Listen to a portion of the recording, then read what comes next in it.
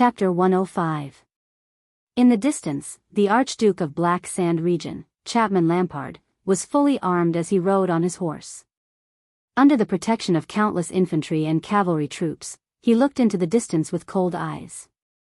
Under the deafening battle cries, the two constellation flags in the distance began to shake under the siege of 6 large troops and more than 2,000 extension light infantrymen. Archduke Lampard touched the sword at his waist. It was the sword he used to kill his elder brother in a duel. It had never left his side for more than 10 years. "It has begun," Count Levon said softly behind him. "They will soon break out of the encirclement and retreat towards the fortress. We only need to wait for Cecire to send reinforcements." His most trusted strategist, Viscount Kentvita, also nodded. "The light cavaliers and mounted infantrymen on both sides of the battlefield are ready. We can quickly tie down any troops that come out from the fortress as reinforcements. The knights and 300 heavy cavaliers have already unloaded half of their burdens. They can charge at a faster speed. Even if all 3,000 people in the fortress rush out hand in hand, we can at least defeat their vanguard at the first instance. That is, if they do not retreat within 5 minutes. 500 heavy swordsmen and 800 heavy armored axemen are on standby. They can follow up later. Archers, mystic gun troops, and the remaining ordinary recruits can also attack. When they start to break out of the encirclement, we can advance at the right time. The heavy infantrymen can set off first." The stern-looking Chapman Lampard raised his hand at this moment and stopped Kentvita's report. "No, have everyone stay put and wait for orders. No one is allowed to approach the battlefield without permission. Let the light infantrymen continue to fight. We have to give the fortress flower some time to consider whether to send reinforcements or not." Beside Archduke Lampard, Lord Tolja's expression tensed up when he heard that. "If they break out of the encirclement in the direction of the fortress, it is best for us to have the main force follow up appropriately." Being familiar with warfare, he frowned and said, "If they are too far away, even if our cavaliers hold back Cecire's reinforcements, the heavy infantrymen will not be able to catch up, let alone destroy the opponent in a field battle. With her ability, she can definitely snatch their prince back in time. Then, whether it is seizing the opportunity to attack the city or exhausting them in a field battle, our plan will be meaningless." Lampard looked at the battle in the distance and shook his head. "Cecire is a cautious person." Archduke Lampard stared at the broken dragon fortress in the distance with a complicated expression. He slowly said, "If we want to lure her into sending out her troops, we must take the risk and give her some hope. If we do not send out our troops, their prince will definitely perish on the battlefield. If we send out our troops, we might have half a chance to snatch the prince back. And as the prince breaks out of the encirclement from the back and gets closer to the fortress, the latter's chances will increase. Even the most prudent and rational person, such as Sonia Cecire, will be swayed when she sees that the hope is getting bigger and the possibility of success is getting higher and higher." There was an unprecedented desire to challenge in Lampard's eyes, and his gaze was focused on the starry double-cross star flag of Broken Dragon Fortress. "Now it all depends on our old rival, the Fortress Flower's decision. Sonia Cecire. Are you going to send reinforcements and rescue their only prince, or are you going to watch the heir of Constellation perish in battle? What is going on?" Sonia stood on the tall fortress wall and watched the chaotic battle on the plains in the distance. She gritted her teeth and punched the wall of Broken Dragon Fortress. "Does Lampard want to kill His Highness in public here? The ones besieging the prince are only 2,300 light infantrymen. With the Fury Guards, they might be able to hold on for a while. But the disparity in numbers is too great." Miranda observed the situation of the enemy on the plains and said with a frown, "Lampard's other main forces are far away. If Baron Murch can break out of the encirclement with the prince and at least retreat a certain distance, we should be able to send reinforcements in time to tear apart the light infantrymen's encirclement and bring the prince back." She turned her head and said to Sonia, "I can attack. I need 1,000 men, including elites like the Starlight Unit who can break the enemy's formation. The Starlight Unit can ride out on horseback. The opponent is just some light infantrymen. If we only need to break through the encirclement and rescue His Highness, no. Sonia stared furiously at the stalemate on the battlefield and said with difficulty, "The prince's diplomat group is not his focus, sending out the only elite troops we have to defend the city to rescue the prince.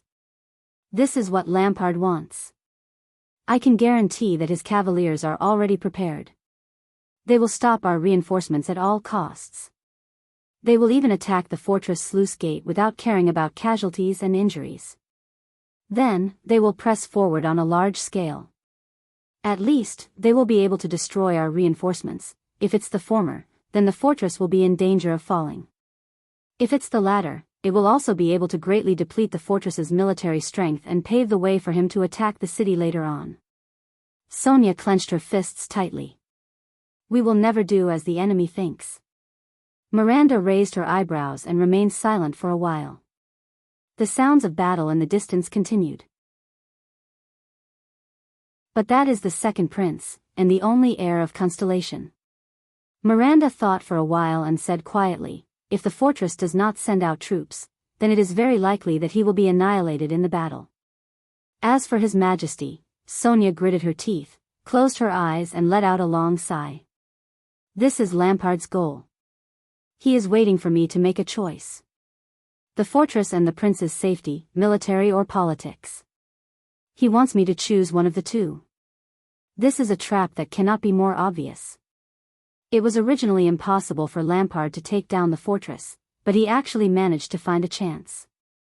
Lampard's courage is truly beyond imagination." Miranda tightened her grip on the sword at her waist, raised her head and said, "Perhaps with Baron Murch's ability, when he breaks out of the encirclement, he can bring the prince further away and closer to us. He can even bring him into the fortress's area of protection. We will try our best to end the battle as soon as possible. Before their follow-up troops arrive, we will safely, be careful." Sonia opened her eyes abruptly. Her gaze was filled with caution. "That is what Lampard wants us to think. The fortress is our greatest reliance. You do not know how much he desires for our troops to walk out of the fortress and fall into his rhythm of battle.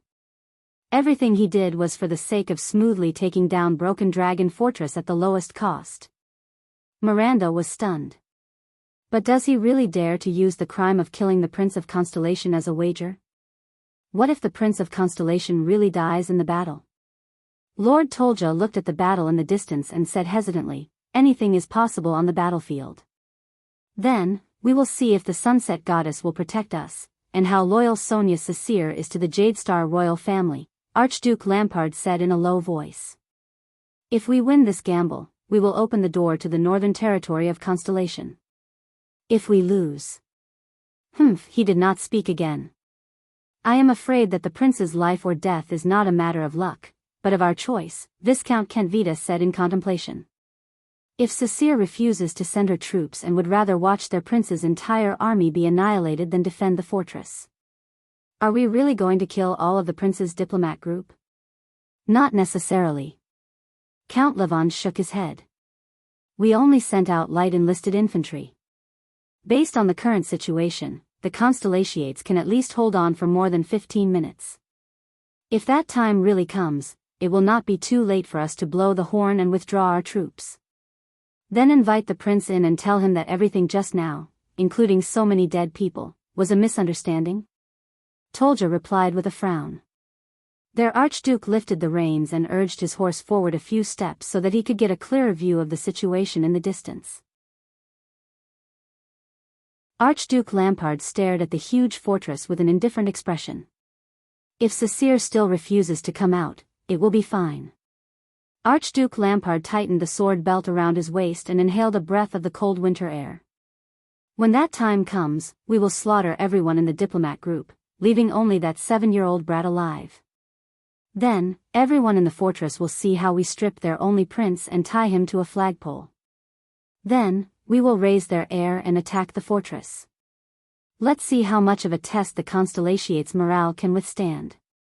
Of course, regardless of whether we succeed or not, that poor brat will survive and be sent to Dragon Cloud City after this to show our respect and loyalty to King Nuvan. I will not be stained with the blood of the Jadestar royal family. Since the age of the Empire, that family's blood has been filled with curses and misfortune. Under such circumstances, as long as he does not die, Constellation will only see the humiliation the prince left them, and not the enmity formed between them and the Lampard family. Hearing this, Tolja could not help but frown deeply. He is only a 7-year-old child. The unsmiling Archduke Lampard was silent for a moment.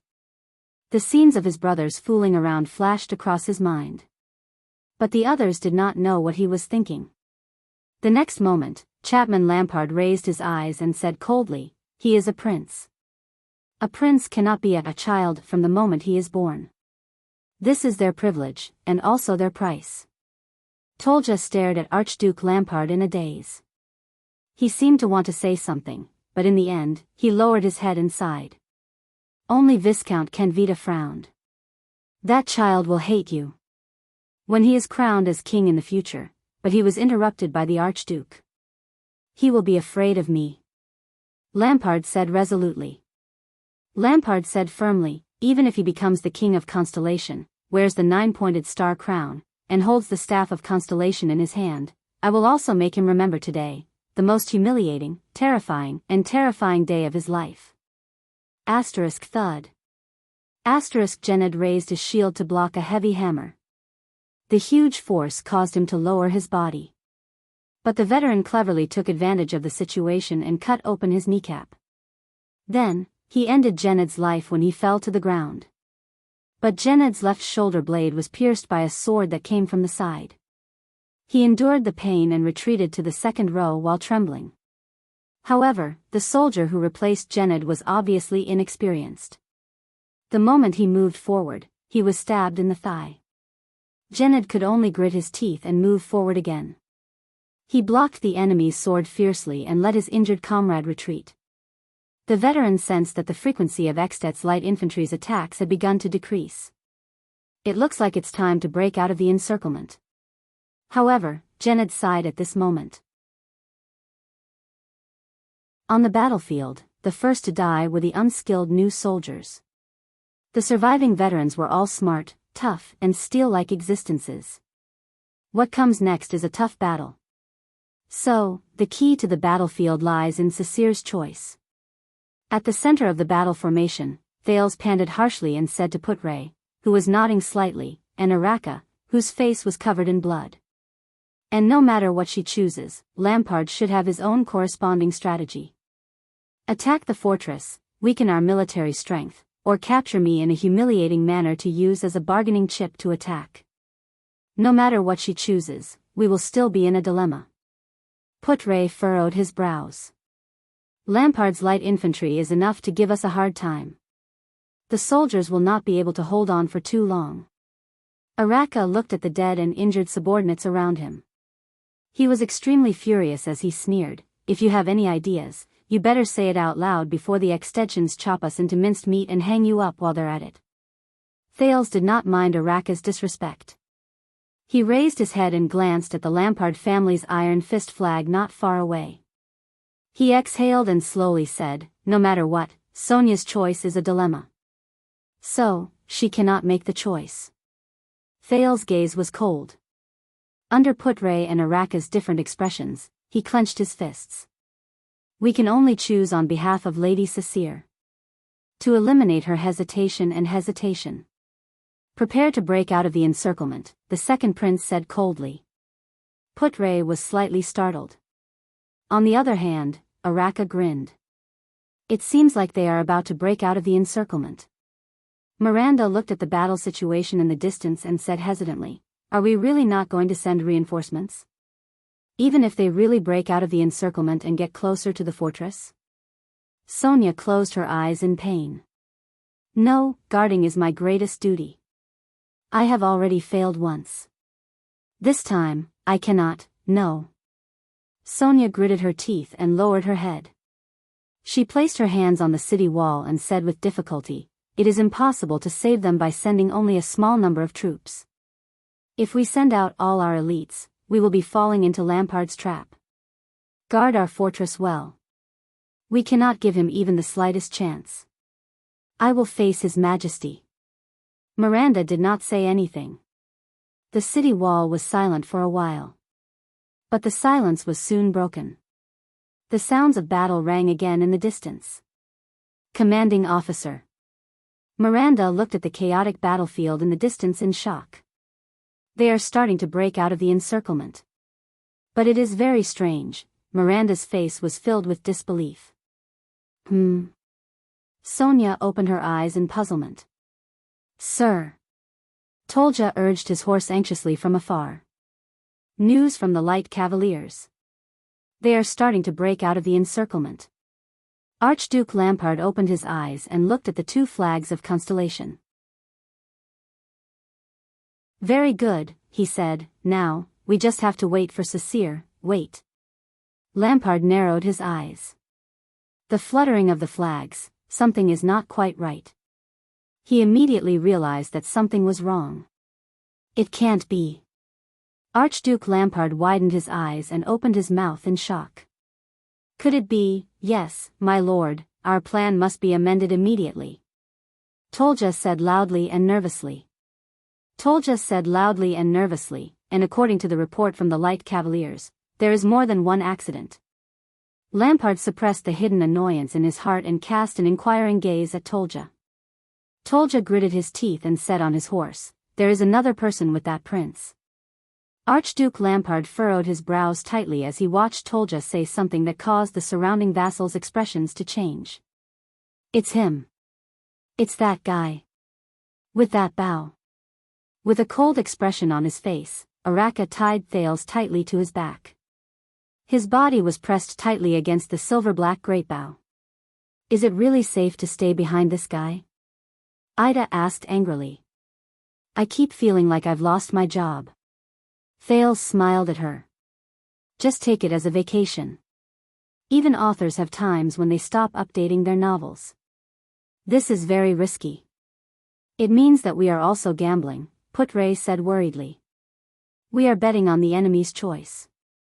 Thales took a deep breath and smiled at Putre. Yes, this is a bet between me and Lampard. It is a game of, do you dare or not? Young prince, I will ask you one last time. Seeing that most of the Fury guards in the first row were dead or injured, Araka suppressed the anger in his heart and said coldly, are you sure you want to do this? This is the only way, Thales said with a bitter smile. Araka did not speak. Thales gritted his teeth as he lay on Araka's back. He adjusted his abdomen, which was in contact with the great bow, and forced a smile. And are you really as powerful as the rumors say? Please prove it to me. Araka still did not speak. Thales gently closed his eyes, then opened them firmly. His gaze was sharp. Constellation's most valiant warrior, Araka Murch. He exhaled softly and loudly uttered the name that everyone in Constellation knew. The kingdom's wrath. The moment he uttered these words, the expressions of the people who were in a predicament froze. It was as if the atmosphere around them had changed as well. In the next second, Araka tilted his head and sneered at Thales.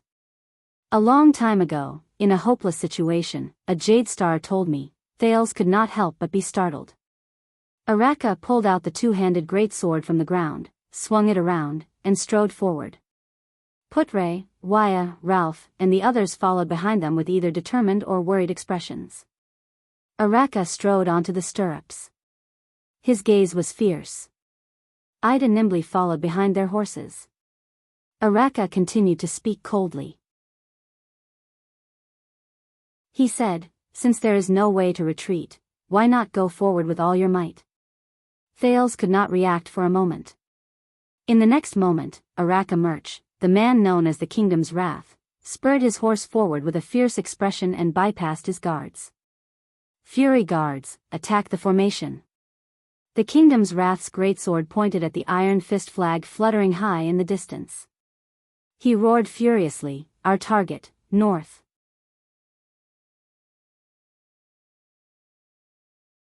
Chapter 106.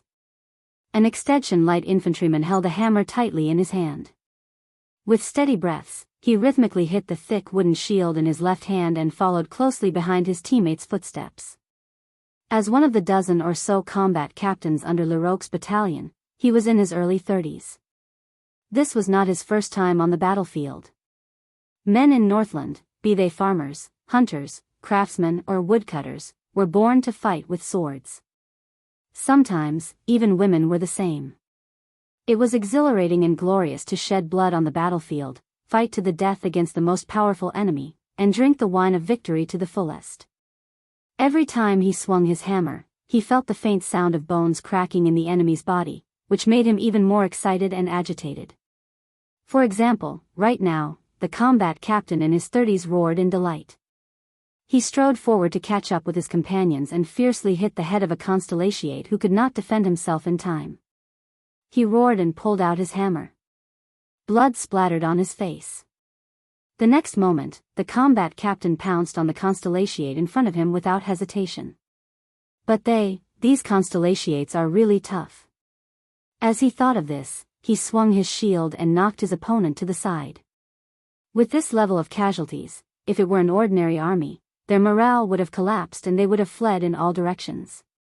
Unless they are elites. Unless they have a competent commander who is equally tough. The combat captain nimbly and skillfully dodged his opponent's dangerous thrust. The blade of the sword swept past the right side of his forehead. "Hey, you are a veteran." The combat captain laughed out loud and smashed the enemy back with a hammer. Asterisk clatter. Bang. Crack. Asterisk. The sound of horse hooves colliding with each other, as well as the sound of the blade cutting through armor, came from the side. A deep and fierce male voice came from the warhorse. "Let's go find Lampard." The constellatiates, who had formed a defensive formation, became spirited. With a loud shout, they strode forward and followed the knight on the warhorse towards the extensions. The combat captain's expression changed. They are going to break out of the encirclement. But why are they heading north? Although the encirclement in the north is indeed weaker than that of Broken Dragon Fortress.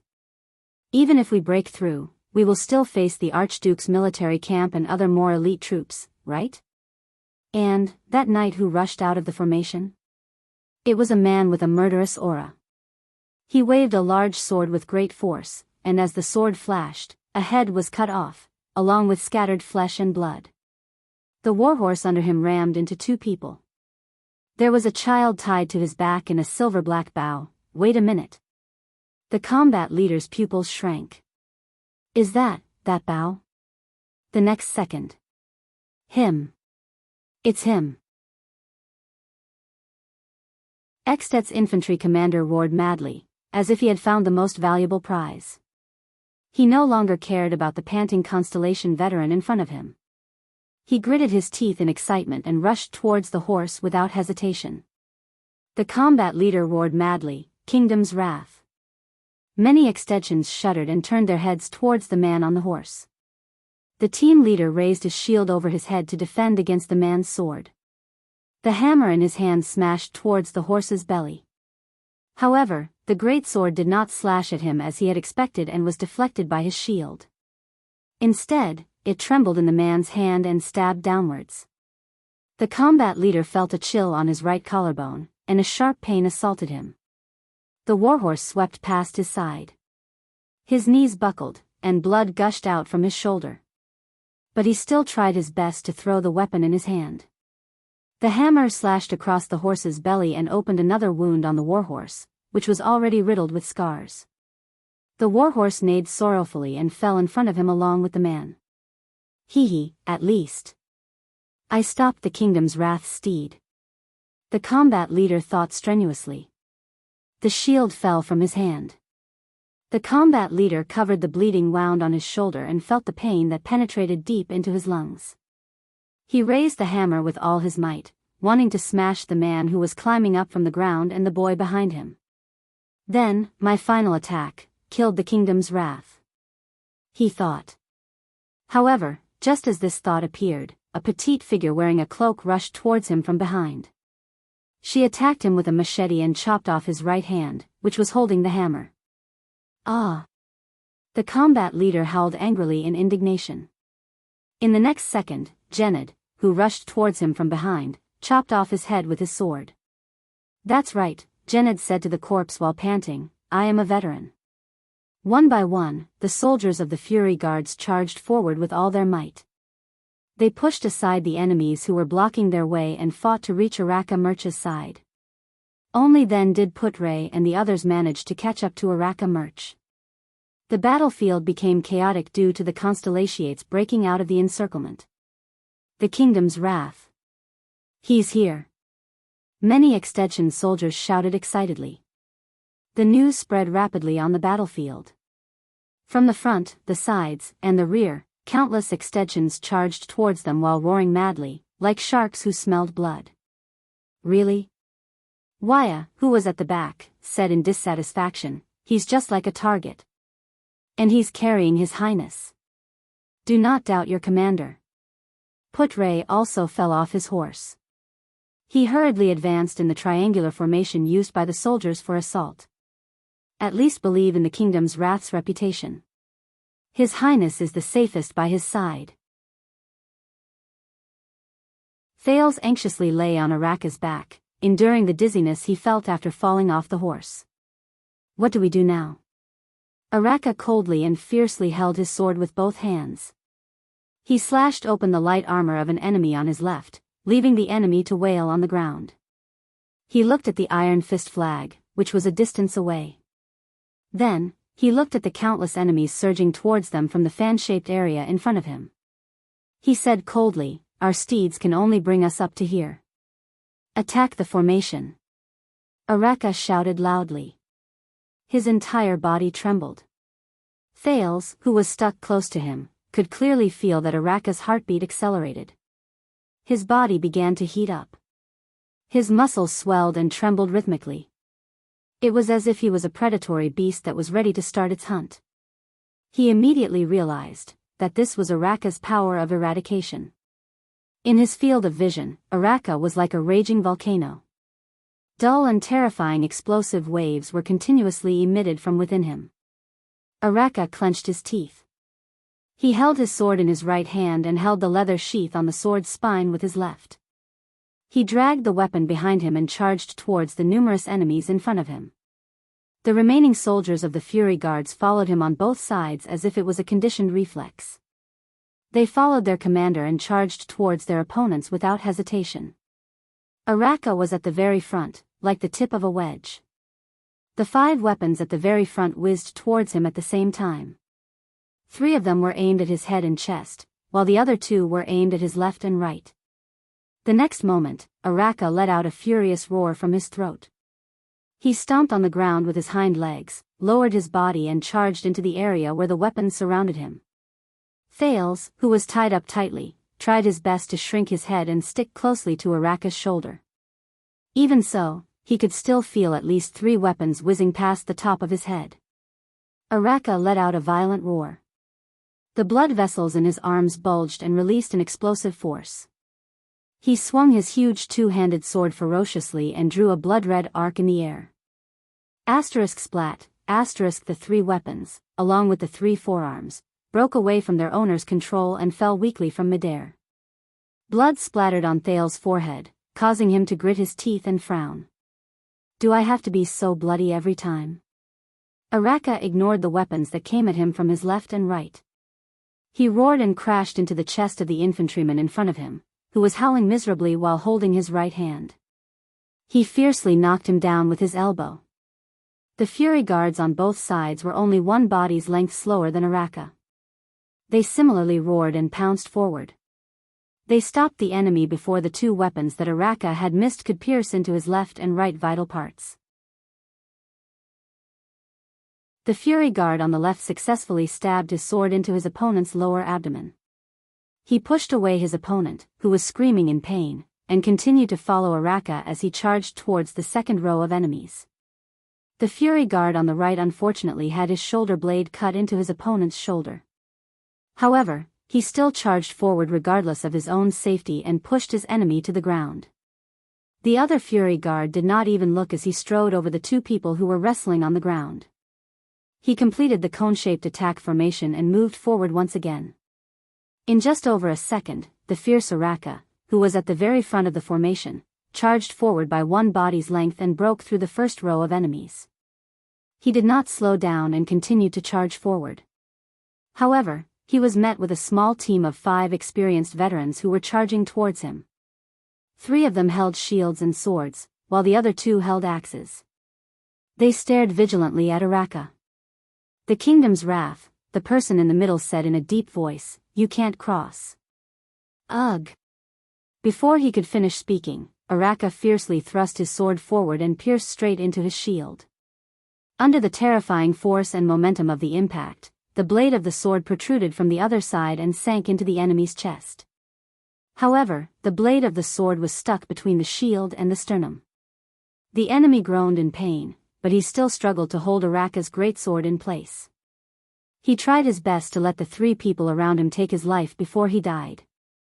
The blade of an axe was the first to whiz forward. Araka did not hesitate at all. With a fanatical expression, he swung his left fist. With a terrifying force, he fiercely hit the center of the greatsword's blade. With a clang, the greatsword was broken. Araka roared and moved forward. He kicked the second shield-wielding veteran to the ground. Then, he swung his left wrist and brushed against the side of the axe's blade, pushing the axe's blade away from his own head. Under the enemy's shocked gaze, the axe slid past Araka's left forearm, taking away a piece of flesh. The broken blade in Araka's hand pierced into the axe wielder's neck before he could react. The last 2 enemies roared furiously and attacked Araka. However, the latter did not even look at them. He only focused on charging forward. Just like before, the Fury Guards on both sides, who were one body behind, risked their lives and pounced forward, taking away the threat of the remaining 2 people for the kingdom's wrath. This time, the people on both sides were unlucky. Both of them lost their lives. However, the Fury Guards behind them still pounced forward without a care for their own safety, maintaining the integrity of the formation and the safety of Araka's sides. Thales suddenly understood something. They, the sword and shield soldiers of the Fury Guards, were using their lives to cover Araka's flanks. This allowed the latter to focus on breaking through the enemies in front and in the middle without being disturbed. This allowed him to maximize his terrifying force of impact that no one could block. In a little over 2 seconds, Araka broke through the second row. Once again, the next batch of enemies faced him.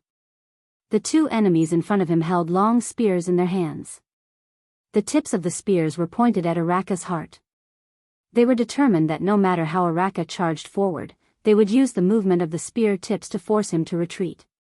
The other 3 people closely covered their sides. However, Araka did not give them the chance to do so. He let out a loud shout. Explosive waves of power of eradication surged into his right arm. Like a volcanic eruption, he threw out the extremely damaged broken blade in his hand abruptly. The whistling sound of death lasted for a few tenths of a second. The tip of the blade, which was still covered in blood and flesh, pierced into the face of the spearman at the front. He trembled abruptly. The long spear in his hand that was pointed at Araka fell limply. "No! Brother!" The other spearman beside him screamed mournfully. Araka's expression was ferocious. He reached for the front part of the falling long spear with both of his hands. He took advantage of the momentum and pulled the long spear out. The power of eradication erupted once again along with the spear shaft that was thrusting towards him. The other spearman, who was roaring madly, was hit squarely in the chest by a force that was as strong as a siege hammer. He fell to the ground with a muffled groan, and his roars stopped abruptly. The long spear was retrieved from Araka's hands once again. Then, the latter used it as a stick. With a great force, he swung the spear and ruthlessly swept it towards the lower bodies of the remaining 3 people. Without changing his expression, Araka turned his spear around and stabbed one of the 3 people who fell to the ground to death. He then continued to charge forward without looking back. The guards on both sides caught up once again and took care of the remaining 2 people while they were at it. How long can you maintain this kind of attack?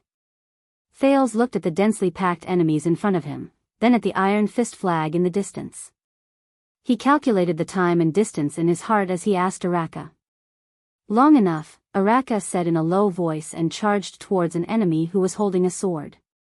"As long as my guards are still here." 5 seconds later, Araka broke through the third row. Under Thales's dumbfounded gaze, Araka threw his long spear steadily and pierced the thigh of an enemy who was in front of him. Unarmed, the Kingdom's Wrath charged forward with all his might. He dodged a sword attack, but a wound was left on his right arm. The soldiers of the Kingdom's Wrath surged forward once again. With bravery and sacrifice, they took care of the enemies on both sides for him. Amidst the frenzied roars, an axe blade sliced through the air and attacked. The Kingdom's Wrath took 2 steps forward without even looking. He grabbed the long spear shaft that was thrown out and dragged the enemy who was clenching his teeth while hugging his thigh down. At the same time, he swiftly turned around and used the spear shaft to block the axe blade that was coming towards him. Crack. The spear shaft broke. Araka seemed to have expected it. He held the broken spear shaft and turned around. The broken spear violently struck the axe-bearer's nose bridge. The axe-bearer let out a muffled groan and closed his eyes. The Kingdom's Wrath flung the broken spear shaft away and accurately grabbed the axe hilt between the axe-bearer's hands. He then pulled him towards himself. Then, Araka headbutted his opponent fiercely on his already injured nose with a bone-chilling ferocity. He snatched the axe from the axe-bearer as he fell to the ground in a daze. Araka moved past him and the enemy who was panting while hugging his thigh that was pierced by the long spear. He continued his assault. 8 seconds later, Araka broke through the 4th row of enemies. One of the guards died. 11 seconds later, Araka used his axe to chop off 2 people's skulls. He broke through the 5th row and 2 of the guards died. 16 seconds later, 2 chain-armored infantrymen, who were obviously military officers, came forward. Araka used his axe to chop off a shield-bearer. After spending some time, he finally snatched a short sword and stabbed it into the unprotected eyes and throats of the 2 military officers. He broke through the 6th row. 19 seconds later, Araka easily pierced a person's habitual hand with his flying sword. Then, he used the enemy as a shield and jammed the blades of 2 people's axes. He twisted their necks and used one of the axes to chop open the chest of the 4th person. He broke through the 7th row and one of the guards died. Thales watched all of this with his mouth agape. He watched the bare-handed Araka snatch the enemy's weapons with a fierce and violent aura, as well as his instinctive battle skills. He broke through the interception of countless opponents. Could this be what the Chinibu in my previous life said, a knight does not die by his bare hands? Under the Kingdom's Wrath's assault, Extet's light infantryman's line of battle was as thin as a piece of paper. He swiftly penetrated through them at a speed that was similar to when he was training to run. What the hell? Doesn't he get tired? Waya, who was panting behind Thales, sliced open the throat of an enemy who was wailing on the ground. He watched Araka's assault in astonishment. We have been jogging all the way and have not stopped at all. Is this the first time you've heard of his nickname? Putre snorted softly. Beside him, Ida only pursed her lips. This fellow's movements when facing multiple enemies and multiple attacks are even smoother than 5 years ago. Within a few minutes, they had already broken through more than 20 rows of enemies. However, the Fury guards on both sides were still continuously sacrificing themselves. Thales was worried. Araka's teeth were clenched tighter and tighter. His breathing was also becoming more and more rapid. With his stamina, how much longer can he last? With a cold expression, Araka pierced the hammer in his hand into its original owner's face. He pushed away the wailing enemy and roared as he strode towards the next person. It was a military officer. He was fully armored and held a terrifying double-sided axe in his hand. He was giving out orders loudly. He seems to be a commander. Thales listened to the other party's orders and thought with a frown. The Kingdom's Wrath was a legend. The soldiers of Extet had all heard of his name, as well as the battlefield legends about him. That terrifying man's body contained the wrath of all of Constellation. No one had ever been able to stop the attacks he launched. At least, that was what Mammon Leroque, the commander of Leroque's light infantry brigade, had heard. Until today, he had witnessed it with his own eyes. Larocque, the Northlander who was 6.5 feet tall, furrowed his brows deeply. As he watched his brigade being penetrated by the other party as if there was no one there, he stroked his double-sided axe and licked his teeth. He looked at Araka who was in front of him with eagerness. With Larocque's supra-class ability, he could have been a battle leader of a heavy armored axeman. However, those damned heavy armors were too expensive. Besides, he preferred to be a commander. Many warriors would lose their rationality when they were in a killing frenzy. They would only be left with madness, lax in defense, and little wisdom. But he would not do that. Larocque knew the truth of the battlefield very well. It was not about killing, but about survival. Larocque sucked in a deep breath of cold air. He looked at Araka who had broken through and charged towards him. He looked at Thales who was behind him, and at the Fury Guards on both sides of Araka. I found your weakness.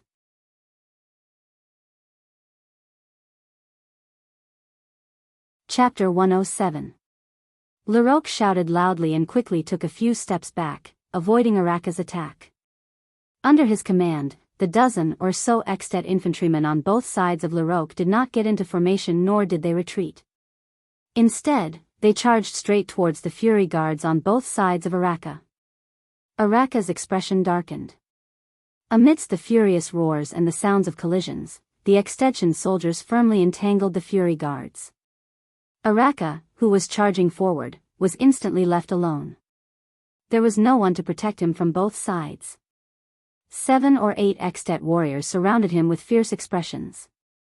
Thales' expression changed drastically. Oh no.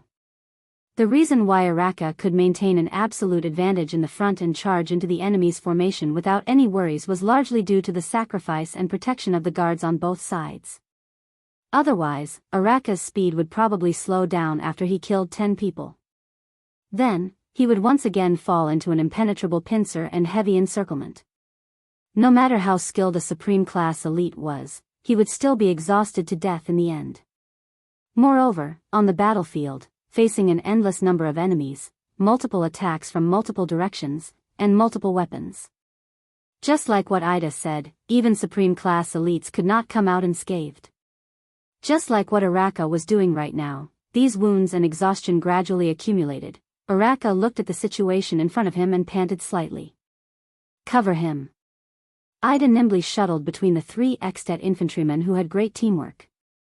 However, she was obviously not used to the rhythm of swords and sabers on the battlefield. She could not escape for a while.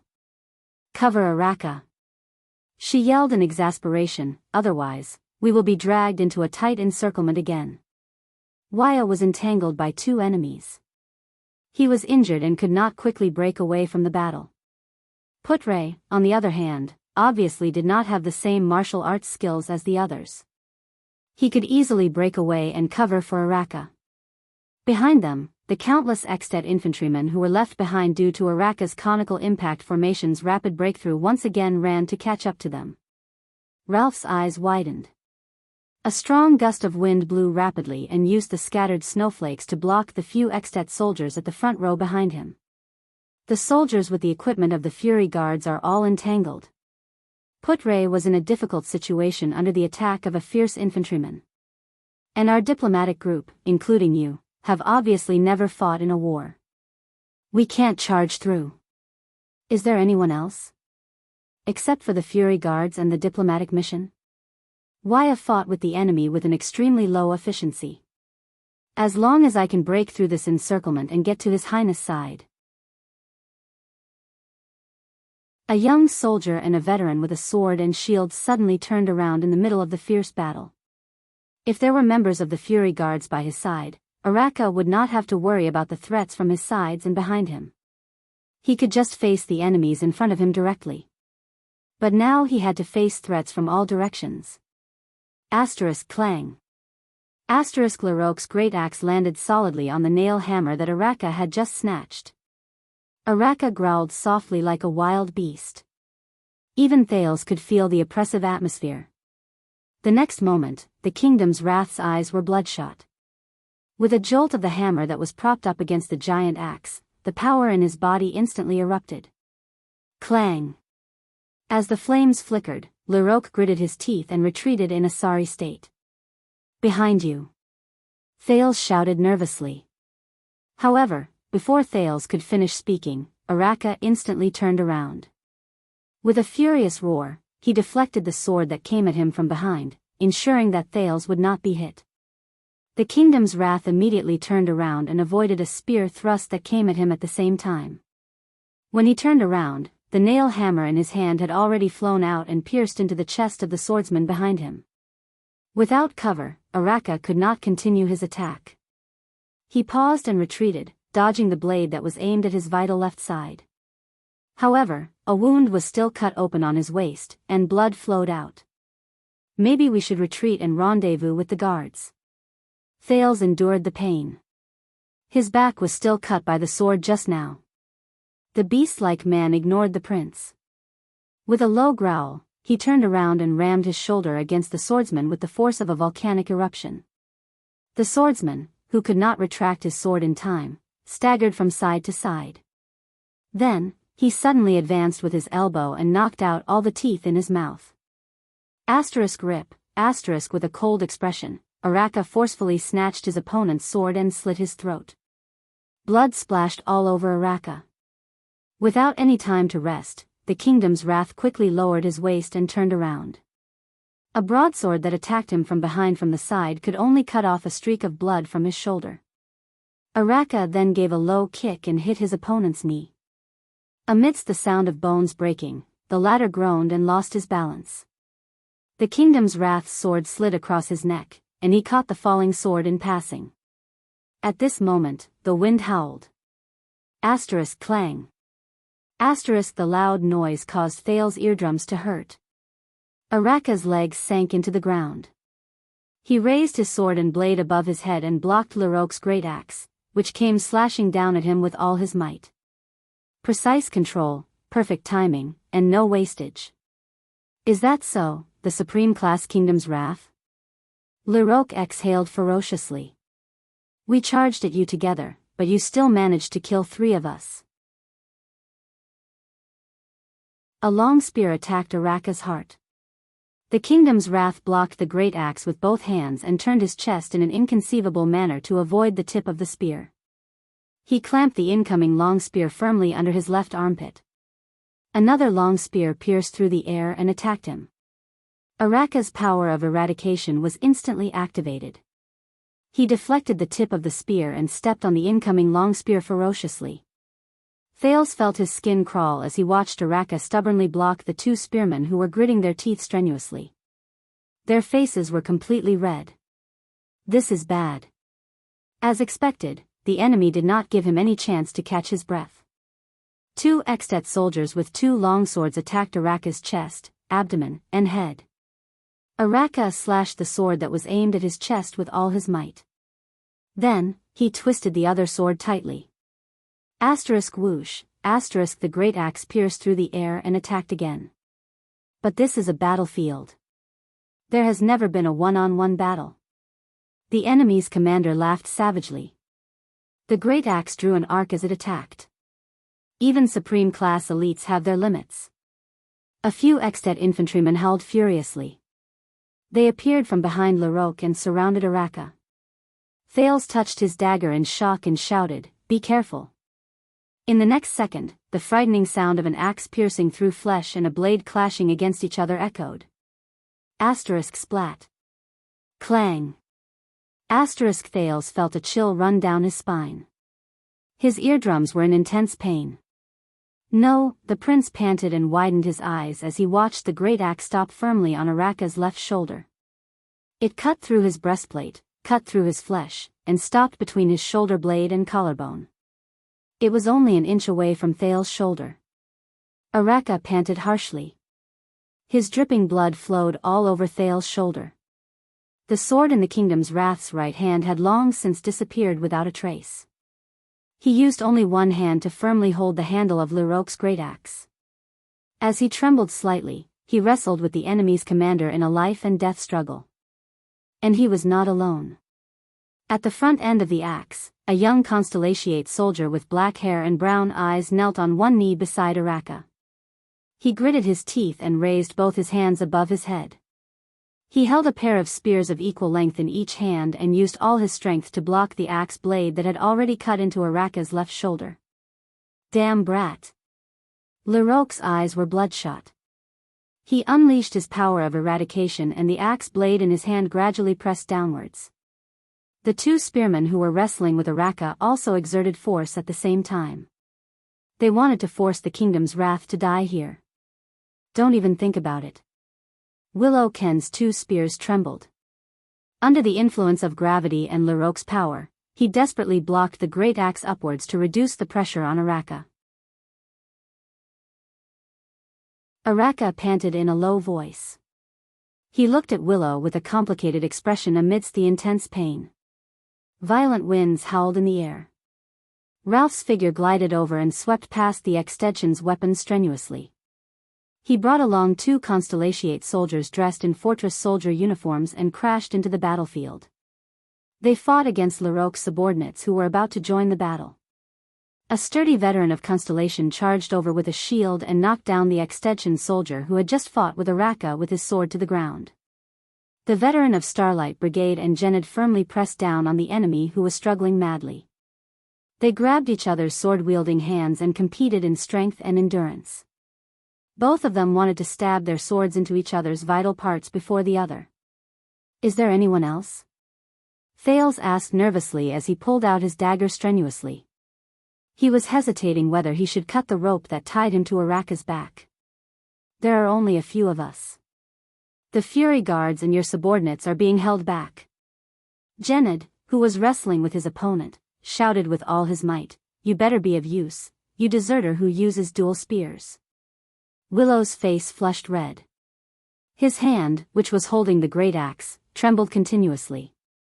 "I told you," the extension infantryman whose spear was clamped by Araka's left arm roared and lowered his spear.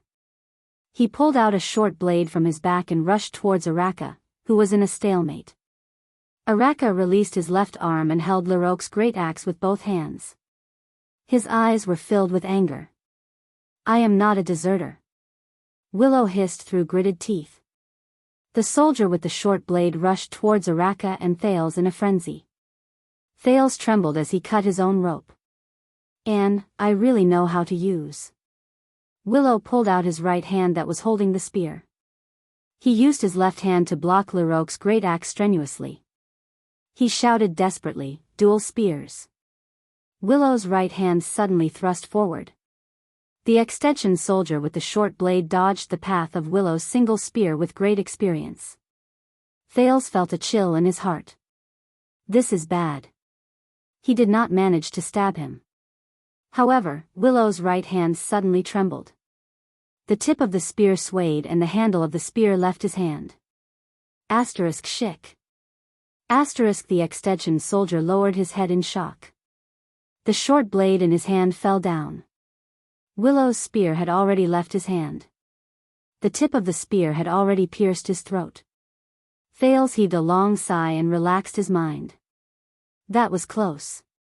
Willow, who had exhausted all his strength, panted. The spear in his left hand that was blocking the great axe trembled and fell. He fell to the ground, exhausted. However, Larocque's great axe did not cut down. Thales once again felt a new burst of power erupting from the body of the man who was carrying him. Larocque watched in shock as his great axe was lifted inch by the kingdom's wrath's arms. The beast-like man was like a volcano that was about to erupt. He slowly stood up from the ground. "Didn't your commanding officer tell you?" Araka panted harshly and trembled like a wild beast. Terrifying power once again erupted from his arms and he pushed the great axe forward. Larocque staggered and almost fell to the ground. However, his subordinates behind him caught him in time. "If you have the chance to kill me, it would be best if you can kill me in one blow. If you can't kill me..." Heh. Araka squeezed out a cold laugh from between his teeth. The aura on his body suddenly changed. Thales was shocked to see that the originally restless ripples and explosions in Araka's body began to surge violently like lava from a volcano. Leroque furrowed his brows and watched as Araka's eyes emitted a faint red light. The muscles on his shoulder that had been cut began to contract to block the wound and stop the bleeding. What is that? He recalled the legend of the kingdom's wrath again. No, impossible. After all, he's just a human, isn't he? Leroque roared furiously amidst the cries for murder around him. He mustered all the strength in his body and charged towards Araka with a few of his most trusted subordinates. 7 to 8 weapons were thrust out at the same time. Araka Murch. If he leads the charge, he will definitely be able to break through further with the Prince of Constellation. Archduke Lampard sighed as he watched the battle from afar. If they break through in the direction of the fortress, the shock they will bring to the fortress will be stronger. Then, our plan to lure Cecile out will have a higher chance of success. At that time, the morale of the fortress will be high. It will no longer be a matter of whether Cecile wants to send troops or not. What a pity. I don't know who came up with the idea to let them attack in the opposite direction. Did that 7-year-old prince also agree to throw away his life like this? Count Levon asked with a frown. Lampard shook his head regretfully. There is no point in thinking too much about it. It is already impossible for us to take down the fortress. There is another problem. As long as Murch carries that bow, it will be very difficult for the light infantryman to exhaust his physical strength through sheer numbers. Viscount Kenvita frowned as he pondered. The light infantryman's encirclement on the north side is not as tight as the south side. It is very likely that he will rush out and arrive in front of us. Of course, the light infantryman's encirclement cannot stop him. Count Levon said in a low voice, but as long as the main force attacks, whether it is the heavy swordsmen or the heavy cavalry, they can easily annihilate all of them, including Murch. This will take away the Prince of Constellation's life. Viscount Kenvita shook his head. This is not a good choice. I am afraid we have to make other plans. Please let me go, Your Grace. Behind Lampard, Lord Tolja stroked a strangely shaped saber and bowed slightly on his steed. His eyes shone with endless fighting spirit. I will definitely take back the bow that originally belonged to Extet from Murch's corpse.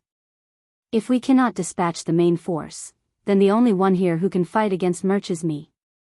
Tolja stared at the Archduke with a burning gaze. Let the rising sun saber fight against the motionless bow.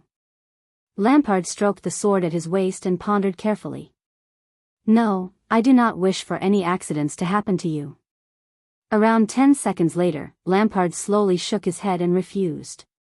Even if Murch does not bring that bow, he is still too dangerous.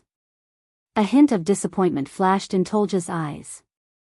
After all, he has been fighting in the battle formation for half a quarter of an hour. He must be covered in wounds, which makes him even more dangerous. Viscount Kenvita cautiously continued the Archduke's words. We all know the legend of that man. I heard that the Tower of Eradication specially named his mutated power of eradication. Lampard raised his head and sighed softly.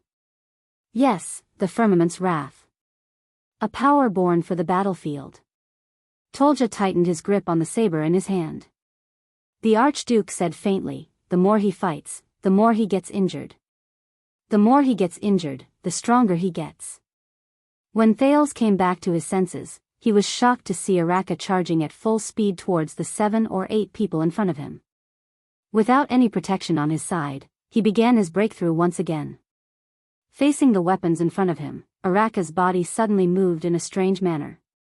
This movement seemed to bring about a fluctuation in the air.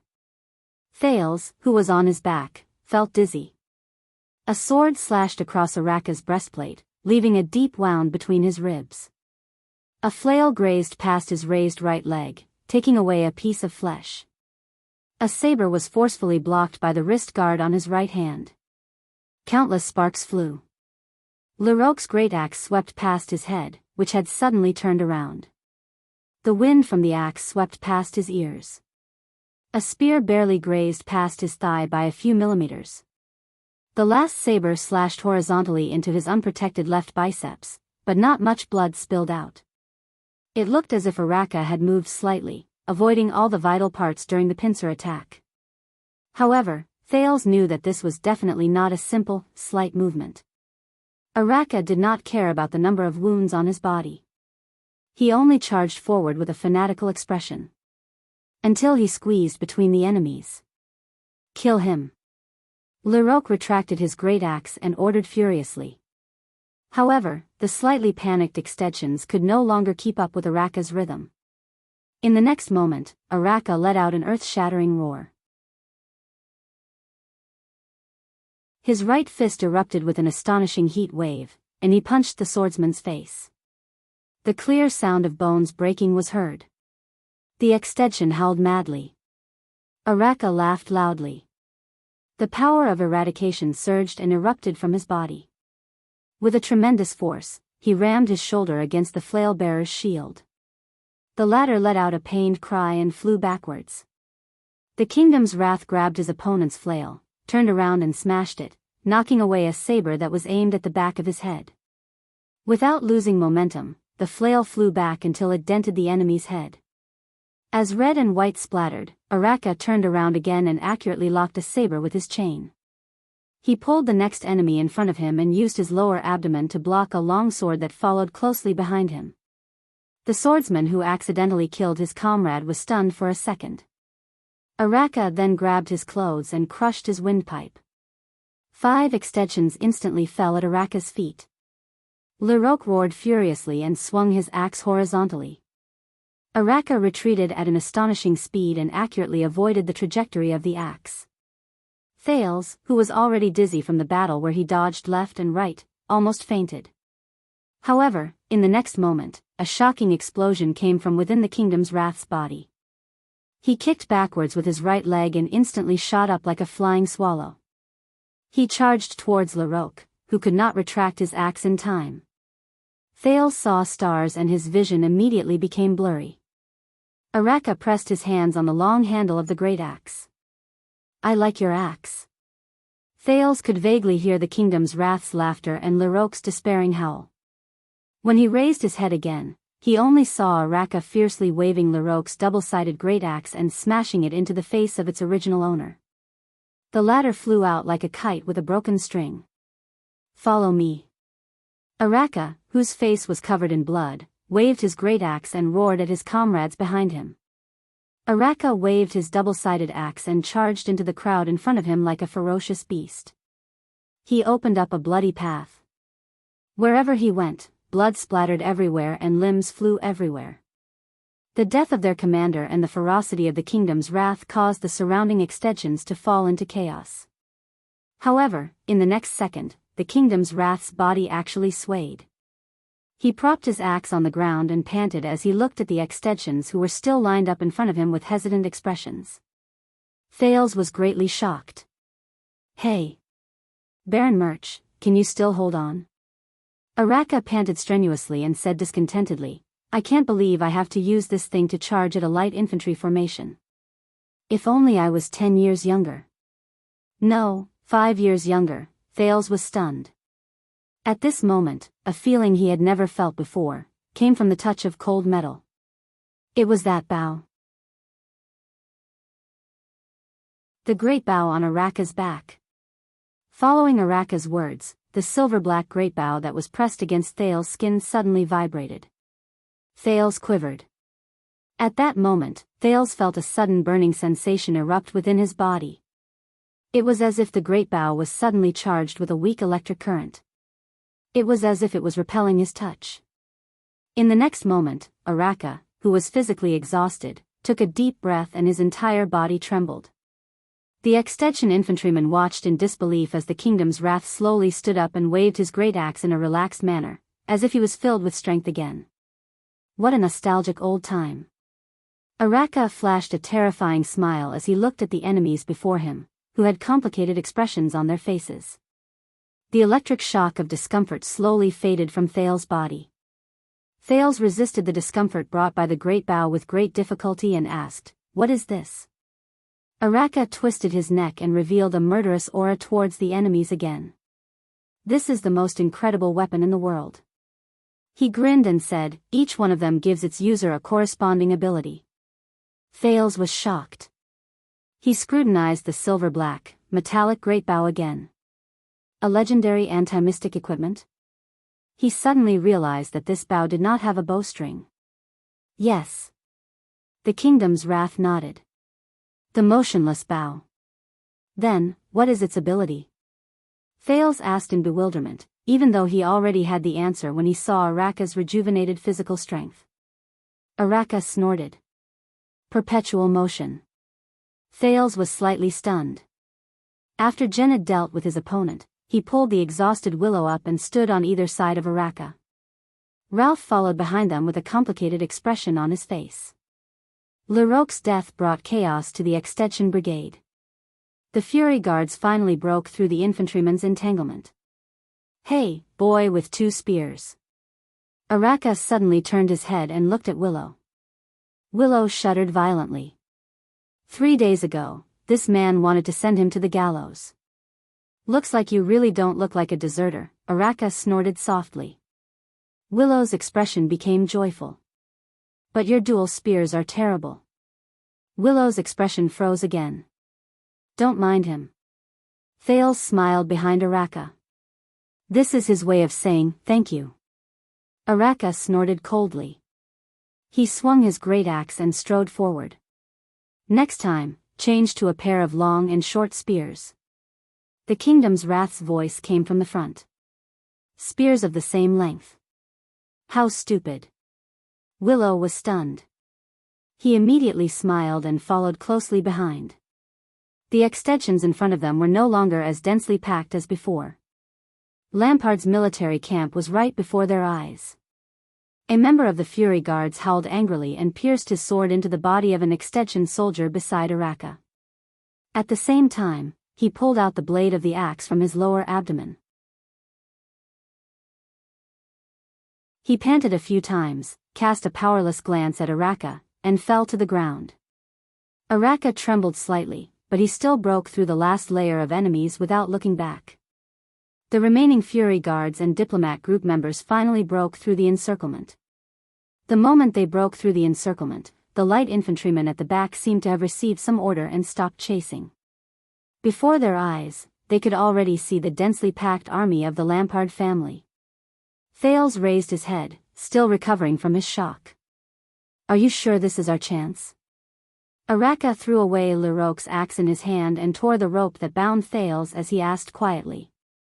We have to take a gamble. Thales landed on the ground and felt the change in his sense of balance. He retched a few times. We bet that Lampard would not dare to kill me. My life is at stake. But he was immediately lifted by Araka and placed back on his back. They continued to move forward.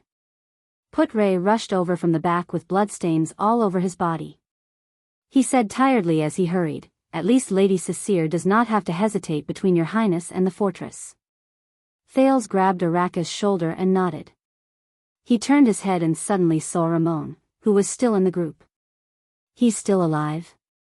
Thales furrowed his brows. Yes. Even though I saw him in danger a few times, he was lucky every time, Putre said with an apologetic expression. Thales exhaled through his nose and looked at Ramon, who looked like he still had lingering fears. As expected. Putre continued to say, the Fury Guards suffered heavy losses, and nearly half of the Diplomat group's veterans were sacrificed. Thales' expression darkened. He suddenly felt Araka's body tremble as he carried him on his back. You better be right, young prince. Araka's tone was unsteady as he spoke in a low voice. Just for you. He turned his head and looked at the heavily wounded soldiers behind him and the countless corpses behind them with an unpleasant expression. Thales also turned his head and looked at the path of Araka's breakthrough. From far to near, the corpses of the Fury Guards almost formed a straight line. 3 days ago, they had a tense confrontation with Sonia and her Starlight Guards in the fortress with solemn expressions and their hands on the hilts of their swords. 3 days later, they would never return. You want me to prove to you that I am the most valiant warrior of Constellation? Araka said in a low voice. Thales was stunned. This is proof. I have never been the kingdom's wrath. Araka furrowed his brows and his breathing quickened. I only have the Fury Guards and their sacrifices. Araka turned his head and continued to move forward with the stunned Thales on his back. The Iron Fist flag was not far in front of them. Tang En, Lothar, Jillian, Boland. Araka gritted his teeth and shouted the names one after another. Without them, I would have died 10,000 times over. They, the past, present, future, all the Fury Guards who risked their lives, they are the true Fury Guards. The kingdom's wrath. Thales lowered his head. His expression was complicated. At this moment. Wait! Araka suddenly shouted loudly. Thales was startled and quickly raised his head. In front of them, from the side of Extet's military camp, a small group of heavily armed soldiers walked out in an orderly manner. Everyone also raised their heads and looked forward. The remaining Constellations immediately burst into an uproar. Almost everyone was shocked. Damn it!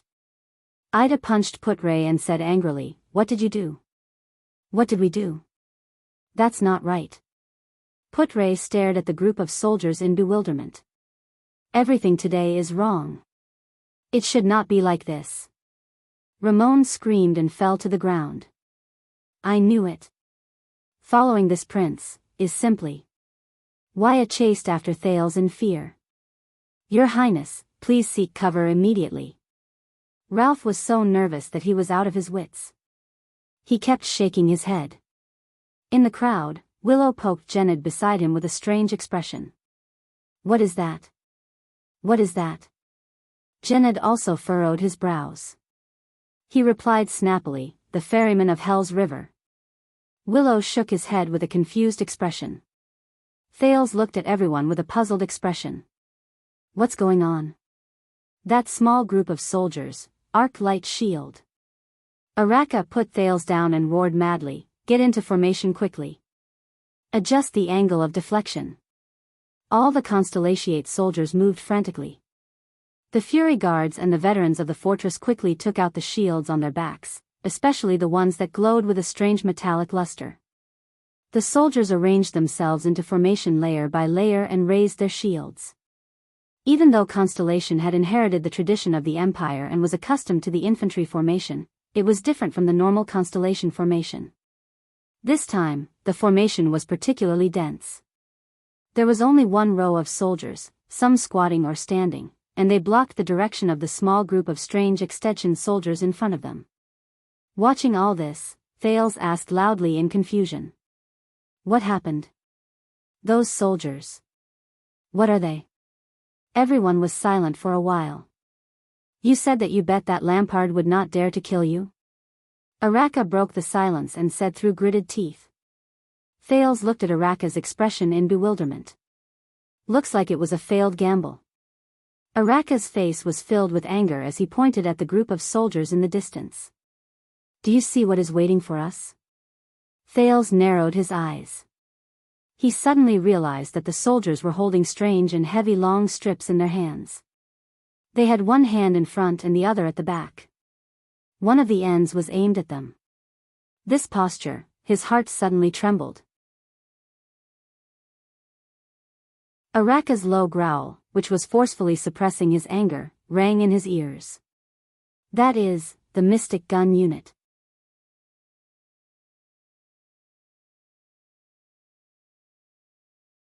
Chapter 108. Get ready to lift. A man whose left half of his face was burnt shouted.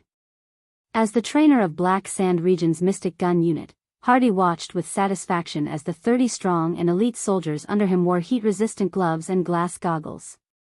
They were divided into groups of 3, opened the incubator boxes, and steadily carried out 10 streamlined iron-gray mystic guns. Although they were not the best mystic gun unit he had trained, in Extet, which generally looked down on the use of mystic guns, the mystic gun unit under the Archduke of Black Sand Region was already a rare expert. This reminded Hardy of the first time he touched the old and depleted Siegel Model V mystic gun as a new recruit. But looking at these lads, Hardy sighed with emotion. Look at the things in their hands. The Seagull Model 7 Mystic gun had a sturdy gun body forged with the rough skills of the dwarves in the iron grey mountain of the eastern peninsula. It was equipped with a barrel made of the finest crystal drops from the Snake's Belly Mountain, which was located at the border between the Hanbol dynasty and the Lagudan Alliance. It was also equipped with an oil storage tank made of dark copper mined from the seabed by Crystal Jade City. It was filled with high-quality eternal whale oil obtained from the Southern Sea of Eradication by the Trade Federation, as well as the sealed core of a mysterious origin. The gun body was hard and wear-resistant, and the barrel could withstand high temperatures. It was highly focused and easy to aim. Even the depletion rate of the core was only half of its predecessor, the Seagull Model 6, which was introduced 20 years ago. Mystic energy could be focused within a range of 200 meters without dispersing. It could be fired twice within half an hour, and it only needed 2 hours to cool down. Apart from the ridiculous weight and heat leakage problems that still left people helpless, in Hardy's eyes, it was perfect. The inferior Mystic guns that were unknowingly sold into the underground black market through the country's arms trade but lacked maintenance were like wooden sticks to steel swords compared to this gun. The target has entered our field of vision. Prepare to aim. A strong gunner raised his hand and knelt down on one knee. He used his shoulder, which was wearing a special shoulder armor, to support the heat-resistant base at the front of the gun. A smart gunner quickly calculated the distance and direction. He turned the button on the side of the gun and adjusted the focus and energy scale. A decisive operator skillfully checked the gun's status. After confirming that the core was stable, he opened the safety lock and grabbed the firing handle. One day, Hardy thought silently, it will no longer be heavy. 2 people or even 1 person can hold it. It was no longer complicated. 1 person could aim and fire. It was no longer dangerous. The core would not become the fairy bell of Hell's River that could endanger the gunner's life at any moment. It was no longer expensive, and every soldier would be equipped with it in battle, instead of being limited to a small team of a few dozen people. It was no longer mysterious. The nuclear core was no longer a mysterious item that was imported through special channels. Everyone knew its origin and principle. One day, Hardy gently looked at the Mystic gun beside him that had entered firing mode. He subconsciously touched his broken left arm and felt the dull pain on the left side of his face. It would become the king of war, take away the pride of the power of eradication, and completely eliminate metal weapons and physical combat from the world. Even in the north. It would tell people how heavy the price of war was and how precious peace was. Unfortunately, I won't be able to see it. Attack position. Hardy solemnly raised his right hand and shouted the second last word. 10 shooters pulled on the handle with built-in springs, and the mysterious core at the back of the gun began to vibrate and make disturbing noises. Hardy looked at the group of Constellations who had just broken through the light infantry's encirclement. They heard that their newly found prince was inside. Is that so? Hardy flashed a smile. Lucy, my daughter. You will always be the pride of your mother and me. No matter how desperate the situation is, you must be strong and live on. The next moment, the weathered man, who only had half a face, smashed his right arm with all his might. His face was distorted as he roared. Fire. The soldiers set up a densely packed shield formation, blocking a large area of vision in front of them. Everyone else hid behind the shield formation. Arc-light shields, distribute them evenly. Araka roared, don't miss any spot. Thales was pressed to the ground by Putre.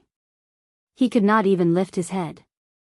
No matter what, hide behind the others, Putre said with a stiff expression. Lampard must be crazy. Thales gritted his teeth, but he could not stop the doubts in his heart. Are they Mystic guns? He remembered that not long ago, Morris of the Brotherhood had gotten 2 of them from the army at a high price, but he gave them to his subordinates for self-defense. At least, that was what Leorc said. Thales had always thought that aside from using mysterious energy, it was similar to the weapons in his previous life. They were weapons that could be raised and fired at the enemy. But now, it seemed more complicated. At least, looking at how Araka and the rest looked as if they were facing a great enemy, it should be. At this moment, Araka roared madly, "Fire!" The soldiers clenched their teeth and trembled. They held the metallic arclight shields in their hands even tighter. A strong, crimson-red light attacked from the front. The light penetrated the shield formation. The weather was very cold, but at this moment, it was as if they were being shone by the sun. A gentle warmth enveloped them. "Hold on, scatter them away." Before Araka could finish speaking, a strange change occurred around the constellations. Asterisk swoosh, asterisk the moment the snowy ground beside them came into contact with the red light, the accumulated snow immediately shrunk and turned into water, then evaporated into thin air. Thales frowned slightly. "This is?" The red light spread to a short tree on the snowy ground. Thales stared at the top and bottom of the tree in bewilderment. Every inch of the tree instantly turned black and then emitted tongues of fire. The next moment, the small tree suddenly exploded, and countless sparks burst forth. Asterisk boom. Asterisk the flying sparks scattered to the crowd. Many of the soldiers screamed in pain. The shield formation suddenly trembled. "Hold on." Araka roared, 10 seconds or so is enough." Thales was horrified to feel that the air around him was continuously heating up. It was getting hotter and hotter. Until the warmth turned into a merciless scorching heat. Even the temperature in his body was rising. What's going on? Thales thought in a panic. What is a mystic gun? Why does it have such an effect? No. The heat coming from the shield. A veteran of the Fury Guards pressed against the shield. His clothes had already started to turn black and curl up, emitting smoke. He shut his eyes tightly and replied with a trembling voice, "At least 5 of them are firing at us at the same time. Our anti-mystic equipment, arclight shields are not enough. We still have to hold on." Araka roared loudly. He drew the motionless bow, which had no bowstring, from his back. "I will block the excessive attacks." At this moment, a soldier's hand, which was holding onto the arclight shield, suddenly burst into flames. He screamed in pain and took a step back under Araka's shocked gaze. The soldier's shield swayed. A ray of red light passed through the gap and shone on his body. "No." Before Araka could shout in shock and anger, the soldier's screams exploded before he could. "Ah!" Within a few seconds, the soldier trembled madly. The clothes on his body were the first to emit smoke. When the red light shone on his feet, the snow on his body instantly evaporated into gas. Thales felt his scalp go numb as he watched the soldier's skin start to melt. The next moment, there was a ting sound from his body and endless tongues of fire emerged. After another second, the soldier's body exploded like the small tree and exploded into countless sparks. Asterisk boom. Asterisk Thales watched in horror as this life disappeared. What was left of the soldier was a charred, dried corpse. However, his death brought about irreversible consequences. Block the gap. Before Araka could finish shouting, the burnt remains of the corpse splattered everywhere in the shield formation, igniting many soldiers who were holding up shields to block the attack. "Ah! No! Hold on! It's so hot!" Screams rang out one after another. The shield formation immediately dispersed. The red light shone into the crowd without any cover. The surrounding temperature suddenly increased explosively. The snow on the ground evaporated inch by inch. Thales felt a chill in his heart. "No, this is bad." At this moment, Araka stood up with a furious roar. He charged forward and stood firmly in front of everyone. Asterisk bang. Asterisk his hair was instantly set on fire. The kingdom's wrath raised his motionless bow resolutely in the direction where the red light shone, in the direction of the small group of extat soldiers. The motionless bow trembled slightly.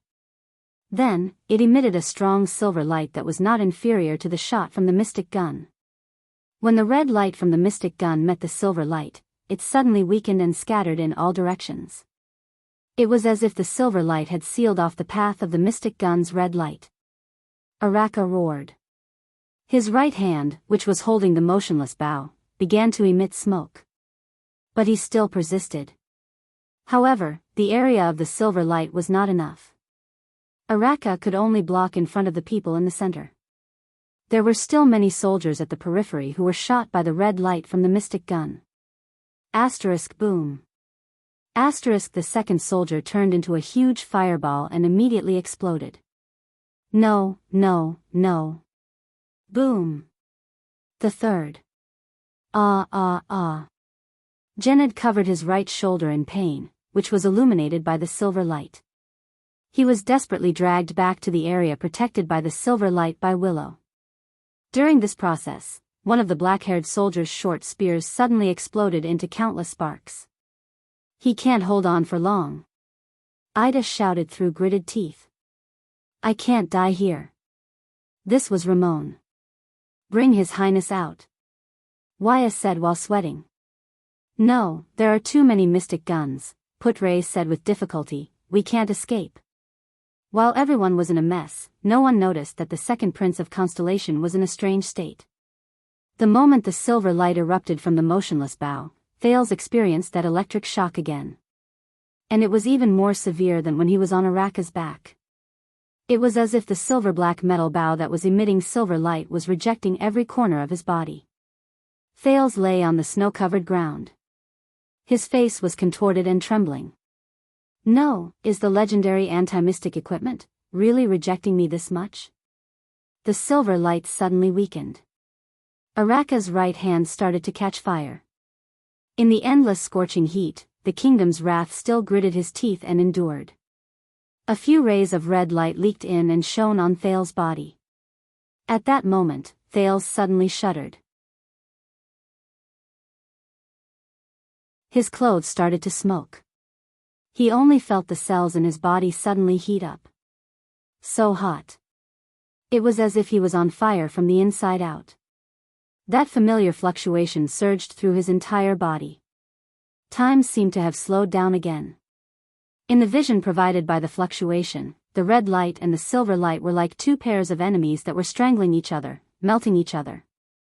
However, where the light intersected, the silver light obviously had the upper hand. It was just that there were more red lights. However, at the same time, Thales only felt that his body was getting hotter and hotter. No, so hot. Thales closed his eyes in despair. He opened his mouth wide and howled as he felt the heat that was almost burning him. He stretched out his hand and screamed. So hot. Then, his heart suddenly skipped a beat. Thud.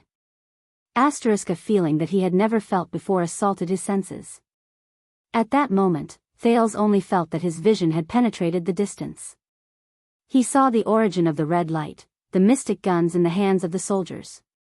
At the back of those mystic guns, there was a constantly rotating core that was emitting yellow light. That is the essence of the mystic guns. Thales had this feeling. But, these damned red lights. Hurry up and disappear. So hot. At least, stay away from me. So hot. Just as he thought that, in the next moment, in the vision provided by the mysterious fluctuation, the entire world before Thales' eyes seemed to shake violently. In his field of vision that others could not see, the crimson light from the mystic guns suddenly scattered as if it had a mind of its own. It made a turn in the air, avoided the constellations, and shot behind them. Swoosh, swoosh, the snow on the ground a few hundred meters behind the constellations instantly evaporated.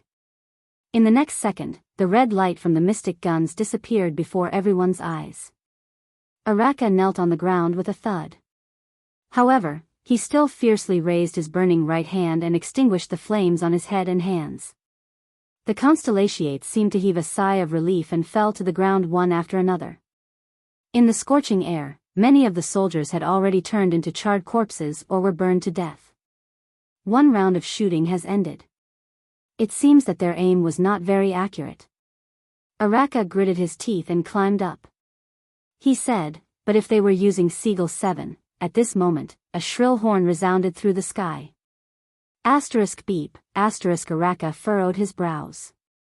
Putre and the other veterans suddenly trembled. We survived. Putre's lips trembled as he survived the disaster. He shut his eyes tightly. This is Extet's retreat bugle call. The hurried sound of hooves came from afar. A knight wearing a gray helmet galloped towards them. Enough. The kingdom's wrath. The knight wearing the gray helmet shouted from afar, there have been enough battles and deaths. Araka raised his head and laughed mockingly, told ya. The Fire Knight. Come. He raised his almost charred right hand and the motionless bow that was almost brand new. He gritted his teeth and said, step over my dead body and take it. Come and take the motionless bow that I snatched from your hands 12 years ago. The battle between us has ended. With a solemn expression, Lord Tolja said discontentedly from his horse, one of the 10 co-rulers of Extet, the Honorable Archduke of Black Sand Region, Lord Chapman Lampard, has invited the second Prince of Constellation, His Highness Thales Jadestar, to meet him. Araka was startled. Are you messing with me? At this moment, Putre cried out in shock. Thales had no idea what happened after that. He only had one feeling now. Pain. Numbness from the pain. Numbness from the pain. This was the after effect of the previous time when he'd lost control. Now, it struck him again. Intense pain erupted from all over his body in waves. It was even more severe than the last time. It was as if every molecule in his body was cracking and collapsing. Then, this pain was transmitted to every nerve in his body. What's wrong with him? Thales tried his best to open his eyes and saw a knight wearing a gray helmet in front of him. He lowered his head to look at the vigilant Araka. Maybe he's exhausted. After all, it's such a long journey. This was Putre's anxious voice. Oh God, His Highness is bleeding. No, his breathing is weakening. This was Waya, who was panic-stricken. Where's that doctor? Let him come here.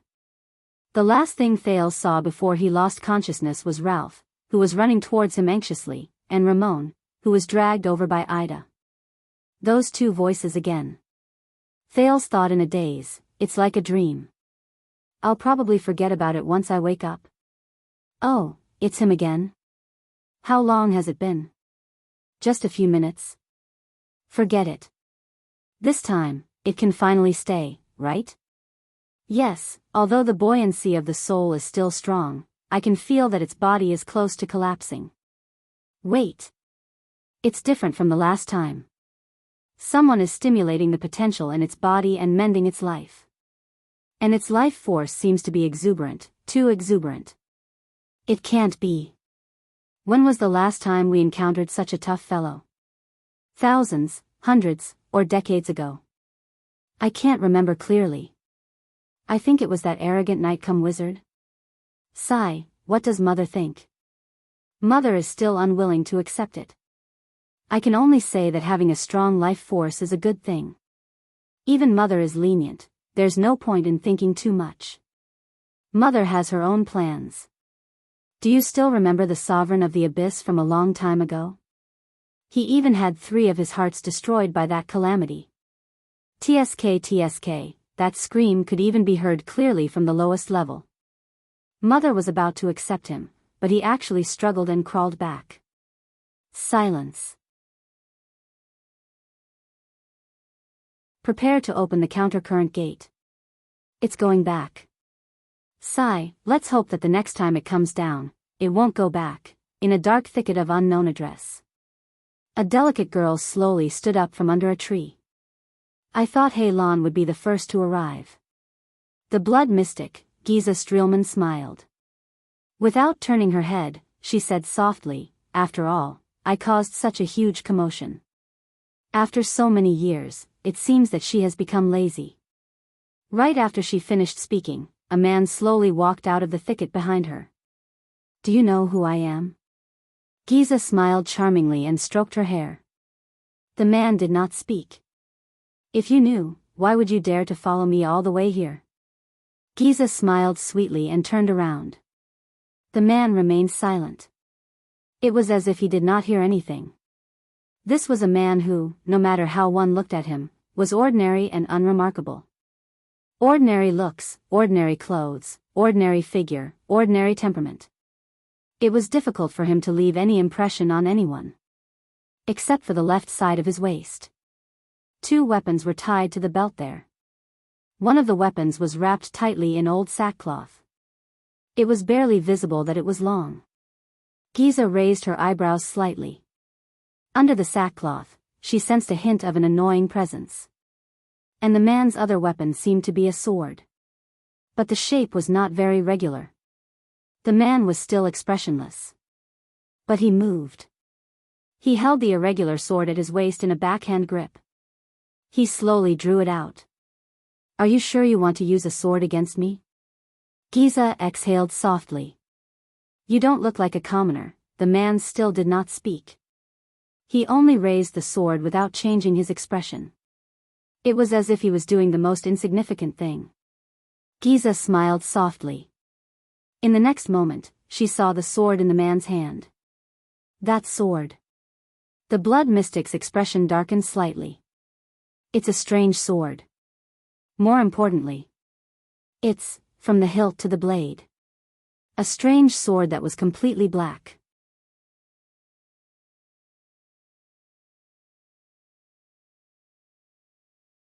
Chapter 109. All right, he's awake. Thales woke up amidst a chaotic crowd. The moment he opened his eyes, he saw Ramon's big nose. What happened just now? The mystic gun hit me. Did I lose control again? He panted. Ramon was squeezed out of his field of vision, followed by Putre's thin face, Waya's anxious expression, and Aida's half face under the cloak. What's wrong? Thales asked weakly. Get out of the way, get out of the way. Respect the doctor. Ramon's dissatisfied voice came from the side. Give us an empty space. His Highness needs further examination. The 3 faces in his field of vision disappeared, and Ramon's big nose reappeared. How am I? Thales asked softly as he felt his entire body. You are fine now. In fact, most people do not have your vitality and recovery ability. Ramon frowned and said with a disheveled expression, but your body, all right. Thales interrupted him and struggled to sit up. He exercised his right arm and observed his surroundings. Now is not the time to talk about this. Ramon clearly felt the abnormality in his body. But how could he talk about it in this place?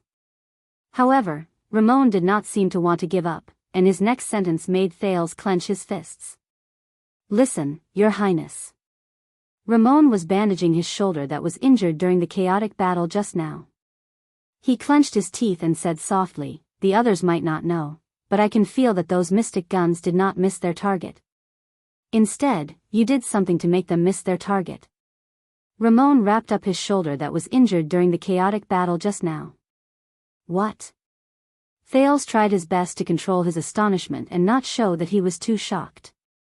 What did he know? I don't know what you're talking about, Thales replied bluntly. I should get up and tell them that the prince is fine.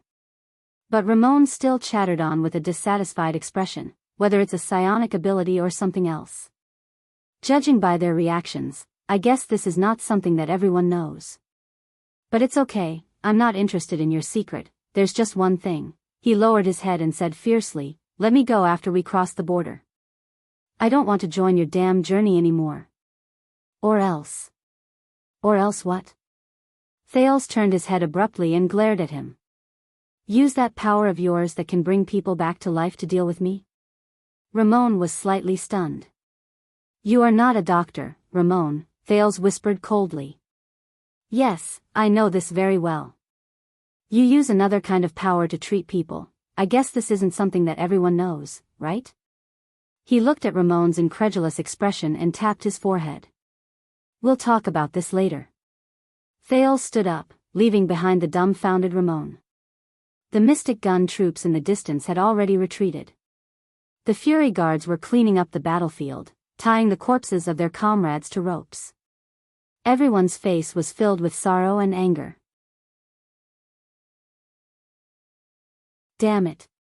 Thales sighed and clenched his fists. If this is what I have to face in the future, damn it. He lifted his head. Ekstet's military camp was right in front of him. What happened? He waved his hand to indicate that he was fine. The Ekstetians, let us go. They retreated after the first round failed. Putre frowned and looked at Thales. Are you sure you're all right? I'm fine. I was just exhausted just now. I feel very good now, Thales said in an unquestionable tone. What exactly is a mystic gun? Thales asked with lingering fear as he clutched his chest. A powerful weapon for attacking and defending cities. Putre shook his head. But each round costs a lot of money, is hard to come by, and is inefficient. No, that's not right. It's not that simple, from the strange name to the mysterious working principle. Thales thought to himself. With all due respect, Your Highness, are you really all right? You even stopped breathing just now. Waya shook his head worriedly and walked to his side. I said, I'm fine now, Thales interrupted him coldly. We have more important things to do. Waya frowned. This is a secret that I must keep. Sorry. Thales raised his head apologetically to Waya and looked in front of him. What is that? Thales narrowed his eyes. Not far in front of him, Araka, who was covered in wounds, was glaring at a knight in grey armor who was riding on a horse. One of Ekstet's 5 war generals, the wielder of the legendary anti-mystic equipment Rising Sun Saber, Putre said warily. The fiery knight, Ram Tolja. Putre shook his head. It seems that Lampard sent him here alone to make peace. If Lampard really went crazy and wanted to kill us all, why did he give up halfway? Yes. At the end of the day, Lampard has no reason to kill me. Then why? But we have already come this far, Putre said slowly. There is no turning back now. Thales nodded lightly. You are Prince Thales? Tolja saw Thales from afar. I am Ram Ford Tolja.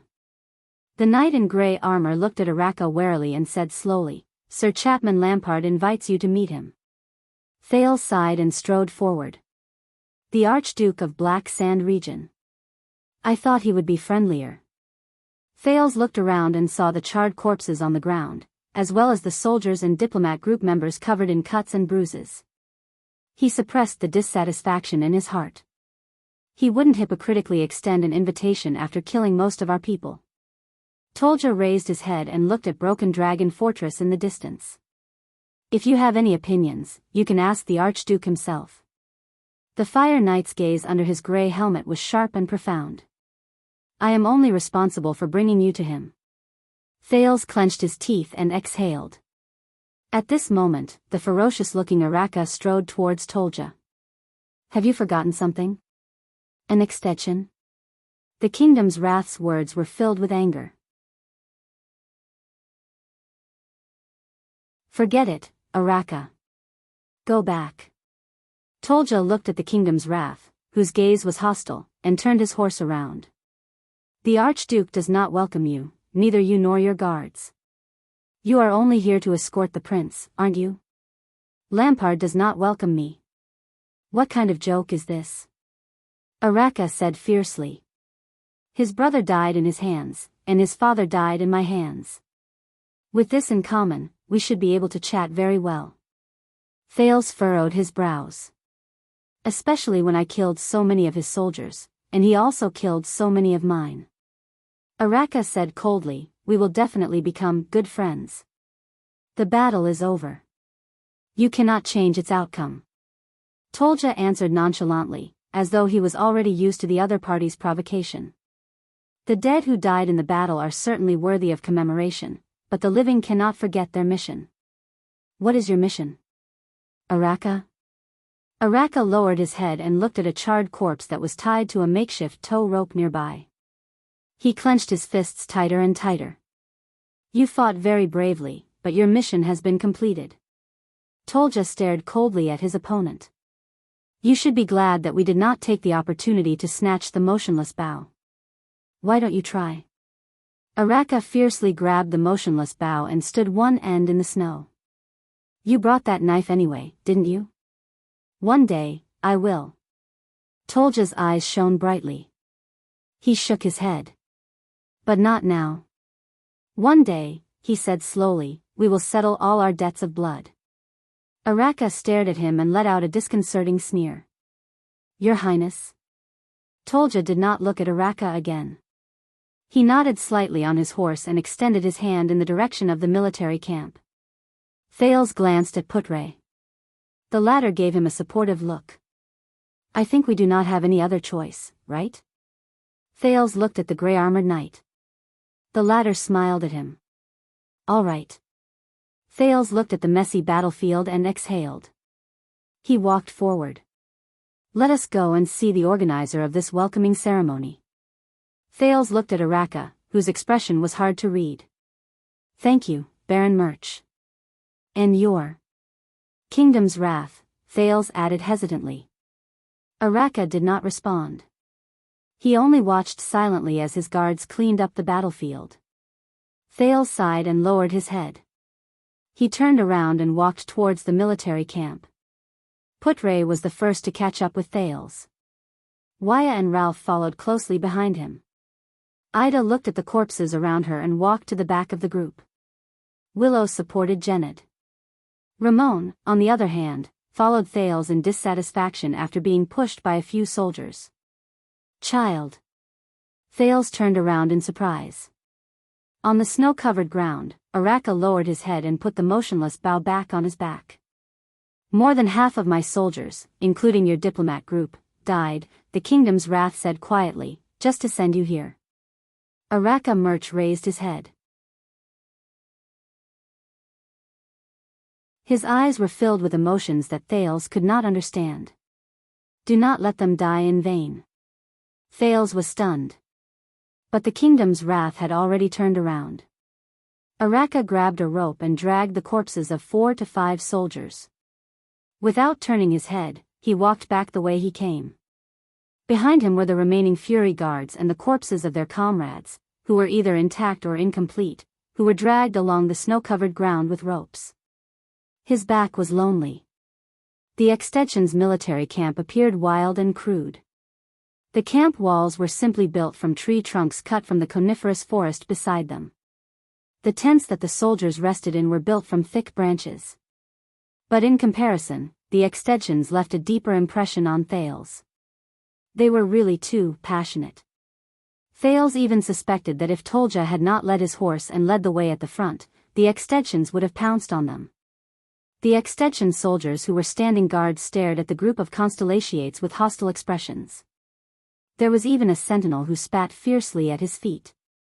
A group of cavaliers who had just returned to the camp passed by them. They looked at the constellation flag that they held high and let out provocative laughter at them. Go back, Southerners. An extension soldier who carried heavy armor and a greatsword shouted at the diplomat group in disgust, Northland does not welcome the people of the Empire. Just keep dreaming about the Empire. A half-naked burly man sat by the bonfire and sharpened a great axe. He pounded his chest and roared, First, we have to spit out our territory. Northland only belongs to the Northlanders. They killed our prince, but sent a child to sue for peace. They walked past a circle of soldiers who were sitting on the left. A leading soldier pointed at the diplomat group and scolded, This is the shamelessness of the Empire. The people around them responded angrily and glared at them. Do you know why? The soldier said loudly, Because all the men in their country were killed by us 12 years ago. The people around him burst into laughter and echoed his words. They should have sent a princess. A little boy is fine too, a soldier said mockingly, as long as he's pretty enough, we don't care if he's in front or behind. Another round of laughter rang out. Thales raised his head and sighed. Should I be surprised? Or is this how the extensions say, hello, to the constellations? Do not be surprised, Your Highness. Putre said to the stiff Thales in a relaxed manner. The relationship between Constellation and Extet has never been good since the founding of the country more than 600 years ago. Whether it is the history of the empire or the competition in the Western Peninsula, there are enough reasons for our hostility. Cold Castle was snatched from Extet by us 400 years ago. History was the first to breed hatred, and hatred is the first to write history. Putre sighed. Only the Peninsular War can make us temporarily forget our opinions of each other and fight side by side, which is rare. During the Third Peninsular War, the hero Chara and the Oath-keeper King Midir were close friends. Together with Camus Union's prophet Kai Peng, they worked together to fight against the Eastern Peninsula's expeditionary army. Unfortunately, they turned against each other in the end, and the rare chance for the dragon and Constellation to mend their relationship was lost just like that. But this is a military camp. Other places are much better. Many Northlanders do not care about those meaningless things. Waya nodded. After all, the civilians who work hard for survival are different from the soldiers who have tasted blood. They call us citizens of the Empire. Why? Thales frowned and asked, isn't the final empire a history from more than 600 years ago? Even if there is a real grudge, it has to be traced back to the ancient empire more than 1,000 years ago, right? This is their mockery of us. Putre shook his head and said with a complicated expression, the Constellations have always been proud of the empire's bloodline and inheritance, but unfortunately, the empire did not leave a good impression on the world. It's not just the Northlanders. The people in Olumbia Kingdom in Thornland and Enlenzo Dukedom in Dragon-Kissed Basin also do not have a good impression of us. Whenever there is a need, such as during a war, this ancient emotion that has been passed down from generation to generation will be exaggerated and exaggerated. It is much more effective than increasing the soldiers' rewards. The Empire. The citizens of the Empire. Thales sighed and hid this information in his mind. Speaking of which, the recruitment of more than 10,000 people is almost the limit of Black Sand region. Putre looked at the densely packed military camp in front of him. I think Lampard's supplies and expenses are also quite difficult. Black Sand region is not a rich place. For the Northern Territory. They must have planned for a long time and spent a lot. The Constellations finally followed Tolja and walked to a huge tent. A tall nobleman in military attire who had been waiting in front of the tent walked forward and nodded slightly at Tolja. The tall nobleman bowed to Thales and said, is this Prince Thales? It's our first meeting. I am Lesa Kenvita. Viscount of Extet, my fief is located in Black Sand region's Halting Lights City. Everyone in the diplomat group, please follow me to rest. As for His Highness. Viscount Kenvita nodded and looked at Thales. The Archduke is waiting for your visit. Thales raised his eyebrows. This is a private meeting. Kenvita stared at Thales with a burning gaze. The Archduke of Black Sand region and the Prince of Constellation. Do not worry. Viscount Kenvita raised his hand and stopped Putre and Waya, who wanted to say something. His tone was firm. His Highness is already here. At least before we reach Dragon Cloud City and meet His Majesty, he will be fine. Thales sighed softly and smiled. I think we still don't have much of a choice, don't we? Do you know, Your Highness, I suddenly thought it through, Putre said quietly, his eyes shining brightly. Lampard is not crazy. Thales thought of something. Kenvita furrowed his brows and gestured for Thales to go ahead. The Archduke's own tent was tall and spacious, but it was not bright. The ground was covered with a thick carpet, embroidered with the picture of a powerful iron fist. A rough-looking man in his 40s sat beside a thick square table filled with food. He had gray hair and blue eyes. His chin was covered in stubble, and he wore a chain armor with fine iron rings. He was chewing on a plate of roasted meat on the table. An iron brazier burned fiercely by the side, illuminating the man's face, making it look even more mysterious. Thales noticed that a saber with a polished leather scabbard was also placed horizontally on the table. He calmly stared at the actual ruler of Black Sand region, Archduke Chapman Lampard. Lampard stuffed a ball of roasted meat into his mouth while staring at him, making Thales feel uncomfortable. "You're calmer than I thought," the Archduke said slowly. Thales sighed. "Perhaps." He walked to the table, climbed onto a chair, and sat down. "But in the face of an enemy who owes me hundreds of lives, I really can't think of any other expression. Even anger seems unnecessary." Lampard picked up a wooden wine cup and poured the wine into his mouth. His Adam's apple bobbed as he swallowed. The Archduke put down the wine cup and wiped away the wine that flowed out with the back of his left hand. He grabbed a piece of hind leg meat and took a bite. "According to the news that spread from Constellation, you really don't look like a 7-year-old child. When life isn't easy, you have to learn to mature earlier." Thales shrugged. "Eat up, this is good venison." Lampard pushed a plate of roasted meat over. "The Prince of Constellation can't starve to death in my military camp." Thales stared at the crudely styled roasted meat and frowned. "All of you have guts." "Your counterattack was indeed beyond my expectations," Lampard said coldly. "Who made this decision? Maybe I should reward him properly. He ruined all my years of planning." "You." Thales pulled the plate in front of him. Without raising his head, he took out his dagger and started cutting the meat. Lampard raised his eyebrows. "This is your decision, Your Grace." Thales cut the venison and said calmly, "You killed half of our men on the first day I stepped into Eksted's borders. You forced us to choose the path that was most disadvantageous to you. How long have you been standing here and looking at the fortress opposite you every day? 2 weeks? 3 weeks? I guess it's not easy to maintain the supplies, food, and lodging for more than 10,000 people?" Thales shrugged. "I'm really worried about Black Sand Region's finances." He picked up a piece of venison the size of a thumb and put it in his mouth. "It tastes good."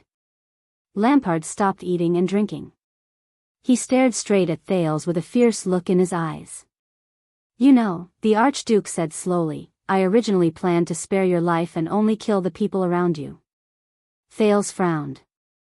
His venison was not cut well.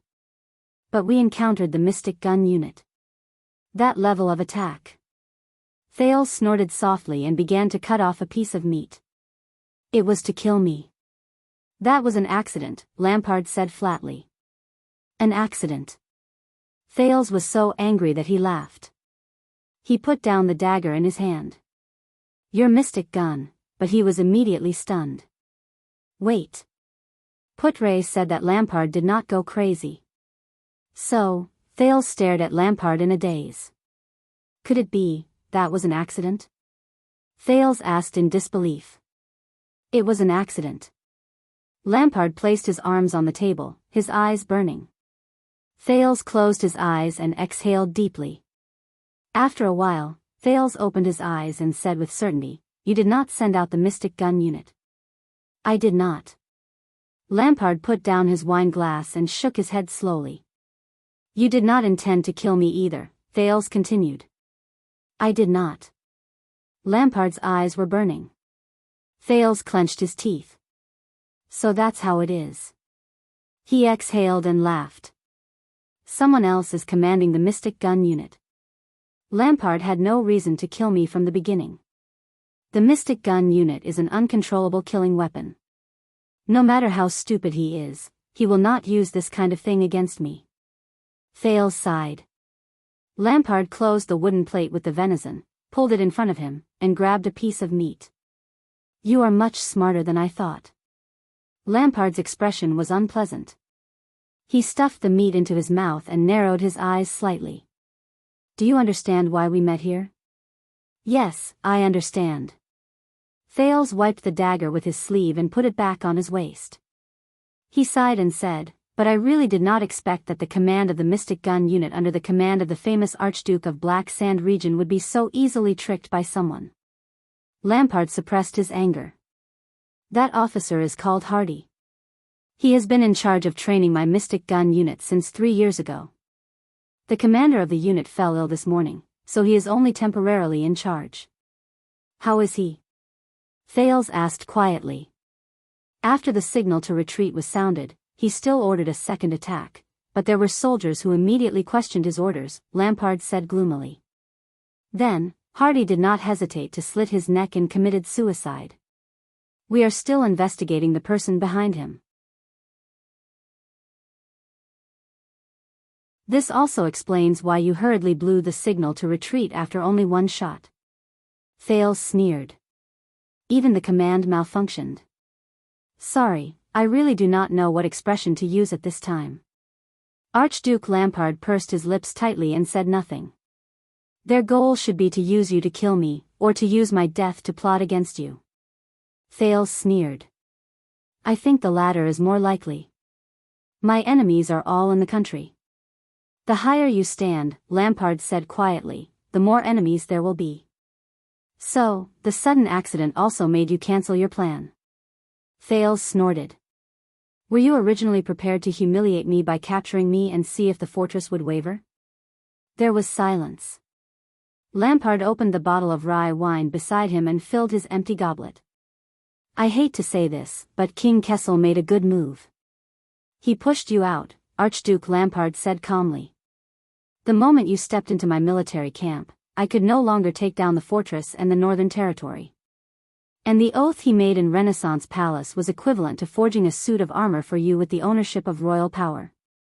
Lampard raised his goblet and said quietly, if you die in Ekstedt, no matter who did it, the neighboring Black Sand region will only suffer. So, once you realized that you could not take down Broken Dragon Fortress, and realized that there were actually people eyeing you covetously, you immediately changed your attitude and wanted to rope me in? Thales said coldly. Lampard drank a mouthful of wine expressionlessly and said, Kessel's oath dispelled some people's desire to take your life, but it also aroused the ambition of others to take your life. Today's mystic gun is just the beginning. We have a common enemy lurking in the dark, whether it is for the throne of Ekstedt or the throne of Constellation. The Archduke of Black Sand Region's voice was steady and solemn. From the moment you stepped into Ekstedt and the Northern Territory, our interests were tied together. Yes. Thales lowered his head. His voice was steady and indifferent. My death in Ekstedt is not a good thing for either of us. Archduke Lampard's expression softened a little. I will allocate 2,000 men, led by Kent Vida, my most trusted vassal, to escort you to Dragoncloud City. You will arrive directly at the Walton family's territory. The king's emissary is already waiting for you. But my men died on the battlefield. They stood in front of me and were pierced by knives, swords, and spears. Thales raised his head with a gloomy expression. We have also killed many of your men. Lampard closed his eyes and muttered to himself for a moment. Thales stared at him expressionlessly. Those warriors, whether they were my soldiers or your subordinates, they will not have died in vain. They died a worthy death. Lampard opened his eyes. It is precisely because of their sacrifice that we can understand each other, and that we can sit here and make a difficult choice for the future of our two kingdoms, even if it is extremely difficult. We have never been enemies. Our hostility on the battlefield was only forced by the situation, Lampard said softly. For the future, so that today's senseless bloodshed will not happen again, we should cast aside our past grudges. This is what we should do. War is for peace, isn't it? Thales suddenly smiled. Well said, Your Grace. He chuckled with an indecipherable expression. There are no eternal enemies, only eternal interests. As you said, from now on, we have no reason to be enemies with each other. The Archduke nodded and raised his wine glass. You have eaten my venison. According to Northland's customs, you are my guest. This is good rye wine. Lampard pushed his glass over. His gaze was profound. And according to Northland's customs, we are allies after drinking the same glass of wine. From manpower, information, resources, and financial resources, I will provide you with all the conveniences in Ekstedt. Our enemies will not have any chance. Archduke Lampard nodded. Until you leave Ekstedt and return to Constellation. Even until the day you. Lampard revealed a strange gaze. Lampard had a strange look on his face. To be crowned king. There was silence. Thales suddenly smiled. My experience tells me to be cautious with those who want to become your allies, no matter how sweet and sincere they are, Thales said flatly. And I cannot trust you, your grace. Humph, Archduke Lampard's expression darkened. He snorted coldly. Just because so many of your men died? Not only that. It's also because of the indifference and hypocritical coldness you showed towards the deaths and sacrifices of your subordinates, Thales said coldly. By forming an alliance with you, our alliance is destined to be betrayed. Compared to the possible benefits I might gain from carrying out the alliance, I can say with certainty that when the alliance is broken, the losses I suffer will far exceed the benefits I gain. And I am deeply touched by this. Thales looked at Lampard and watched as the latter's expression slowly darkened. Also, I hate what you said. Thales recalled Araka's lonely back. He clenched his teeth and shook his head. Those people on the battlefield, they died for your selfish desires. As for nonsense like, they died a worthy death and, war is for peace. I'll leave it to you. Thales grabbed his wine glass and sneered. There was silence. At first, I thought you were mature and steady, with wisdom beyond your age.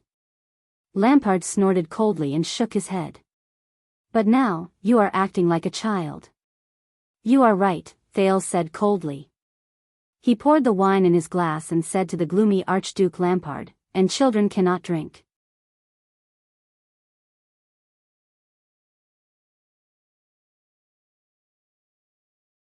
Chapter 110.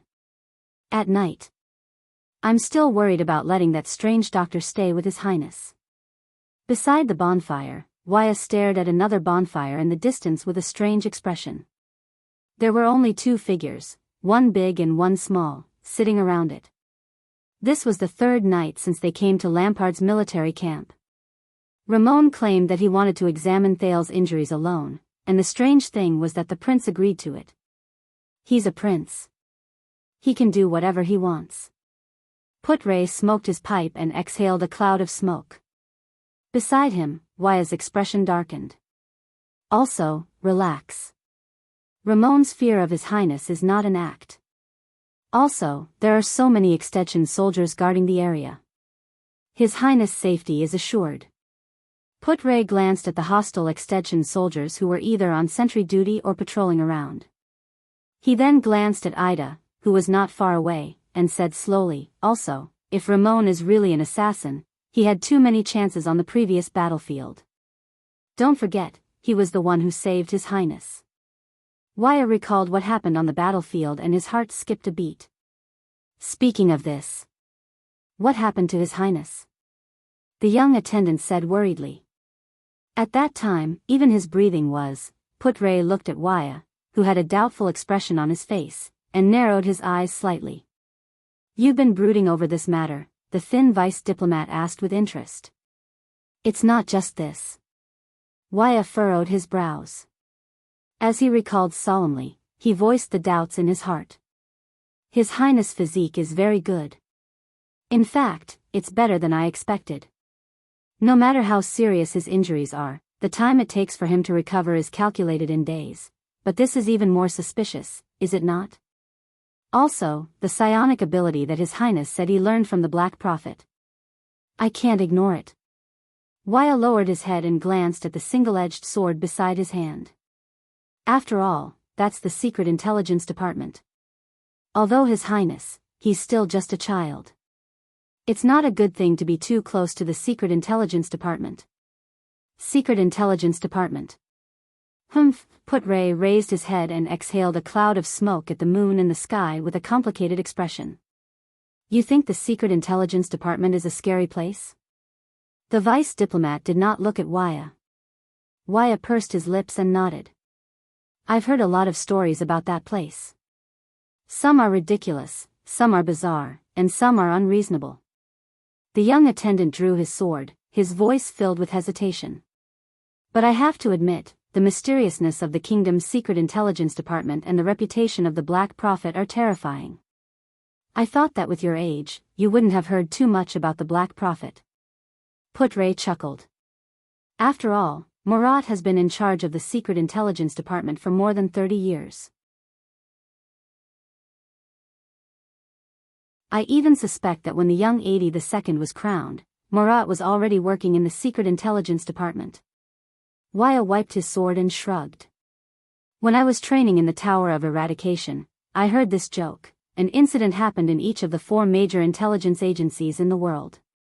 The Red Witch broke a teacup, the White High Priest burned an oil lamp, Lieutenant Sheen wore an old robe, and the Black Prophet broke a pillowcase while sleeping. Guess, which incident had the most serious consequences? Putray took a puff of his tobacco and the corners of his lips curled up. The grey sword guards broke a scabbard. Waya and Putray chuckled together. Master Shao is not as heartless and terrifying as the rumors say. It's just that as the Tower Master of the Tower of Eradication, he's more level-headed and prudent. Waya revealed a nostalgic expression and nodded. Besides, other than his hair and beard, there's no part of him that's grey. After the joke, Putray slowly became serious. Waya, as an attendant, it's good to be concerned about the prince you serve, but, he looked at Waya Casso with a threatening gaze. Do you want a piece of advice? Waya raised his eyebrows and showed an expression that he was all ears. Every Jade Star prince is like a separate secret intelligence department. They all have a lot of secret treasuries, Putray said with a profound gaze. Just be concerned about what you should know, and that's enough. Waya frowned. Don't make life too difficult. Putray sighed. You have to know that the prince's lives alone are difficult enough. Especially, when their surname is Jade Star. Putray said quietly. The figure of the past appeared in his mind. Waya stared at the crackling fire with a complicated expression. Sir Putray, I still remember what you said that day in the birch tree forest. Waya flipped his weapon over and said quietly, were you once an attendant as well? Putray's pipe was no longer smoking. The vice diplomat spat out the cigarette holder and looked at Waya. The latter raised his eyes and asked him with a calm expression, then, which prince did you serve back then? Putray's gaze, which was focused on the fire, paused for a moment. A few seconds later, he said slowly, just like, your father. But I was more experienced and left the prince's side earlier. Waya stared straight at him. He stopped wiping his weapon without realizing it. Is that so, attendant? The young attendant's expression was complicated, but his gaze was profound. Then, do you have a family?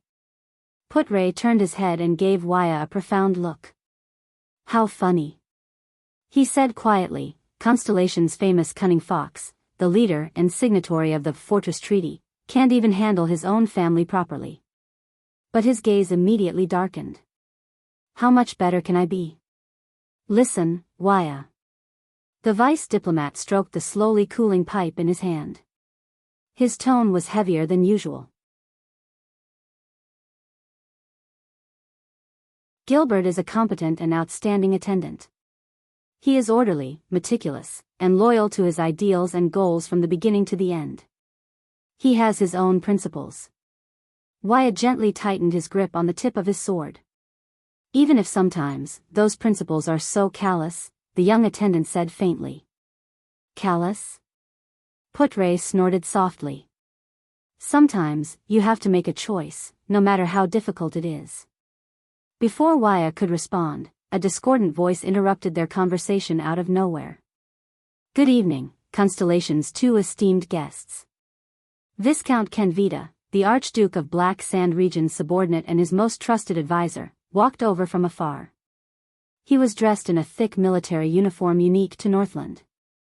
I hope I did not disturb you. Kenvita smiled and sat opposite Putray, whose gaze was contemplative, and Waya, whose expression was unpleasant. You did indeed disturb us. Waya stared at Kenvita with a hostile gaze. He gently flicked the sword in his hand, and it let out a clear, crisp sound. Very well, that means that I have attracted your attention. Kenvita nonchalantly took off his gloves and warmed them by the fire. Why don't you stay in the tent? The weather is very cold, and this is Northland. We like the open country, replied Putray coldly, turning away the ashes from his pipe, his thin face flashing in the light of the fire. It is beautiful, and the view is open.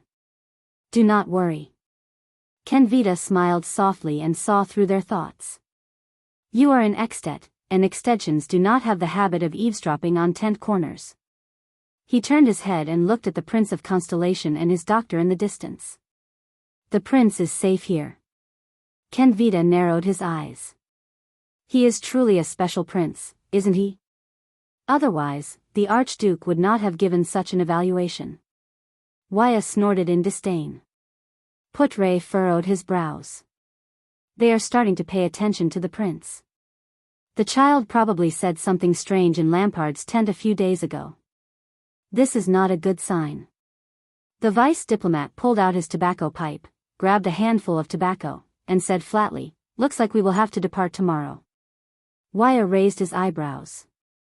Kenvita's expression froze. He looked at Putray warily. You already know? It's written all over your face, and the soldiers who go back and forth through the night. Besides. Putray nonchalantly picked up a burning branch from the fire and lit his pipe again. Isn't this the purpose of your visit? To convey your lord's will? There was silence. Kenvita stared at Putray seriously, as though he wanted to observe him again. Yes, the Viscount of Black Sand Region said calmly. We will depart tomorrow. I will lead a troop of 2,000 men, including 500 cavaliers and the Fire Knight, Lord Tolja. We will escort His Highness straight to Dragon Cloud City. On the way, we will not rest in any of the suzerain's castles or towns. At most, we will set up camp in the wild. 2,000 men and going around the castles. To ensure that no one will find an opportunity to plot against them? Putray chuckled softly. I am really worried for your lord. It seems that Lampard is also at his wit's end. He has no clue about the mastermind who is plotting against him. Kenvita's expression changed slightly. And here I thought that keeping promises and being absolutely loyal was the glorious and proud tradition of Northland, Putray said softly as he puffed out a cloud of smoke. But look at this military camp right now. There's the smell of conspiracies and schemes everywhere.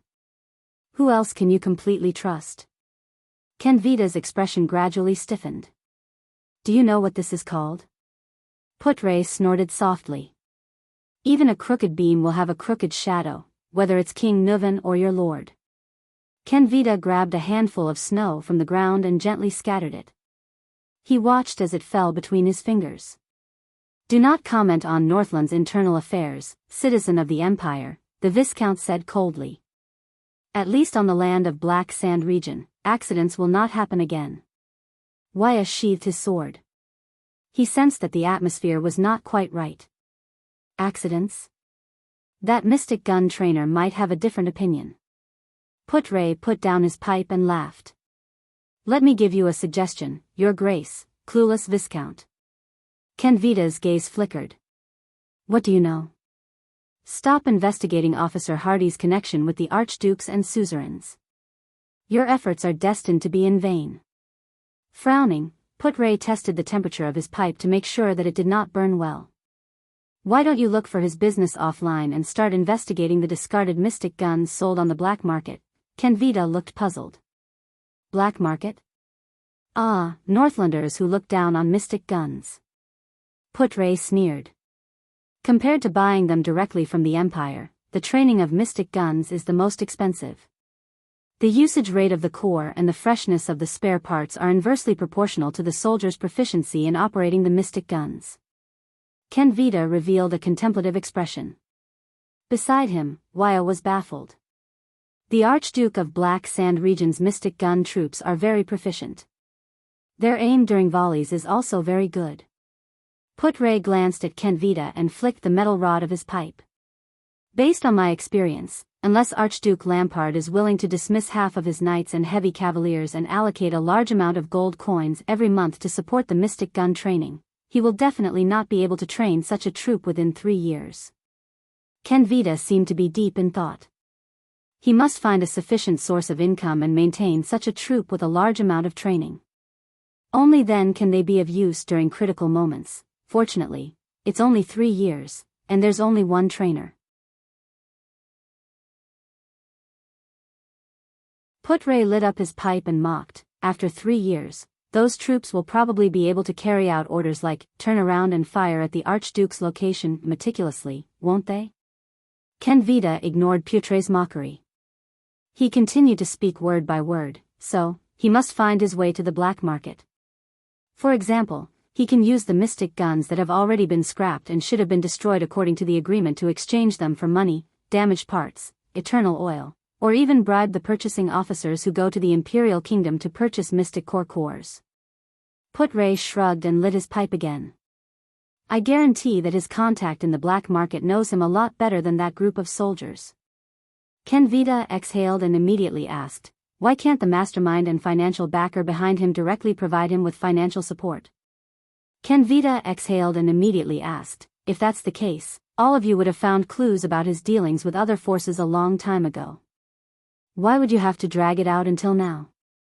Putre said disdainfully. Kenvita's face turned red. Over the past few days, he had been so troubled by this matter that even his basic judgment was affected. Waya frowned. He did not quite understand the conversation between the two. There was silence. Lord Putre, the secret room provided you with information, Viscount Kenvita said slowly, having figured something out. I'm starting to believe their words. Oh. What an honor.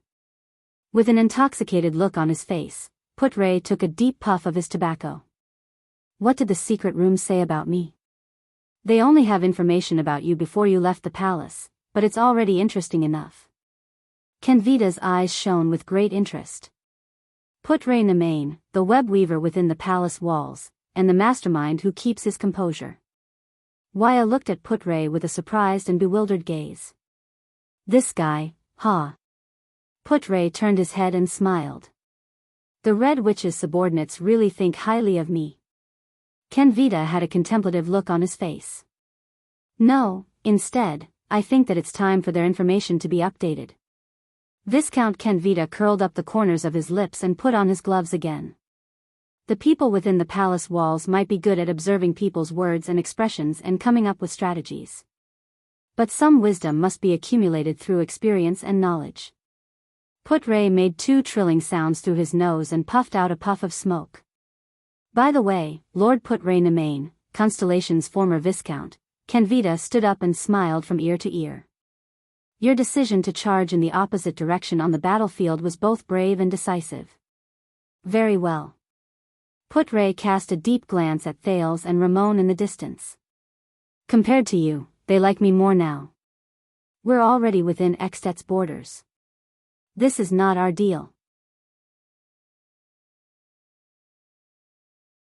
Ramon glared at Thales in front of him with a furious expression. The extensions are not willing to let anyone related to the Constellation diplomat group leave.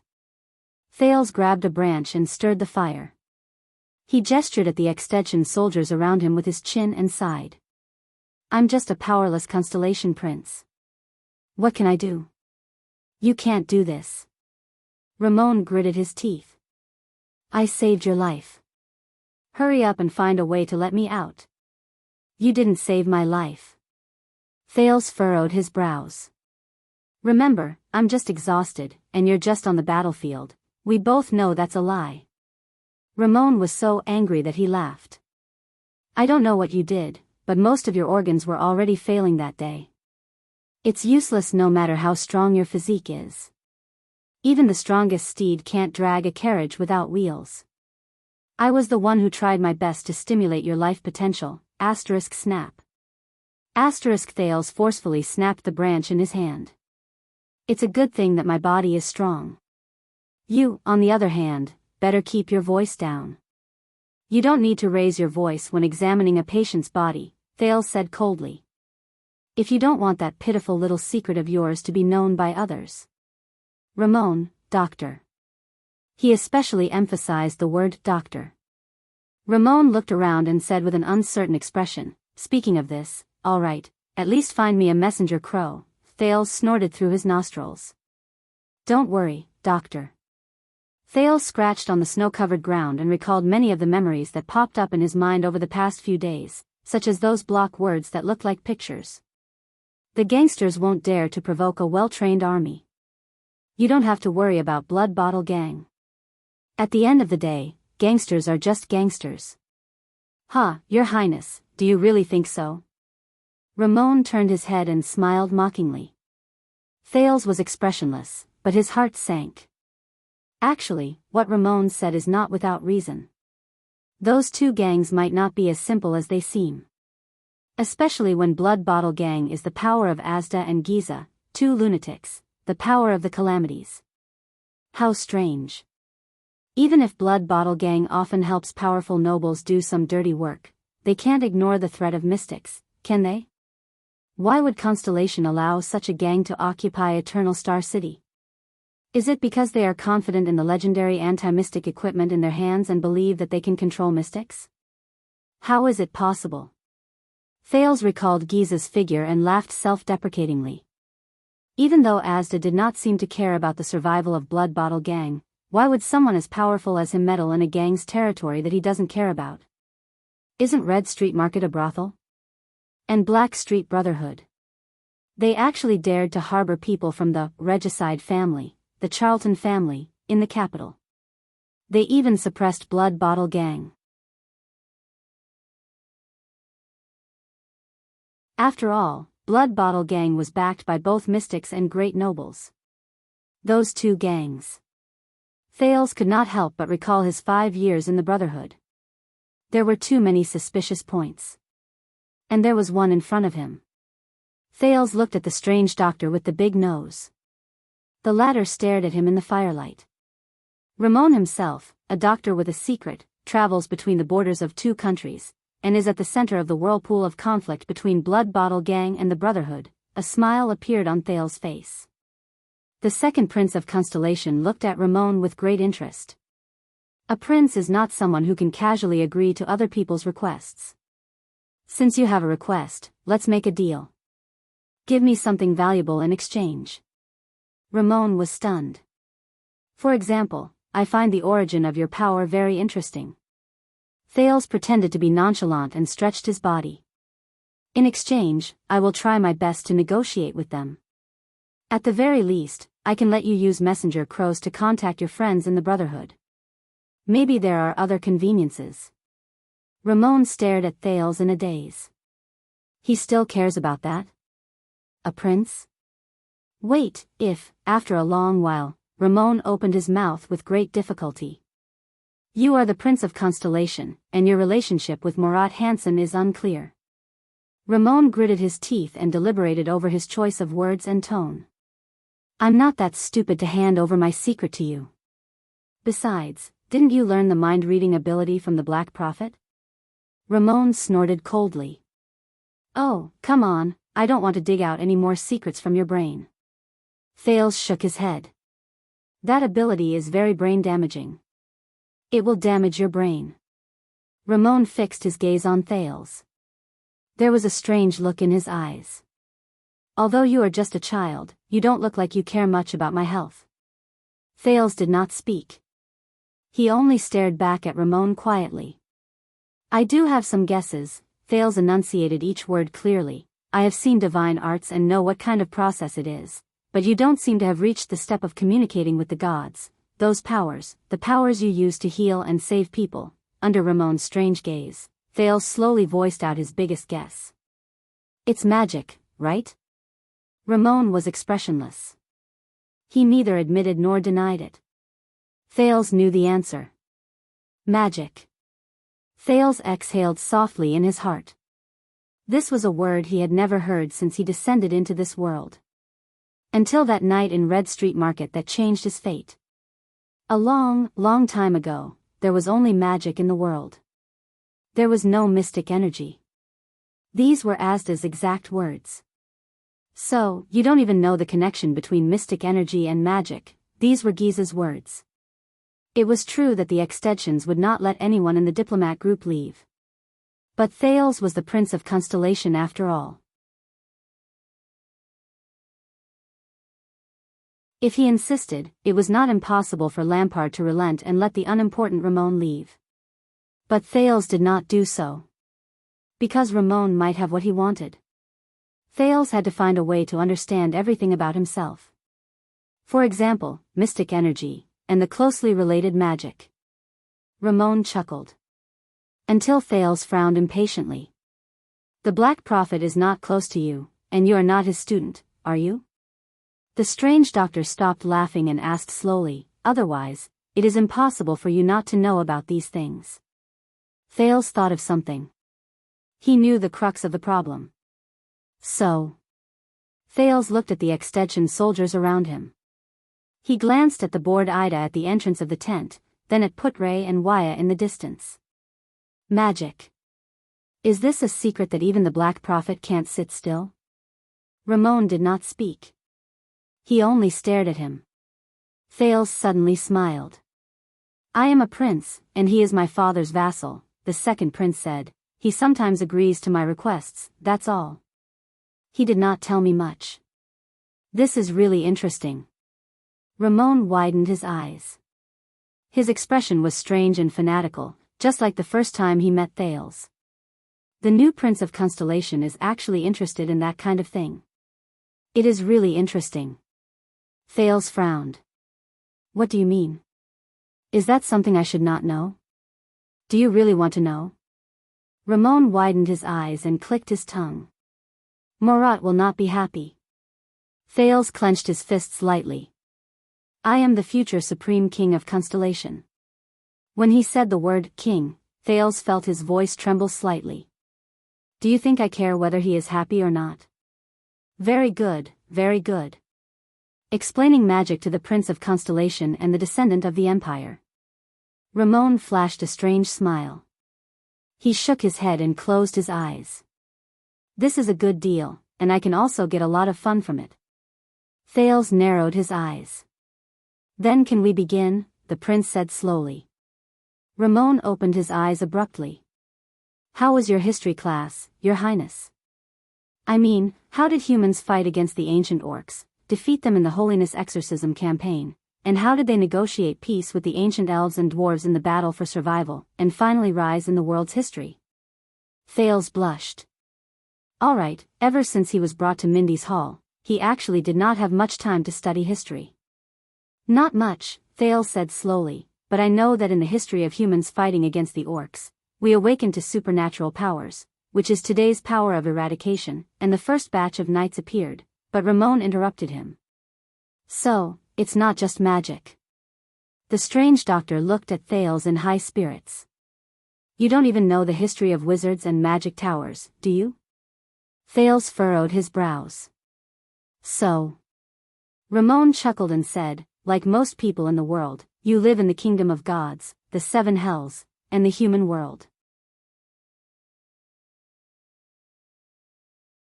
You live in a web interwoven with fear and lies to deceive others and yourself. Lies? Fear? Those history books said this, right? The glory of knights and the power of eradication brought about the rise of humans. The long swords of warriors and the neighing of warhorses allowed us to break free from the oppression and threat of the ancient orcs. Ramon said with a profound meaning in his words. Without waiting for Thales to answer, Ramon put on a disgusted expression and spat out a word resolutely. Lies. Shameless lies. A complete and utter lie. Thales was stunned. What allowed humans to defeat the orcs was not a knight, a superhuman, or a power of eradication, Ramon said with an agitated expression, it was wizards. Ramon spread his hands with a zealous expression and clenched his fists lightly in the air. It's magic. Thales frowned slightly. You mean that the supernatural powers, the Northland military sword style, and the knights are all fake? They are actually vulnerable in front of the orcs? The second prince questioned with great suspicion. The ones who can truly win the battle at the front lines are wizards and the magic they use? Thales pondered and asked slowly, magic, is a power even stronger than the power of eradication?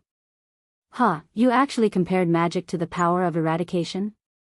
You're no different from those ignorant and foolish people from 1,000 years ago. Ramon did not seem to be used to being interrupted. He snorted in disdain. Open up your narrow-minded mind a little. Your Highness. Magic is not a type of power. It is on a completely different level from the power of eradication. Ramon shook his head. His eyes were filled with longing and reverence. It is a higher, deeper, and greater existence. Not power. Thales revealed a puzzled expression. Then what exactly is magic? Incantations? Energy? Knowledge? Elements? Molecules? Mental power? Psionic abilities that surpass ordinary people? Destructive power? Ramon stared at him quietly. The expression in his eyes was actually filled with respect, admiration, arrogance, humility, intoxication, and other contradictory and strange combinations of emotions. Thales had never seen that kind of gaze in anyone's eyes in this world. No. Thales was slightly stunned. Perhaps he had seen it before. In that dark chess room. That blue-robed figure. Magic. Ramon raised his hands and slowly spread them open. Like a believer who was kneeling and praying to a god, he was so excited that he trembled. Magic is a type of meaning, an attitude, a belief, and a principle of life. The strange doctor stared into the void, as if that was his home and dream. Mages are practitioners of this principle. They believe that everything in the world is meaningful, that everything can be analyzed, and that it is necessary to be understood. In the process of understanding, we, humans, can become more perfect, greater, more progressive, and closer to the truth. From the pattern of the sun's operation, to the mystery of the origin of life, to human behavior and rules, to the evolution and development of history, everything is within the scope of magic. Magic is the sum total of all knowledge, discoveries, and truths. The progress of magic will bring us a better future. For this, they once entered the tent of the ancient Shaywin tribe and designed the first political system in history, the ancient Shaywin country.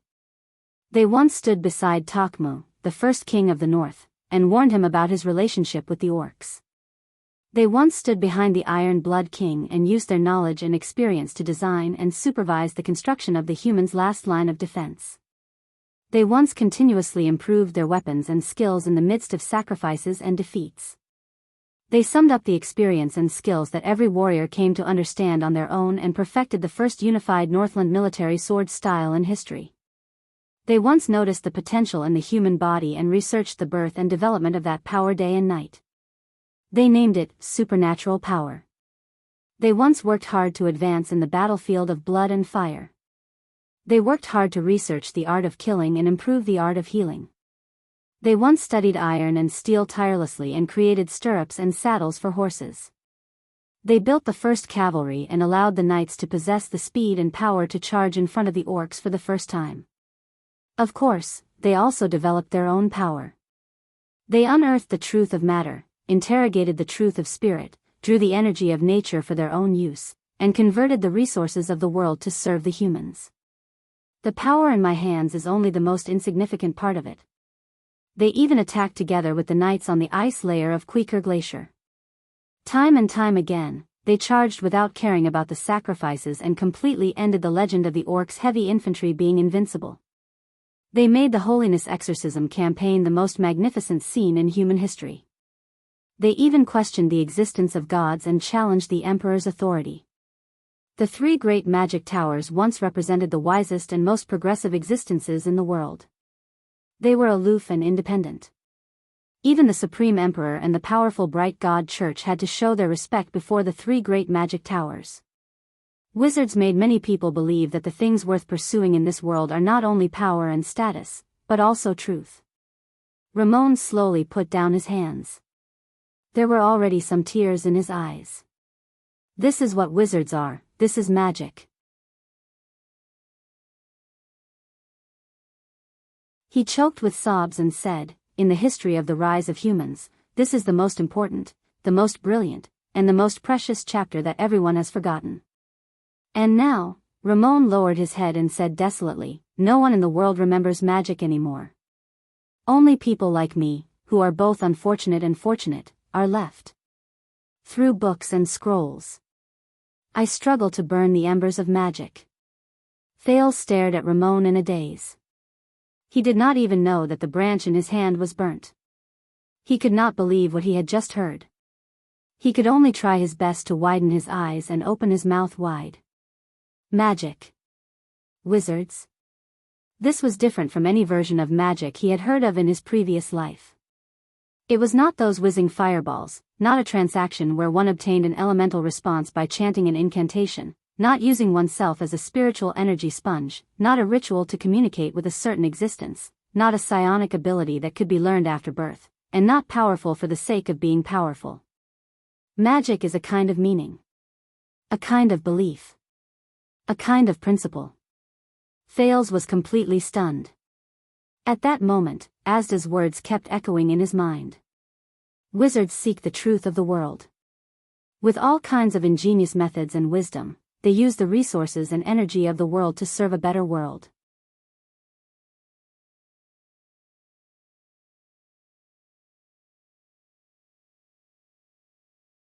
Chapter 111.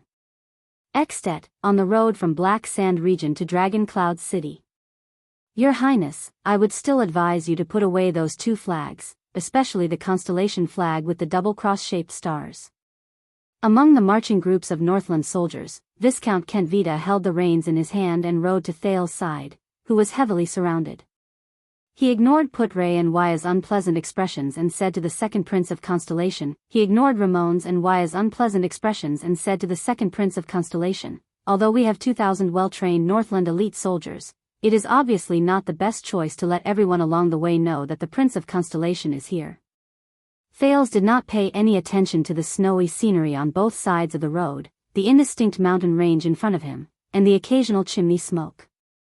The reason why he missed the majestic scenery of the snow-covered mountains in Northland was partly because he was still thinking about what Ramon said 2 days ago, and partly because of the horse beneath him. At that moment, he was riding alone, carefully controlling the horse beneath him to prevent it from swinging its back from time to time. Ralph followed nervously by his side, ready to use the wind to lift his little employer at any time. Even though Gines and Gilbert had taught him almost every trick in riding a horse during the 1 month he spent in Mindy's Hall, Thales seemed to have a natural conflict with horses. Regardless of whether it was the foal in Mindy's Hall, or the Northland noble's horse that was borrowed by Archduke Lampard, which was usually docile and obedient, and was specially equipped with a child's saddle, they all clearly rejected him from riding them or even getting close to them. Right, saddle. Didn't Ramon say that it was also invented by the wizards? So, magic can be said to be the science of this world? Then, what's with mystic energy? Unfortunately, the conversation that day was soon interrupted by Kenvita. It seemed that he would have to find another chance. Thales watched in fear as the horse beneath him crossed an uneven snow pit.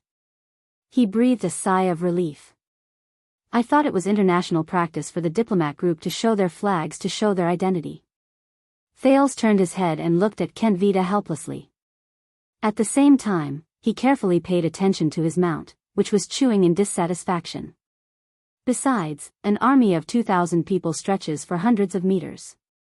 With such a huge commotion, even if I don't raise the flag, won't the people know that the Prince of Constellation has set foot on Extet's territory? Or perhaps Archduke Lampard feels that there is no benefit in appearing too close to the Prince of Constellation at this time? Kenvita smiled. Your Highness, please believe in the Archduke. But Putre interrupted him. He had no choice but to send 2,000 people to ensure that the prince would not die in his own territory, but he also had to appropriately display his hostility towards Constellation for his own people to see. Putre slowly smoked his pipe and sneered. Archduke Lampard's situation is actually very difficult. He mobilized his territory at all costs, but he was unable to take down Broken Dragon Fortress. It's really too painful for him. Kenvita's expression turned a little unpleasant. It did not show up when they were traveling and fighting, but Thales had a feeling that once he started interacting with people, Vice Diplomat Putre seemed to have returned to the battlefield where he was most at ease. Kenvita came to Thales' side a few times during the journey and intentionally brought up political topics, but Kenvita rebutted him with words that were sometimes humorous and sometimes embarrassing. You should talk to King Nuvan directly, not a strategist under the Archduke of Black Sand region, Putre explained calmly in private. Lampard officially withdrew his army 2 days ago, and the diplomat group departed at the same time. As the horses jolted, they would walk out of the northern plains today and enter the Sighing Hills.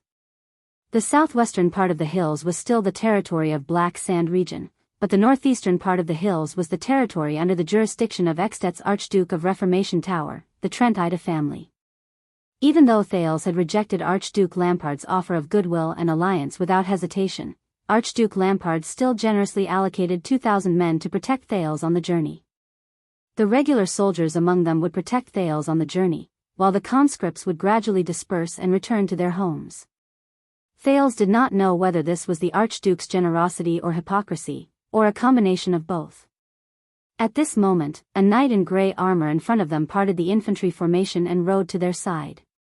Thales could sense that Ida, who was riding on the horse behind him, was slowly changing from a bored and undisciplined state to a nervous state.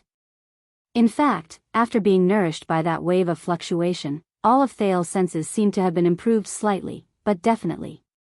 It seemed that the fluctuation was not just something he could rely on during emergencies. Its existence was also slowly changing Thales' body.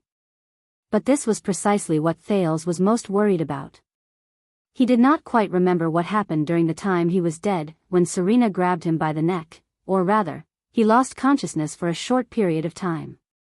But Thales kept feeling that he had experienced something important, and after he woke up, that fluctuation appeared. Raymond Pass is right in front.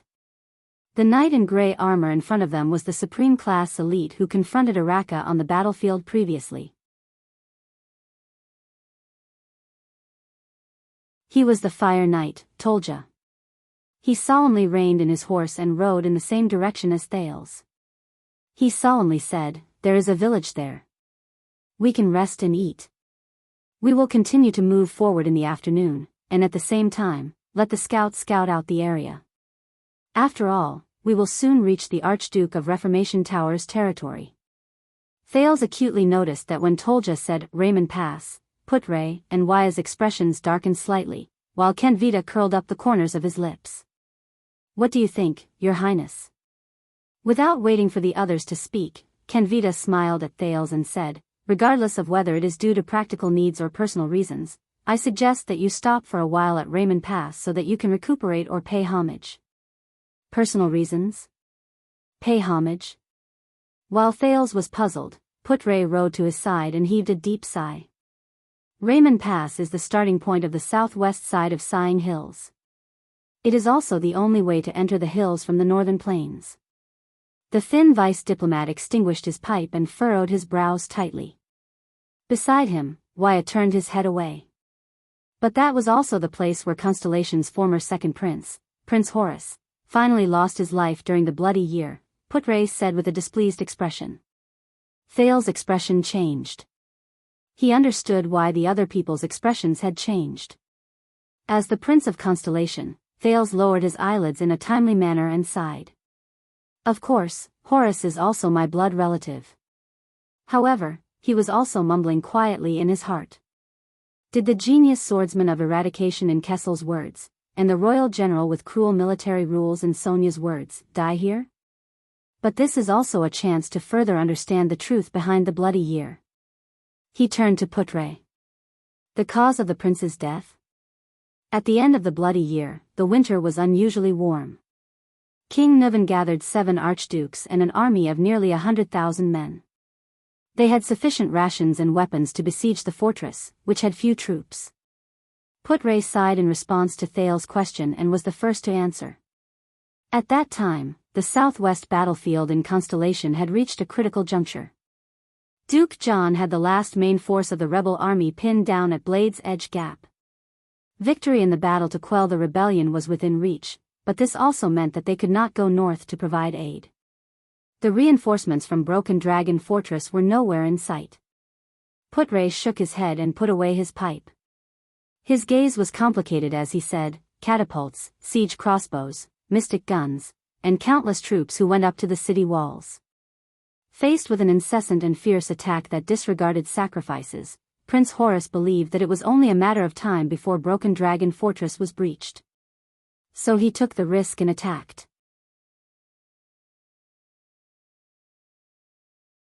He brought a small number of troops to cross the pine forest in secret and broke into the rear of Extet's supply line. Waya let out a deep sigh. The next person to answer was the extension commander. That was a risky choice, Kenvita said with a chuckle. Obviously, this was Constellation's miscalculation. Horus lost the gamble and paid the price for it. Waya stared at him indignantly.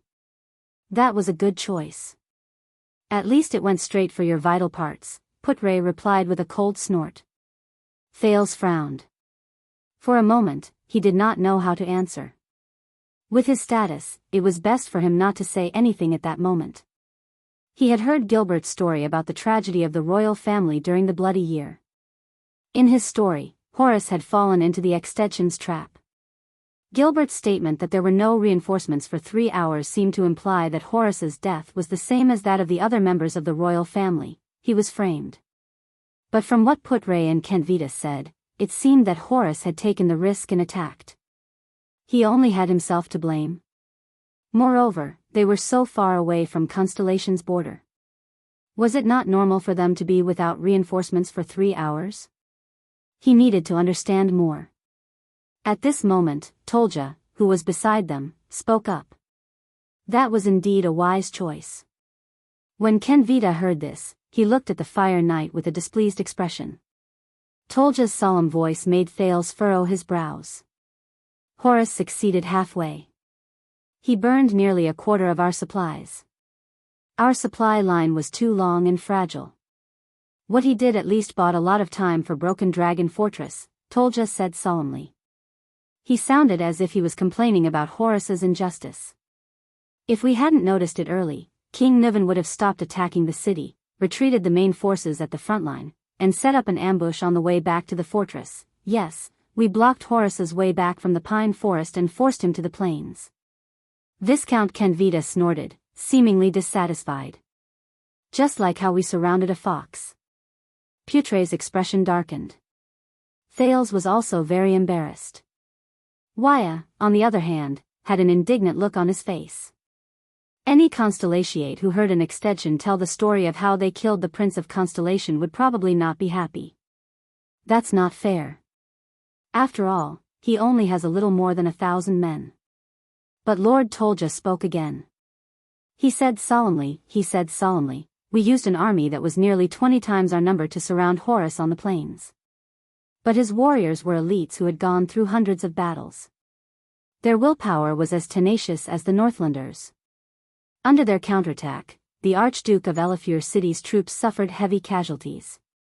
The Archduke of Beacon Illumination City and the Archduke of Prestige Orchids wore banners even wavered and retreated.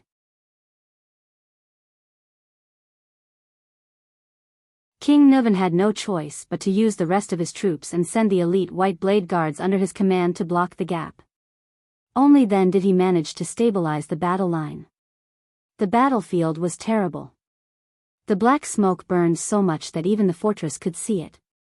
If Broken Dragon Fortress had sent reinforcements at that time, they might have had a chance to rescue your prince from the side of the chaotic battlefield. Putre gripped the reins tightly. Thales was stunned. But they did not send their troops. Thales recalled the scene of him being besieged under the fortress a few days ago. Puzzled, he asked, the fortress did not send their troops. No, I still remember, Tolja said faintly, from the afternoon until the sky turned dark, the people in the fortress watched Horus's troops fall one by one on the plains. There were no reinforcements for 3 hours. Thales recalled Gilbert's words and furrowed his brows. Regarding this, Putre said with a straight face, the fortress had its own reasons for choosing to do so. Enough of that. Kenvita snorted coldly. Even us extensions feel bitterly disappointed when we see them leave us in the lurch. Leave us in the lurch? Thales gripped the reins tightly and gritted his teeth as he endured the jolt of the horse. Kenvita cast Thales a meaningful glance. Of course, perhaps they were just as cautious as the fortress flower 2 days ago. Who? Thales turned his head and asked in puzzlement, "Who?" When Horus led his troops outside, who was the one who guarded Broken Dragon Fortress? Putre looked worried as he looked at Thales. "Go on." Kenvita chuckled. "Tell your prince, who is responsible for Horus's death." "This is not a secret." Thales suddenly realized that it was not appropriate to talk about this in front of the extensions. Putre glared at Kenvita in dissatisfaction, but he still sighed and answered, "The Northern Territory was in danger at that time. His Majesty the late king ordered the surrounding nobles to provide assistance, and the largest number of reinforcements came from the Land of Cliffs region, the Duke of Constellation's territory, which was the closest to the Northern Territory." Putre watched Thales' expression worriedly until he was certain that Thales' emotions did not change too much. "And after Horus left, the commander of Broken Dragon Fortress was naturally the person with the second highest status at that time," the vice diplomat said slowly, "the guardian duke of the Land of Cliffs region, Rudolph Nanchester." Thales was slightly startled. Putre furrowed his brows, but continued, "He was also the current duke of the Land of Cliffs, the elder brother of the one-eyed dragon, Koster Nanchester. Later, when Broken Dragon Fortress was breached, he was captured by Extet and died in prison." The moment he finished speaking, Thales' heart trembled.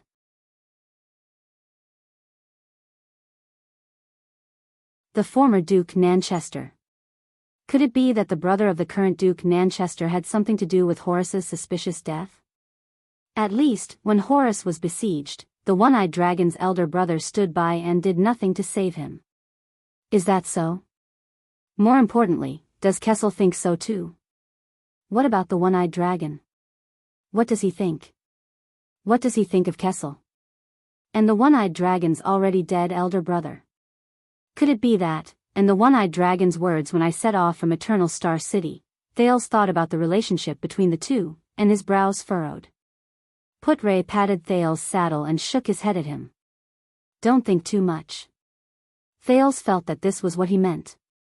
And at that time, Horus probably felt that he no longer had any hope of returning to the fortress. The Fire Knight, Tolja, stroked the sheathed blade on his saddle. With a nostalgic expression, he smiled bitterly and said, "He made a decision that no one would have expected." Putre shook his head. His expression was desolate. Thales raised his eyebrows. What did Horus do? He no longer tried to break out of the encirclement in the direction of the fortress. A smile of admiration appeared on Tolja's face. "Like all of you, Horus turned around and ran in the opposite direction. He broke out of the encirclement all the way to the north." Thales thought of something. "Like us?" He remembered what the man known as the Kingdom's Wrath said to him on the battlefield a few days ago before they broke out of the encirclement towards Lampard's flag.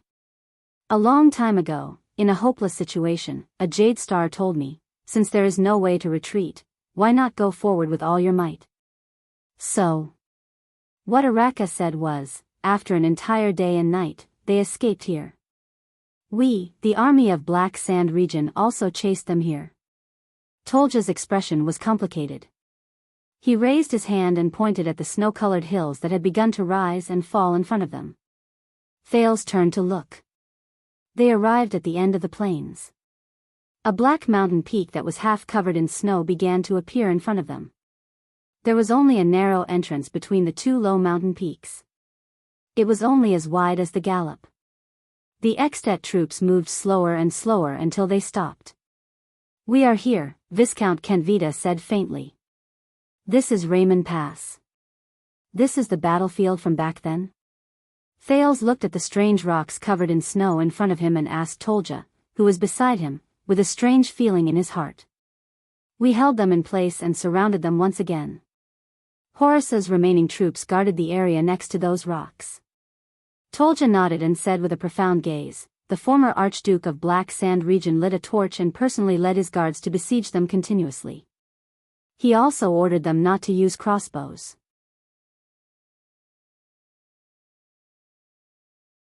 He wanted to obtain the glory of capturing the Prince of Constellation alive." Tolja nodded. Horus, on the other hand, personally wielded his sword and wore his black armor. He stood guard under his 9-pointed Star War flag. No matter how the people around him fell one by one under the blades and axes, he never took a step back. The best warriors from both sides roared and pounced on each other. Then, one by one, they fell between the rocks. That night, even though we had the advantage in numbers, the 4 supreme class elites on our side were all injured. One of them even lost his life there. When he talked about the history of the battlefield, the Fire Knight seemed to be filled with emotions. Kenvita, on the other hand, remained silent. He only looked at Tolja with a frown. Horus pierced my chest with his sword. Before he could stab me again, I was snatched away by someone behind me. Tolja sighed and touched his right chest. Thales furrowed his brows. The sword of reversing light, huh? His Highness Horus's sword skills came from the Tower of Eradication. He also experienced the baptism of the army and the battlefield. In the history of the Jade Star royal family, only the enemy of the wolves can compare to his bravery, Putre said slowly as he stared at the strange rocks in front of him with a profound expression. Thales felt Ida snort softly behind him. The old Archduke of Black Sand region gave up on his goal. He realized that his intention to capture Horus alive would only cause us to suffer more casualties. In the final, fierce battle, Horus, who was wounded more than 10 times, beheaded the unceasing fire to rend. Then, his heart was pierced through by a sword. Tolja urged his horse forward and stared at a rock that was half the height of a man. He felt as if he had returned to that night 12 years ago, when the shadows of swords and blades flashed. A prince died here. Kenvita shook his head. This place will probably become a tourist memorial in the future. Waya glared at him mercilessly. Yes, Putre replied sarcastically, all of you should build a statue for Prince Horus, to commemorate his bravery and fearlessness, as well as his ability to kill his enemies. Thales sighed. He closed his eyes and lowered his head deeply at the strange rocks.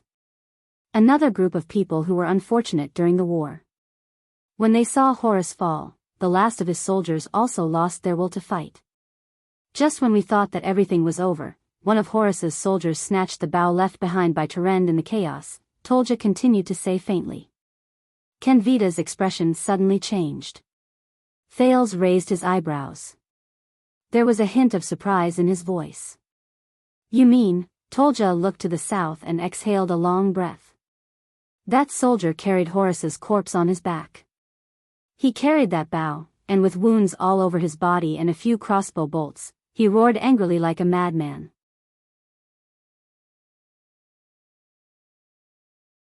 With the last few people, he rushed into the encirclement.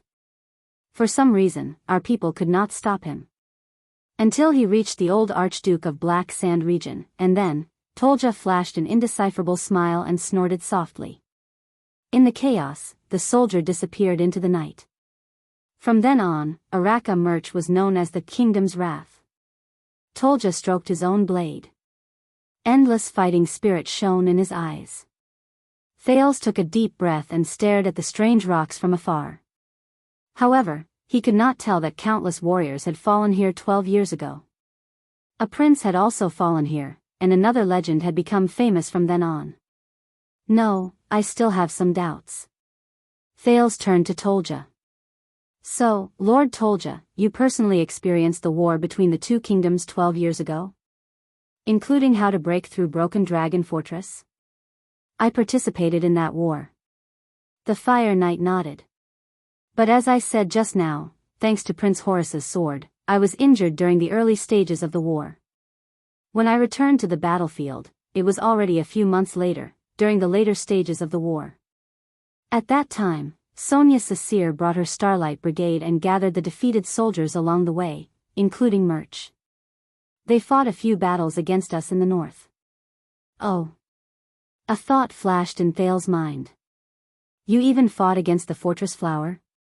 Should I say, as expected of one of Extet's 5 war generals? No, I did not have the chance to fight against her. Tolja frowned. Because of a despicable person. Despicable person? Thales was stunned. Who? I do not know. Viscount Kenvita smiled and said, Constellation's little trick. Tolja has always been brooding over it. I do not know who. Brooding over it? Ekstet's fire knight Tolja snorted coldly. On the battlefield, a damned person disguised himself as one of us and hid behind my back. When I killed my way through the enemy's formation and was about to attack the center of Starlight Brigade's formation, that despicable person attacked me from the back. I was seriously injured again and did not have the chance to fight against Sasir or Murch directly. Tolja frowned. I still remember that when that damned despicable assassin fled, he hid himself behind a strange purple mask and used a grey short sword. He came and went like a ghost and was extremely fast. Oh, Thales said with a strange expression and scratched his head. Disguised himself as someone else. Attacked the enemy from the back. Purple mask. Grey short sword. Came and went like a ghost and was extremely fast. These characteristics and habits. I seem to have heard of them somewhere before. Behind him, Ida snorted softly again. Is that so? Looking at Tolja's cold gaze, Thales frowned and nodded sternly. This method is really despicable.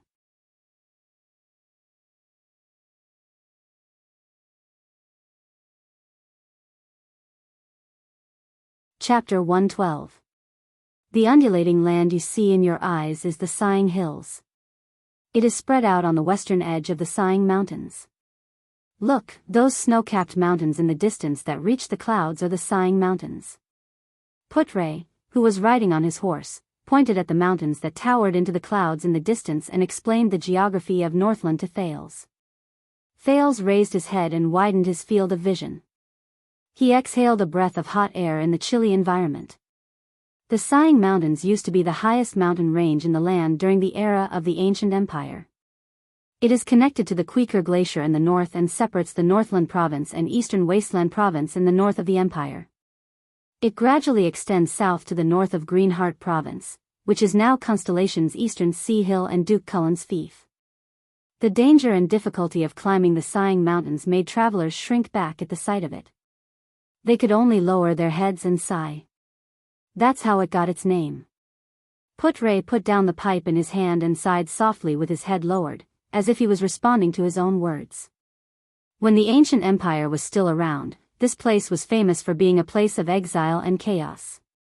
After the empire was destroyed, the turmoil worsened until a group of elves moved into the mountains.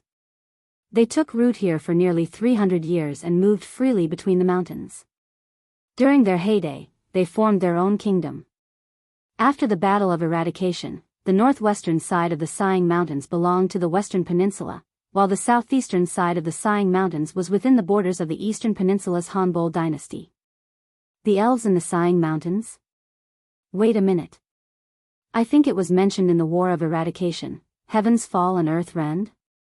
Speaking of elves, Thales could not help but glance at Ida behind him.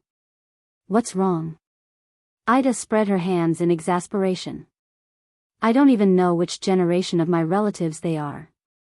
I'm not good at history. Thales shook his head and turned around to continue listening to Putre's explanation. I can't count on this elf who can't even remember his own name. Even if he's in supreme class. Archduke Trenida's Reformation Tower and the lonely old tower of the Fries family of Constellation are located on two different peaks, facing each other across a valley. Both sides are extremely wary of each other, but they are both easy to defend and difficult to attack. Further north and south of the mountain range are the fiefs of the Archduke of Ekstet's Horned Deer City and the Guardian Duke of the land of Star Cliff.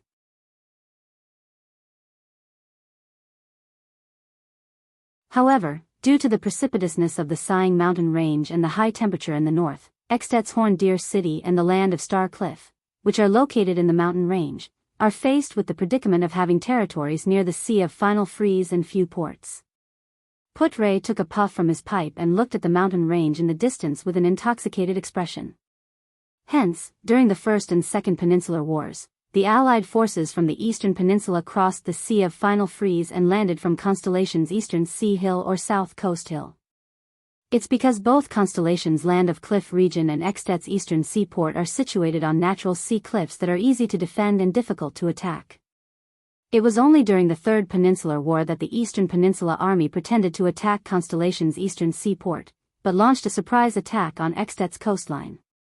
With a small number of troops, they attacked the sea cliff and achieved amazing results. In the end, they broke through Elk City and entered the heart of Ekstet. Peninsular War? Another question popped up in Thal's mind. The war started from the conflict between the two continents, such as the whales in the Sea of Final Freeze. After the Battle of Eradication, we discovered that the eternal oil in their bodies is the best fuel, even better than charcoal. Putre answered Thal's doubts.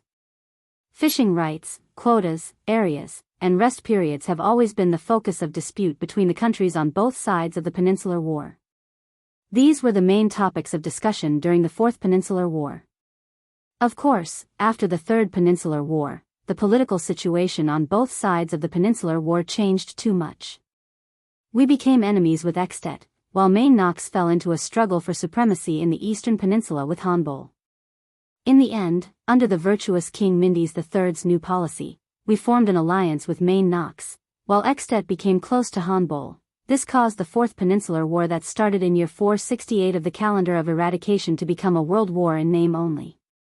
The flames of war were no longer limited to the tangled forces of one side and crossed the sea to invade another side. Instead, it affected every corner of the world. Thales remembered the smiling middle-aged king of the three constellation kings in Mindy's hall, the portrait of his head carved on the silver coin, and the burned scar on his chest. He then remembered the pair of blood clan sisters in Corleone and the so-called Starry Night Alliance. Thales shook his head and chased these thoughts out of his head. "Do you not agree with Mindis's foreign policy?" the prince asked curiously. "That is not the case." Putre shook his head. "Forming an alliance with Main Nox is the trend of the times. There is also an old Far Eastern proverb that says, 'Befriend distant allies and attack nearby enemies.'" Although the scale of the Fourth Peninsular War was huge and the price was heavy, Putre said slowly as he pondered, "In my opinion, the new political situation has also strengthened the connection between the two peninsulas. The conditions for the outbreak of a world war have all been eliminated in the increasingly complicated interconnected situation, such as the conflict between us and Ekstet in the Western Peninsula. Since the Fourth Peninsular War until now, we have not had a war that crosses the continents for 2 centuries. We have enjoyed more than 200 years of peace. Almost every century before this, we have had a peninsular war between the two peninsulas after the conflict between the two peninsulas accumulated to the extreme." Thales frowned. He had always felt that the so-called Peninsular War was a little strange with such a country's productivity and political system. Crossing the sea to conquer the peninsulas. How much manpower and logistical supplies do they need? Can the price paid by the various countries really be compensated with just a little bit of eternal oil? They moved forward under the gazes of the soldiers on both sides of the road. Soon, a village appeared in front of them. Thales raised his eyes. He noticed that the trees outside the village were tied with ropes.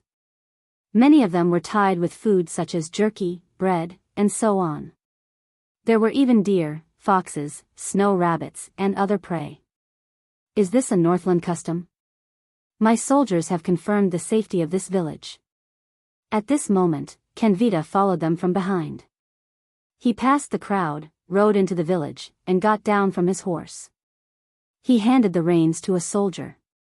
"We will dismiss a portion of the recruits whose hometown is nearby. You can rest for a while in one of the taverns inside and enjoy lunch." With Ralph's help, Thales got down from his horse. He heaved a long sigh of relief because he could temporarily get rid of the horse. Then, he raised his head with great interest and observed the village next to Raymond Pass. This was supposed to be a quiet little village that did not even have walls. But at that moment it was filled with burly men who were well-built and armed to the teeth. Even though most of the escort troops were stationed at the front and back of the village to rest, Thales could still see Northland soldiers bustling about under the eaves of the single-story houses built with bricks, wood, and earth. However, the strange thing was that these soldiers did not seem to disturb the peace of the village. They mingled with the men and women of the village, who were dressed in coarse sackcloth jackets. The square in the village was especially filled with soldiers and villagers. Wine glasses were being tossed back and forth, and their laughter was deafening. This time, I'm going to F***ck you up, Crandon.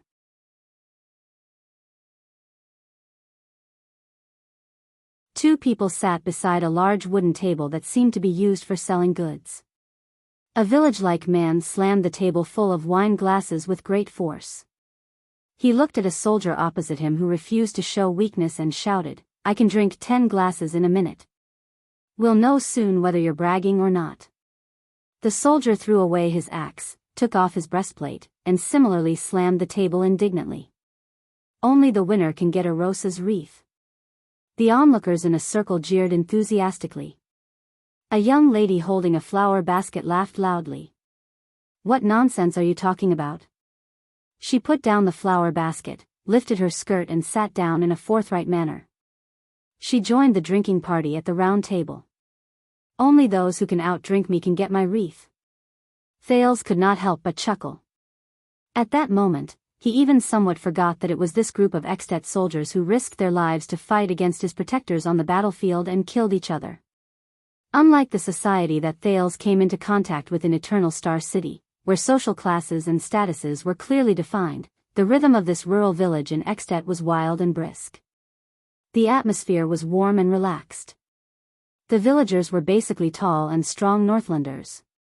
They looked forthright and had hearty smiles. "Hey, Tolja, how long are we staying here?"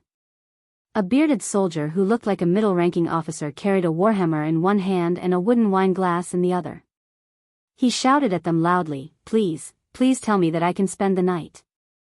"We will depart in the afternoon," Tolja replied loudly in dissatisfaction. "Before that, tighten your pants, Ironhead Croc."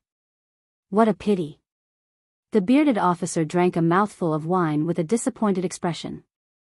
The wine flowed down his beard as he muttered, "I remember that there is a beautiful cook at Hero Tavern." Thales did not care about the soldiers and villagers who were pointing at him and gossiping about him. There was no lack of disdain and malicious gazes either. He followed Kenvita and Tolja forward, while the people from the diplomat group followed behind them.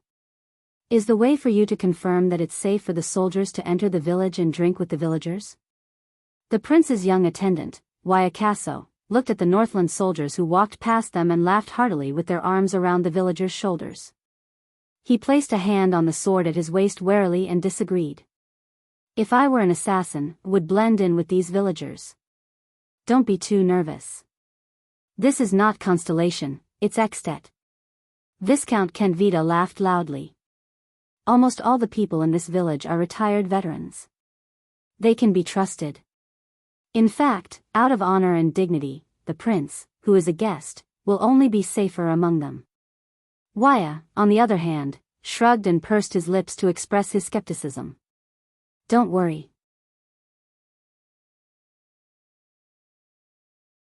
Thales nodded at his attendant. "The soldiers have all spread out and infiltrated the village. Even if they are assassins, they will have to consider the possibility of an assassination and the price to pay. This is Mountain Pass Village, isn't it?" Putre looked around with nostalgia. "I remember that there is a tavern here, and the owner is very famous, Hero Tavern. It was opened by a retired veteran 30 years ago," Tolja said flatly by the side. "And the rye wine inside is famous far and wide." Thales, who was curiously sizing up his surroundings, followed Kenvita and Tolja to a rather large stone house. There was a huge signboard with a wine glass hanging on the door of the stone house. The Fire Knight pushed open the two doors and walked into the bustling Hero Tavern. Thales followed him into the warm stone house and shook off the cold air behind him. He watched as the tavern filled with customers instantly quietened down. Many people cast their gazes on them. Thales recognized that there were quite a number of Northland soldiers among the customers, and it was obvious that they had just arrived. But a few seconds later, the lively atmosphere in the tavern returned, as though the people who entered were just a few ordinary people. "You didn't empty the tavern," Waya said with a frown, then His Highness's, a coarse and old voice rang out like an explosion. "Brat, this is my tavern."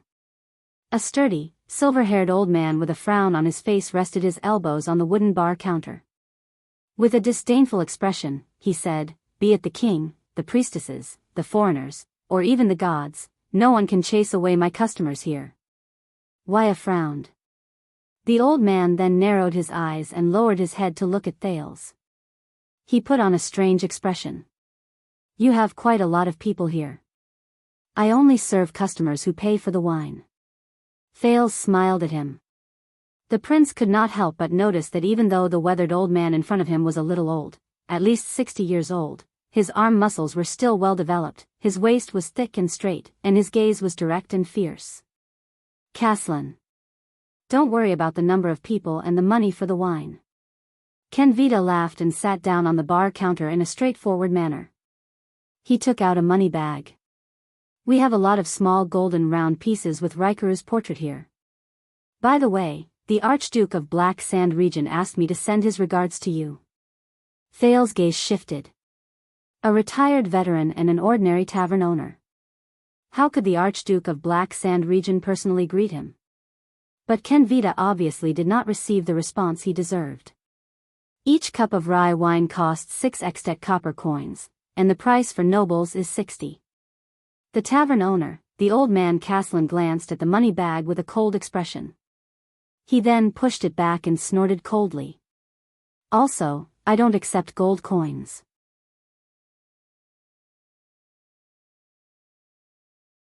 Especially the gold coins from Lampard, who killed his own family. Kenvita's expression immediately froze. Thales was also shocked.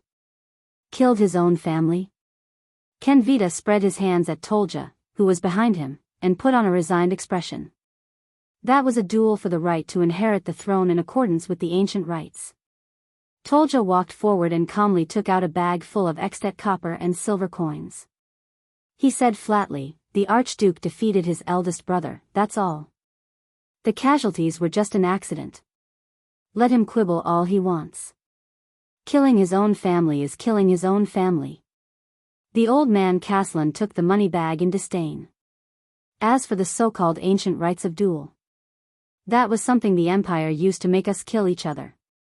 The Archduke of Black Sand region killed his own brother and seized the right to inherit the throne, and it seems to be following some kind of dual ritual of the ancient empire. Thales silently stored this information in his heart. Thales looked at the boorish old man in front of him. This tavern owner's identity is not simple, and he doesn't seem to be on the same side as Lampard. Maybe I can gather some information from him. So it's 1, 2, 3, 6, 7, 8. Caslin weighed the money bag in his hand and counted the number of people in front of him. Wait. Thales had a brainwave and spoke at the right time. The Archduke of Black Sand region's money belongs to them, but the few of us will pay for our own. We have, about a dozen people. Caslin's eyes darted around and he noticed Thales again, who could not even reach the bar counter. Kenvita furrowed his brows and looked at Thales thoughtfully. Thales nodded at Putre. The latter raised his eyebrows, then walked forward and took out a few silver coins. Ah, I recognize this portrait. King of the Oath Keepers, Midir, right? Caslin took the silver coins and scrutinized the picture on them. He then raised his head and chuckled, revealing his yellow teeth. You're from the Empire? No. Thales smiled and shook his head. We're from Constellation. Beside him, Waya's expression changed, while Putre seemed to be deep in thought. I know, brat. You're the Prince of Constellation, and you're here to apologize. Caslin stared straight at him. What a long and arduous journey. Thales shrugged. All right. Caslin snorted. There's no reason to say no to money. Hey. Kenvita protested. Aren't Archduke Lampard's gold coins money as well? Hey, Brian. The owner of Hero Tavern ignored the Viscount. He raised his voice and knocked on the wooden window behind him. 20 glasses of ale, normal ones will do. A tall, black-haired man in his 30s walked out from behind the bar counter. There was a burn scar on the left side of his face. He snorted coldly. The tavern assistant raised a thin wooden stick with a displeased expression and turned towards the cupboard behind him.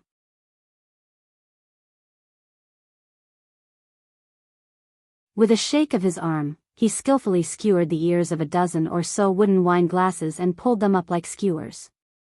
With another shake of his arm, the dozen or so glasses hit the bar counter at the same time. Brian deftly pulled out a wooden stick and lifted a large wooden wine barrel. He began to pour wine into the wine glasses that were lined up in a row. As he poured, he stared at the crowd with an unfriendly expression. He even glared at Thales fiercely.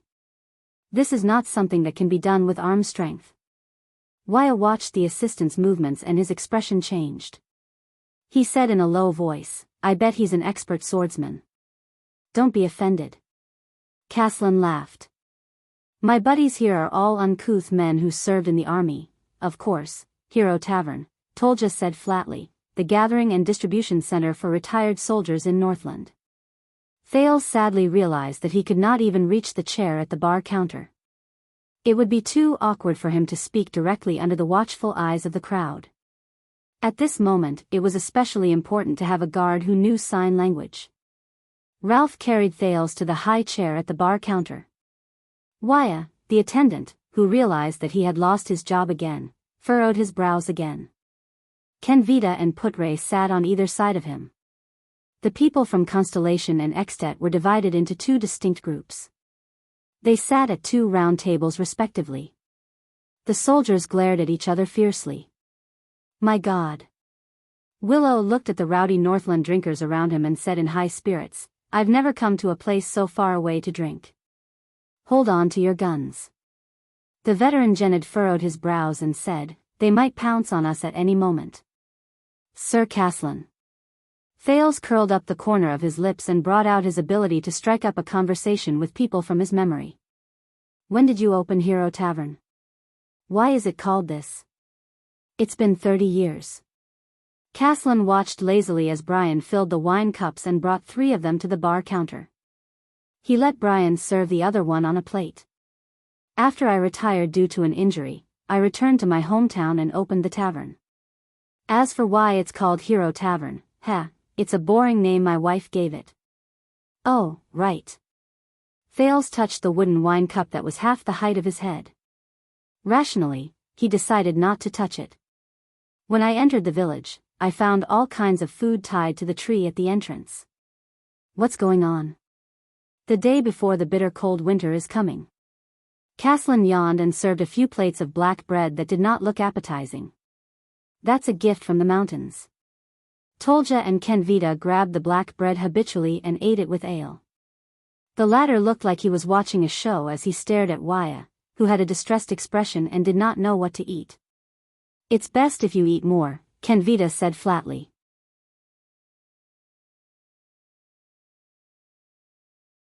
"We still have to continue our journey in the afternoon. We'll only set up camp at night." A pampered constellatiate. Kenvita chuckled in his heart. "This is Hero Tavern's signature dish, the common coarse grain of the Northland villagers." Wyatt frowned as he stared at the black bread in front of him. Putre sighed and grabbed the bread. "It seems like this will be our lunch today." It was probably Kenvita's deliberate action to test the prince's attitude or to take revenge for the prince's indifference. But immediately after, everyone watched in astonishment as the Honorable Second Prince of Constellation, His Highness Thales Jadestar, grabbed a thick and hard piece of black bread with both hands. Then, he took a bite without a care. His expression made it seem like he was not eating the black bread that was difficult to swallow, but a gift from the mountains? Thales chewed on the hard bread in his mouth and curiously asked in a muffled voice, "The day before the bitter cold?" The taste is actually not bad. I only need to chew and chew it. It's not like the black bread in the Brotherhood, which needs to be roasted with fire when it's bad." Caslin's expression changed. He looked at Thales with an increasingly amused gaze. "The day before the bitter cold is a weather unique to Northland. At that time, Northland will welcome the coldest period of the year. The amount of sunlight will be drastically reduced. Those who go out must wear extremely thick leather jackets and bring along enough fire supplies. They cannot go too far either. The time for outdoor activities will be reduced to less than 3 hours every day." Putre stared at Thales, who was eating with gusto, with a strange gaze. It's because I travel outside all year round that I've developed a tough mouth and a good appetite. But the prince, Wyatt ate a mouthful of bread with a distressed expression. He felt like vomiting, but when he saw Ralph beside him, who was also enjoying it, his appetite and fighting spirit were instantly reignited. The day before the bitter cold will last from a few weeks to a month, Putre continued saying, as for the gift from the mountains, that's a gift to the gods. The owner of the tavern, the old Castellan, chuckled and took over the conversation. The first prey that is hunted and the first food that is touched will be hung on the treetop, and it will belong to the gods. Only travelers who have to go out during the day before the bitter cold winter can take it. It's a gift from the gods. Gods. Thales swallowed. Which gods are they? Sunset, bright moon, and dark night? In his memory, the more famous gods in Eternal Star City who also had their own temples seemed to be these three. But Castellan chuckled. None of them. What we commemorate is the gods that have been passed down since ancient times in Northland and even the world. They are generous gods who look after the land and the mountains, and protect the travelers in the wild.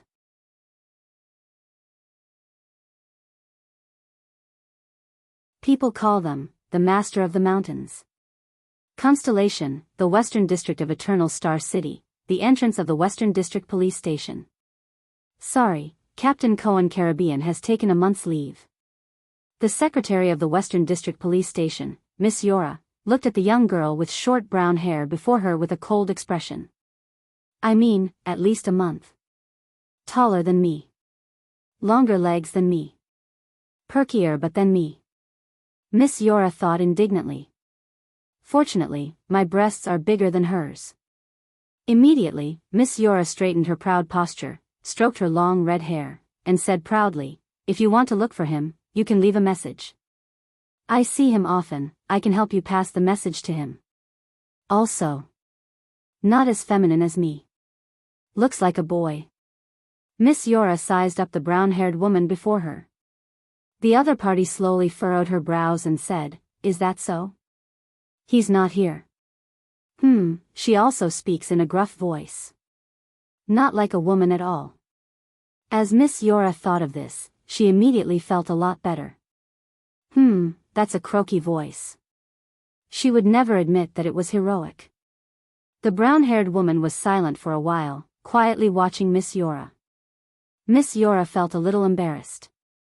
The brown-haired girl immediately lowered her head and looked at the emblem of the Twin Tower longsword on her right hand. Her lips curled up into a smile. All right then, please leave a message for him. The brown-haired girl looked at Miss Yora's expression and said with a playful smile, just say.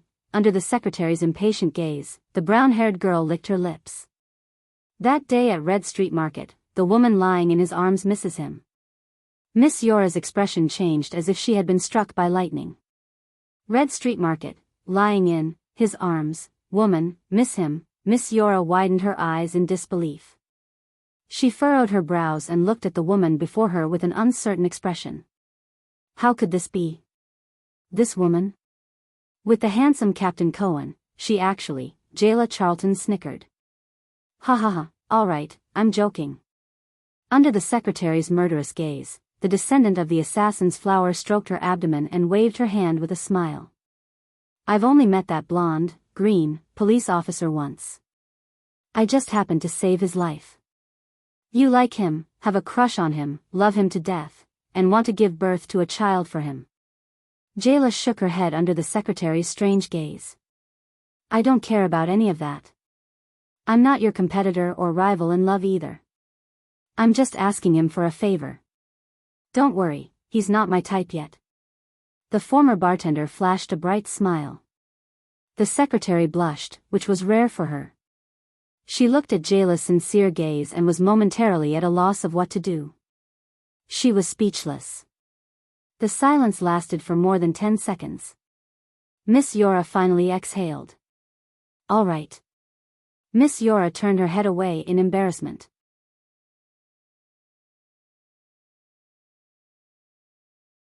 The blush on her face had yet to disappear.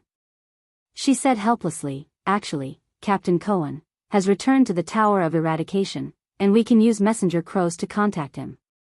You can write him a letter, and then. Jayla smiled. All right, I'll write him a letter. The young former bartender nodded and thought about something. Thank you, Miss Yora. Actually, if it's not too troublesome, the secretary said a little embarrassedly, maybe I can help you. After all, you're Cohen's friend. Although I am just the secretary of the director, I know a lot of people. For example, my brother is serving the royal family.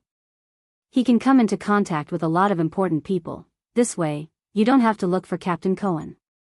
Miss Yora clenched her fists in her heart. Do you think it's over just because you don't like him? What a joke. Don't look down on a woman's persistence, whether it's for yourself or for your rival in love. Jayla looked at Yora in astonishment, then broke into a smile. You can't help me with this. Jayla shook her head in resignation. You're still too. Jayla suddenly stopped talking. She seemed to have remembered something. Miss Yora revealed an expectant gaze. Maybe you can really help me, she said slowly. Yora, you're the secretary of the police station. You can see all cases, wanted posters, and intelligence. Can you help me pay attention to some information? Miss Yora smiled and nodded. Of course, if it's not a secret, what do you want to know? Jayla exhaled and said in a low voice, I want to investigate the locations of large arms smuggling cases from Constellation to other countries over the past few years, especially those related to Black Street Brotherhood. There's a guy called Rhoda. Miss Yora took out a pen and paper. Jayla hesitated, but in the end, she still said, also, I want to find 3 children. Their characteristics are very obvious. They might have been abducted by the Brotherhood, but they are not in Eternal Star City. Miss Yora raised her head in puzzlement. A 10-year-old boy called Cindy. He's a little bigger than the average child. A little girl with a circular burn scar on her face called Coria. She's about 4 or 5 years old. A 7 or 8-year-old boy called Ryan. He doesn't have a right hand. That's it? Miss Yora nodded. I'll go back and look at the recent case reports regarding the crackdown on human trafficking. Wait. Jayla raised her head and said with a serious expression, I'm looking for another little boy. He went missing near Red Street Market. He might have fallen into the hands of Blood Bottle Gang. Black hair, gray eyes, about 7 or 8 years old. He's Jayla's gaze darkened. A child who doesn't look like a normal child. Miss Yora raised her head in astonishment. He's a little too smart and mature. Jayla lowered her eyes and continued to explain. Is that so? A precocious child.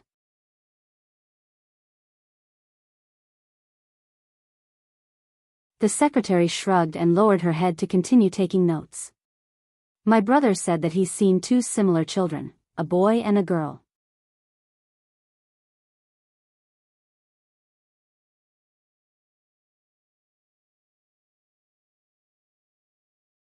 Chapter 113. Master of Mountains?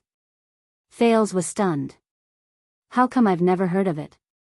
Because this god does not have a representative in the human world. It does not have a temple or a church, Putray explained with a chuckle. There are even very few credible records of the manifestation of divinity. It only exists in the stories and legends that are passed down by the people. And for the travelers in the wilderness, worshipping the Lord of the Mountains is more of a kind of safety and peace of mind when traveling far away. The gifts from the mountains are more like a ritual to help the travelers overcome the harsh cold. Passed down by word of mouth? During the era of the ancient empire, the Master of Mountains was once the common belief of all humans. Not only us Northlanders, but also you, the Redalians who built the empire at the center of the world, the Kalanzarians of the southwestern land of thorns and dragon-kissed land, the barren bone people of the Great Desert, the Neda robbers of the Near East, the Kisari who graze on the eastern plains, the dark-skinned red earthlings in the extreme south, and the Kasai who roam the islands. Other than the Far Easterners, almost all humans know and acknowledge the existence of the Master of Mountains.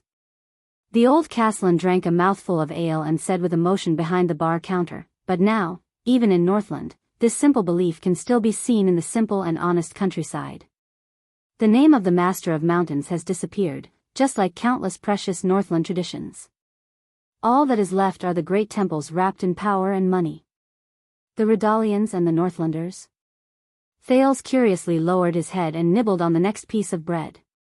I remember the title of the Supreme King of Constellation. Yes, we all know.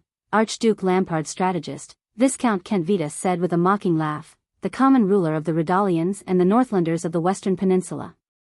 But I sincerely suggest that you omit the latter part in extet. The Northlanders have never acknowledged your rule over us. As far as I know, Putre retorted sharply, 2/3 of the Northland province during the era of the ancient empire was in extet, while the remaining 1/3 was in the northern territory of Constellation. Those Constellatiates also called themselves Northlanders and acknowledged the Supreme King's rule over them. This is where the problem lies. Viscount Kentvita tapped the bar counter thoughtfully. Northland has always belonged to Northlanders. Why should it belong to Constellation? Why should it belong to the rule of a Redalian king? Thales suddenly understood.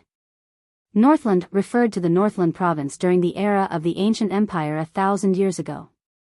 It was a geographical concept, and Northlanders referred to the human race that existed before the empire was built. They lived on this land.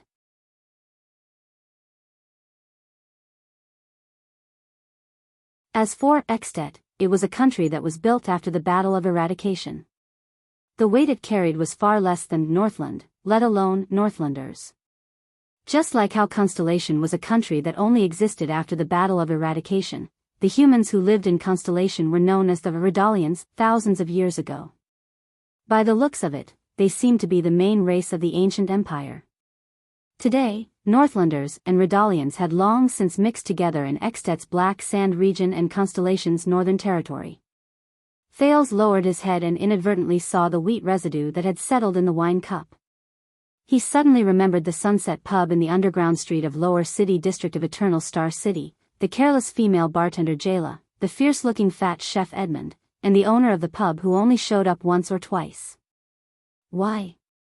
Because of history, Putre said flatly. Today, whether it's Black Sand region or the Northern Territory, the Redalians and Northlanders have lived together for many years.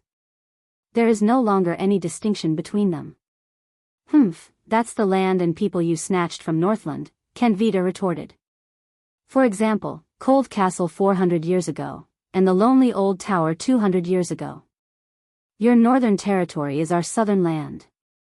As the owner of the pub, Caslin listened to the argument between Kentvita and Putre. He could not help but let out a loud laugh that no one else could understand. Thales felt a chill in his heart. So this is how Extensions think. He thought of the soldiers' attitude and behavior towards them when they first entered Lampard's camp. He immediately understood.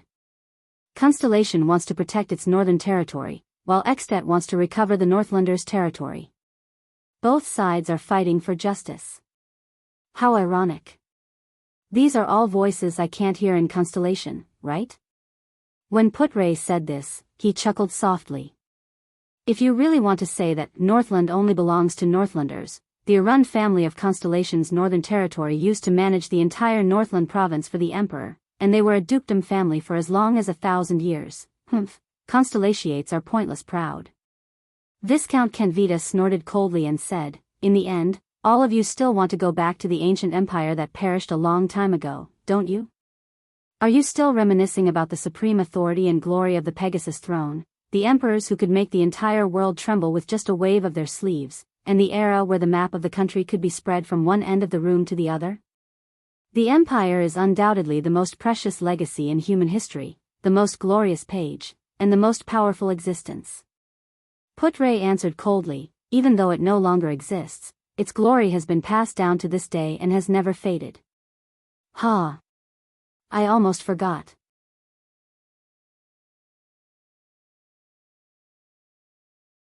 Kentvita raised his hands and laughed mockingly at Thales. As long as Constellation exists, the empire will last forever, right? Your Highness? Thales shrugged and responded to him with a smile. Don't make fun of the royal family, Putre said coldly. His bloodline once stood at the top of the world and witnessed the rise and fall of mankind. Bloodline? Kenvita snorted with a nasal voice. Northlanders do not believe in bloodlines. A hero who can shoulder the burden of the country and its people will naturally become a king. The next moment, the Viscount of Extet narrowed his eyes and said sternly, "And listen carefully, Your Highness. The empire ruled by the so-called imperial family that you were born in has only left the world a nightmare of chaos." Thank you for your reminder." Thales scratched his head awkwardly and laughed dryly. What a novel point of view. Novel? Kenvita stared at him and said flatly, "Have you heard of Quisso Lampard's story?" "Your Highness." Quisso Lampard? The ancestor of the Lampard family? The king of rebellion? Thales answered excitedly. "You don't need to hear it from the subordinate of an archduke." Putre was about to speak, but he noticed that Thales had raised his hand with great interest and stopped him from speaking. "Please continue, Viscount Kenvita," Thales said with a smile. "I am very interested in all knowledge." Putre and Kenvita glanced at Thales in surprise. "Do you know Archduke Trentida of Reformation Tower? He is one of the 10 archdukes of Extet."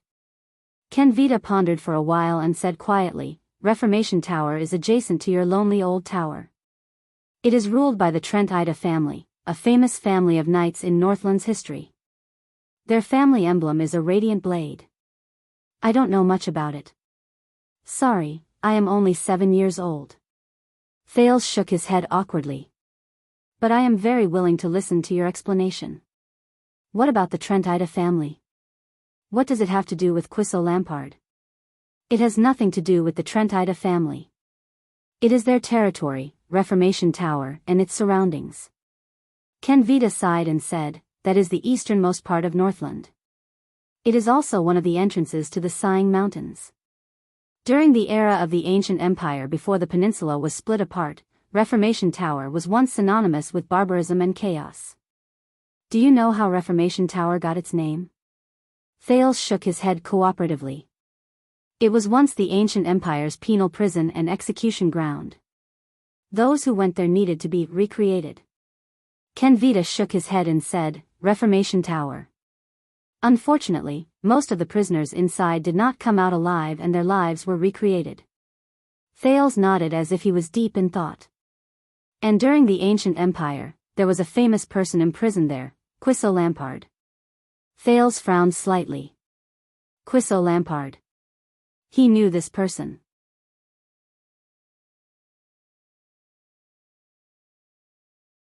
At least, he was mentioned in the world history that Gilbert made up for him. Quisso Lampard, Northland's king of rebellion. He was the man who started the first civil strife in the ancient empire. However, in the books, he was a forest bandit who roamed the Northland pine forest. During a robbery, he accidentally killed an official of the empire, so he was captured by the empire. His accomplices attacked the execution ground and rescued him. The desperate Quisso knew that he could not escape the empire's pursuit forever, so he decided to go all out. Taking advantage of the Northlanders' dissatisfaction with Duke Arun's harsh governance, he spread rumors to divide Northland, stirring up a storm of chaos in Northland, and completely embarked on the path of rebellion against the empire. In the end, his rebellion was easily extinguished by the empire's army at Lonely Old Peak. However, the empire's first civil strife also broke out because of this, and it became more and more intense. However, today, Kenvita told him a completely different story. Kenvita said faintly, "It is said that the Lampard family is the descendant of Takmu, the first king of the north, during the uncivilized era before the orcs invaded. More than 1,500 years ago, Quisso Lampard was just an ordinary lumberjack in the Northland province of the ancient empire. However, he was highly skilled, forthright, and righteous. He helped the poor and the weak. He was very famous in the area. Even the Northland province's Duke family, Arund, knew of him. That was the so-called empire's most glorious era. The elves compromised with the empire, the dwarves became craftsmen, the orcs fled to the glaciers, the dragons went extinct, and only the Far East remained unconquered. Therefore, when the empire's campaign to conquer the Far East was in full swing, Quisso was enlisted into the army. With the glory and pride of fighting for the empire in his heart, he gladly went to the battlefield. He fought bravely and was good at fighting. Due to his prestige in the hearts of the Northlanders, he was promoted all the way until the Empire conferred him the title of Count and appointed him as the general of the Northland army. Thales's heart trembled. This story was completely different from the one he had in mind. With the hard work of Quiso and the other armies, the Far Easterners retreated in defeat and were trapped in their isolated city. Only the Chelan holy capital, which was about to fall, was left with no soldiers and food supplies. The Empire's magnificent feat of unifying the world was about to be realized. The Emperor's desires became more and more excessive. His demands were endless. He never stopped conscripting laborers, and the amount of taxes increased. The Northland province, as the best source of soldiers, was the first to bear the brunt of it. The Northlanders could not take it anymore.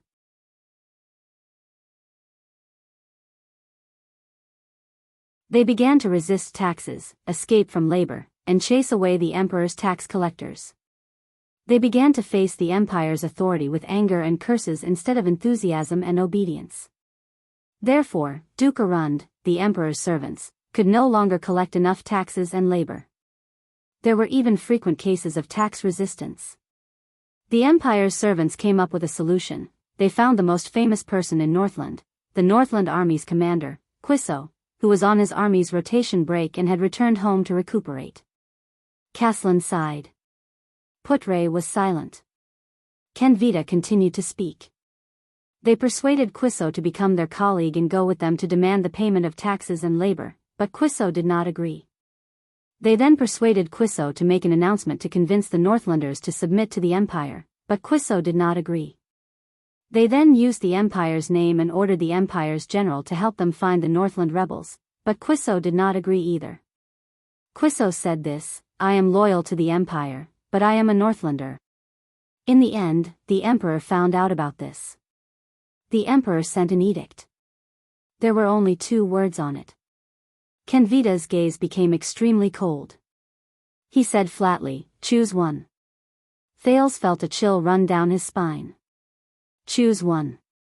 The next thing the Northlanders knew was that Quiso was exiled to Reformation Tower until he proved his loyalty to the Empire again. The Emperor could not tolerate his general failing to do so. But for a whole year, Quiso did not relent. At the same time, the Northlanders who heard the news became even more resentful.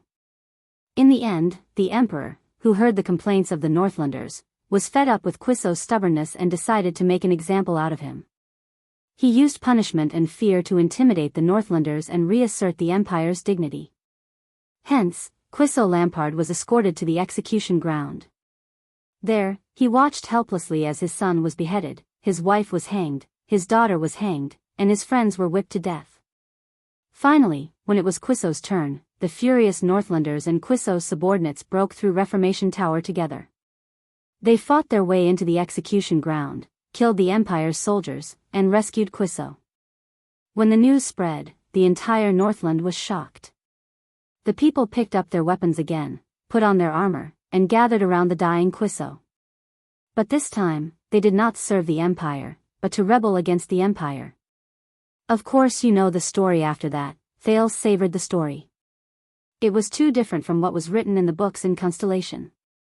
Yes, Thales said quietly as he pondered, the King of Rebellion fought to the end, and his last 300 men, but at the end of the story, Kenvita still surprised Thales.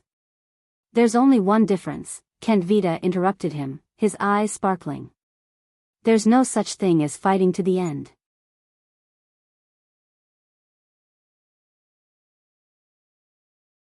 Thales was stunned. Quiso had no intention of fighting at all.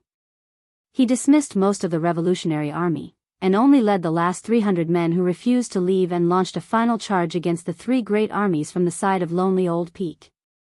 This is more like a complaint against the Emperor, not a rebellion against the Empire he was loyal to all his life, isn't it? After he died, every Northlander lit candles in every household and honored him as king according to the ancient rites of the Age of Kings. This is the story of the King of Rebellion. Many extensions are familiar with it. Do you understand now, Emperor's descendant? Kenvita said flatly, what the Empire left for Northland? Caslin watched Thales' reaction with interest. Fortunately, the others were sitting at a round table some distance away from them.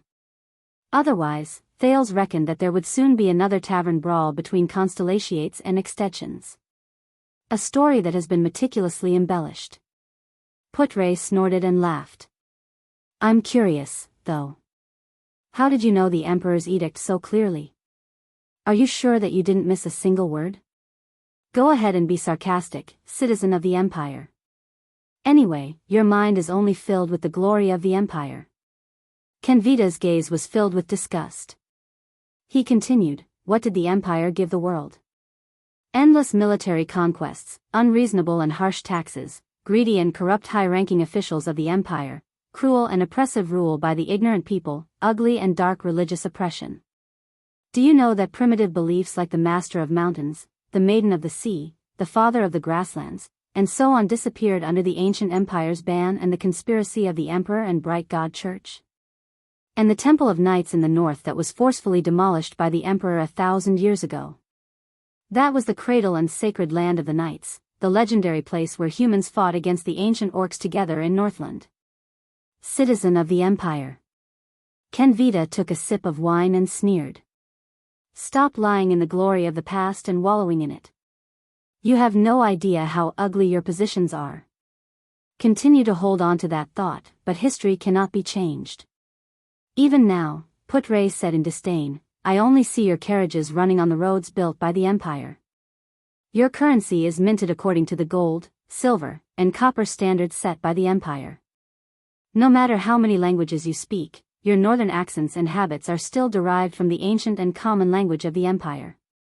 Your armies follow the Empire's system of regiments, brigades, guards, and squads. Your nobles follow the Empire's system of dukes, earls, viscounts, barons, and lords.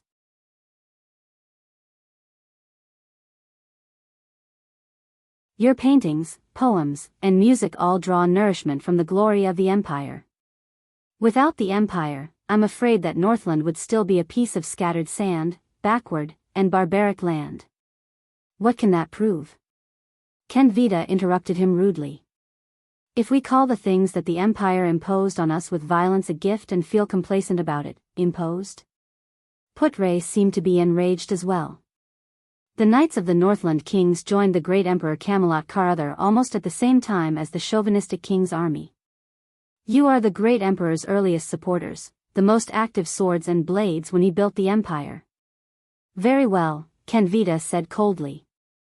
Now, we, the children of the Northern Wind and the Dragon, no longer need that evil Empire. We are self-reliant. Please put away your pride in the Empire, citizens of the Empire.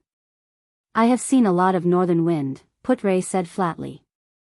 As for the dragon, if you are referring to the one embroidered on Extet's flag, the material is not bad.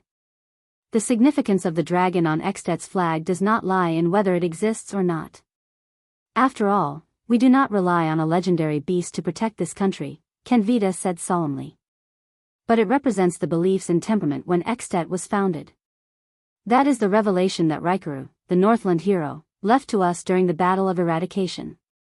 Strength, patience, strength, tenacity, pride, persistence, and... Kenvita glanced at the people from Constellation, then picked up his wine cup and took a big gulp. With a rather profound smile, he said, never surrender, even if it is a colossus like the Empire. And what is left of all of you? Kenvita sneered and said, Constellation is just an antique. There is no meaning to its existence at all. The reason for its existence is only to testify to a piece of past history, to summon the soul of a country that has perished for a long time. Putre was about to answer, but he heard Thales heave a long sigh at that moment.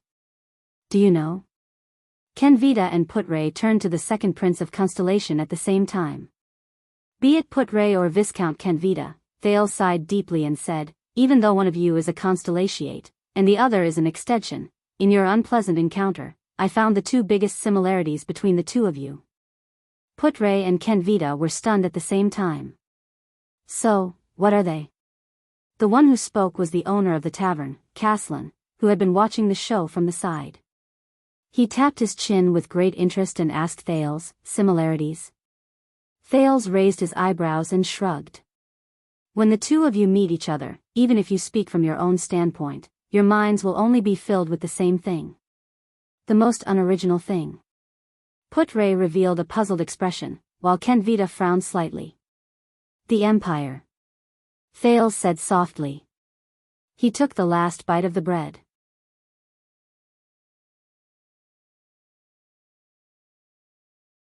Put-Ray and Kenvita were stunned at the same time.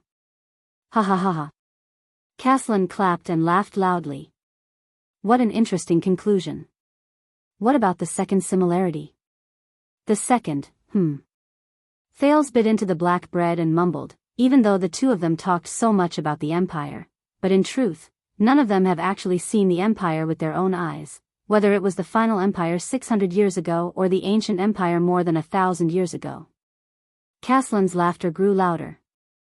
Put-Ray and Kenvita's faces darkened at the same time. Well said. The second Prince of Constellation. Caslin slammed the table in extreme joy and laughed loudly as he looked at Thales. They have never seen the Empire. Thank you for your support. Thales shrugged. On one hand, it shows that the Empire's influence is indeed far-reaching. On the other hand, he stared at the two quarreling men in resignation. Both of you are arguing with each other's imaginations. Really? Put-Ray and Kenvita turned their heads at the same time and no longer looked at each other. Get over it, boys. The old Caslin shook his head. Who else remembers ancient legends, glorious past, lost history, and sacred traditions, other than the nobles who boast about their families and the stinky scholars? But this thing. He pointed outside the door. The gifts from the mountains can prevent the young lads from freezing and starving to death when they go out in the cold winter. That's enough. It's useful to people, so it has its own meaning of existence. The Master of Mountains has not disappeared. It has always lived in the cracks of every day before the bitter cold, and lives in the gratitude of travelers who pluck food from the trees. As for the dragon and the Empire, Caslin sneered. It's the same principle. Put-Ray and Kenvita did not speak anymore, but their expressions were unpleasant. Thales flashed a bright smile. Asterisk bang. Asterisk Caslin slammed a wine glass with a different color on the bar counter and pushed it in front of Thales. High-quality rye wine, specially provided by Hero Tavern. Under Thales' astonished gaze, the old man said casually, my old comrade in Prestige Orchid region provided it with rye. There's a daily limit. It's not for the crude stuff they drink. This is for what you just said. Thales widened his eyes.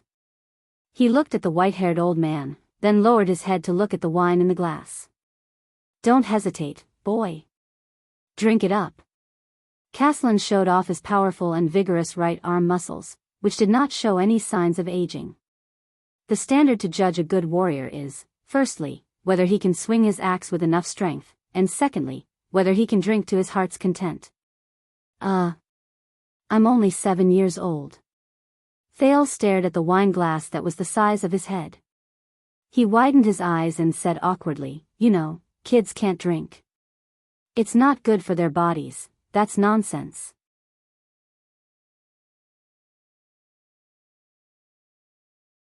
Caslin gave Thales a thumbs up with his yellow teeth. He then slapped Thales' shoulder, causing him to stagger. Only 7 years old can drink.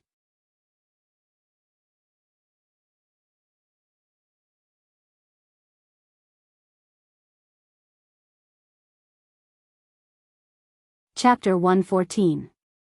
After Thales tried his best to reject the cup of rye wine, he breathed a sigh of relief under old Caslin's regretful gaze. They rested for a quarter of an hour. Viscount Kenvita turned his head and nodded at the fire knight. Tolja. Get ready. Tolja ordered his soldiers. We're ready to depart. We must reach Prestige Orchid region before tomorrow night. Upon hearing their commanding officer's words, Extet's officers and soldiers stood up in unison. They left behind their wine money and walked out of the tavern. The Constellations looked at Thales. Thales glanced at Put-Ray, shrugged, and jumped off the bar counter. But just as he waved at old Caslin and was about to leave, Brat, wait. Caslin left the bar counter and walked towards Thales. Thales only then realized that this old man was extremely tall. Caslin was almost 7 feet tall. He had to raise his neck to an angle that he could barely look up at him. Fortunately, Caslin squatted down in front of him. "You want to apologize to King Nuvan, don't you?" Old Caslin said slowly, "And I also heard that it is to repay Prince Mariah for his misfortune in Constellation." "Yes." Thales exhaled. "Let's see if King Nuvan will be interested in my head." Caslin's gaze on him changed slightly. The old man sighed. "When I was your age, I only knew how to chase sparrows behind my brothers, but..." Thales smiled faintly. But before Thales could speak, Caslin continued, "Damn those messy political schemes of the nobles. They never show mercy, don't they? I don't care if you are 7 or 17. God knows how Prince Mariah died. It's a pity, he was a good lad." This. Thales looked surprised. "Thank you for your understanding." "Sir Caslin, listen," Caslin said flatly. "I once served under Nuvan. To a certain extent, I am quite familiar with him. This tavern owner knows King Nuvan?" Thales was slightly stunned. He turned to look at Kenvita, who was not far away. "Why did they bring me here? Is it really to rest in the middle of the journey?" Caslin sighed softly. He was a good king when he was young, a typical burly Walton man. "I still remember Nuvan Walton standing at the 38th sentry ground, swinging his flail at the attacking orcs. At that time, he was generous, tolerant, and just. He could stand in front of an orc's axe for a nobody. Every warrior thought it was an honor to die for him." "Oh." Thales' eyes brightened. "That's good. It looks like at least he won't be a king who will simply order me to be beheaded. But people change." The old Caslin exhaled. His gaze became misty and unfocused. "Nuvan is also human. He will grow old. There will come a day when he will be bewitched by slander and women, and be controlled by desires and impulses. Although he has the blood of Rykuru Extet, he is not a perfect dragon or hero. Especially, he's a father who lost his son." Thales could not help but be stunned.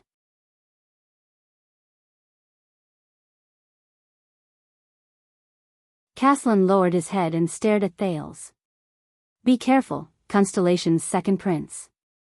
Extet uses the Great Dragon as its flag, but for the past 600 years, we have only worshipped the Great Dragon's strength, learned the Great Dragon's pride, and cast the Great Dragon's wisdom to the back of our minds. Although we claim to be the children of the Northern Wind and the Dragon, the shackles of the Empire on our shoulders are no less than Constellations." "What do you mean?" Thales widened his eyes. "Do you mean that Extet's domestic situation may be worse than we think?" "Child, take care." Caslin only shook his head and gently placed his hand on Thales' shoulder. "Since you paid but did not drink, consider this a bit of advice from me." Thales could only spread his hands. "Thank you for your advice, unfortunately, it's useless. What will come will come." No matter what, he had to face Nuvan VII. "Right." Caslin hesitated for a while and suddenly exhaled. He smiled and said, "If you run into any irreversible crisis in Extet, when even King Nuvan can't save you, King Nuvan can't save me?" Thales was puzzled. "What does that mean?" "There is a butcher shop on Dragon Cloud City's westbound road. Its signboard is a dagger." Caslin snorted. Under Thales' furrowed brows, he said in a low voice, "The boss is a Far Easterner with the surname Gu. He owed me a favor in the past. He is an extremely daring fellow and often does things that violate the law. If you want to ask him for help, just say, $6.50.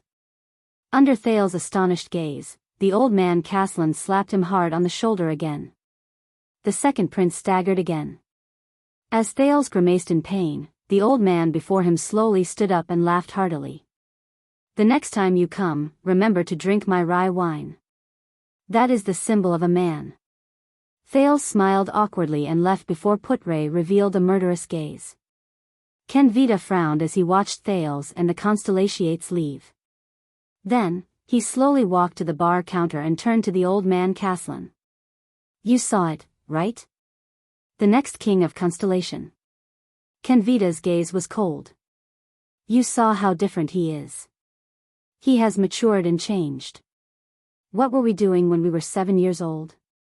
What was King Niven doing when he was 7 years old? The old man Caslin stared at the door of the tavern and said slowly, this child's gaze is indeed different from other people's. He could not see reverence or nervousness in the child's eyes, only interest and curiosity. There was also an enigmatic confidence and determination, as if they had never wavered. This is not the gaze of a child who is thousands of miles away from home and afraid. This is the next opponent that Extet will face. I am almost certain that when he grows up, he will definitely become Extet's greatest enemy. Kenvita curled up the corners of his mouth and knocked on the bar counter.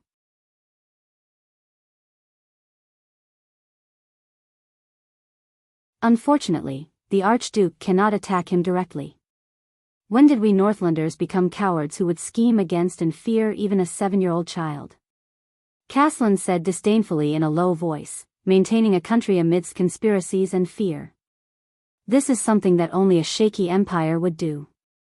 Of course, Archduke Lampard strategist said softly, for this, we need a better king, not an old and muddle-headed person who does not enjoy his position and does not have to be a hot-blooded person who is still wet behind the ears. Caslin grabbed 2 wine glasses and placed them in the window of the kitchen. So, Chapman Lampard is really a good candidate? I believe that you still love Extet and the Dragon's Kingdom deeply. Kenvita fixed his gaze on him. Even though King Niven chased you out of the White Blade Guards. Hey! The old man seemed to be particularly dissatisfied with this sentence. Niven did not chase me away. I left on my own. Kenvita did not speak. He only stared at the old man. Really? After a few seconds, he said slowly, so, you still don't agree? So you still don't agree? Caslin shook his head mockingly. I am just a tavern owner. What can I agree to? Caslin the Earthshaker, as the former leader of the White Blade Guards, your name still spreads among them.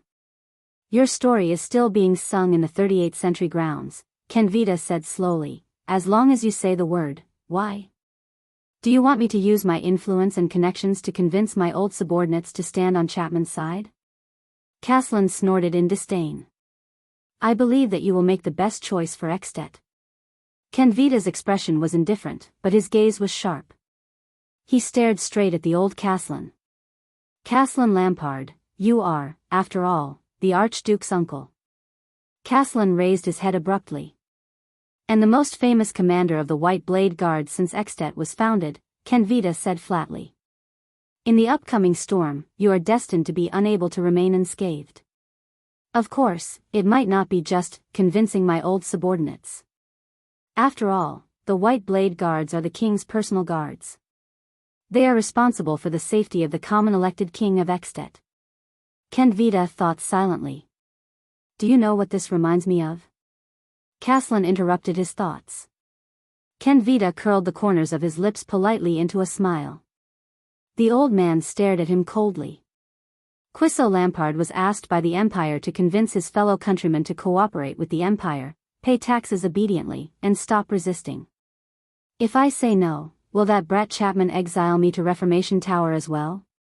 Kenvita frowned. Go back and tell my nephew, Caslin said slowly but firmly, go to hell with Lampard. Go to hell with Rumba. Kenvita sighed and shook his head as expected. Then, you should at least be able to help me with the second favor. Caslin snorted coldly.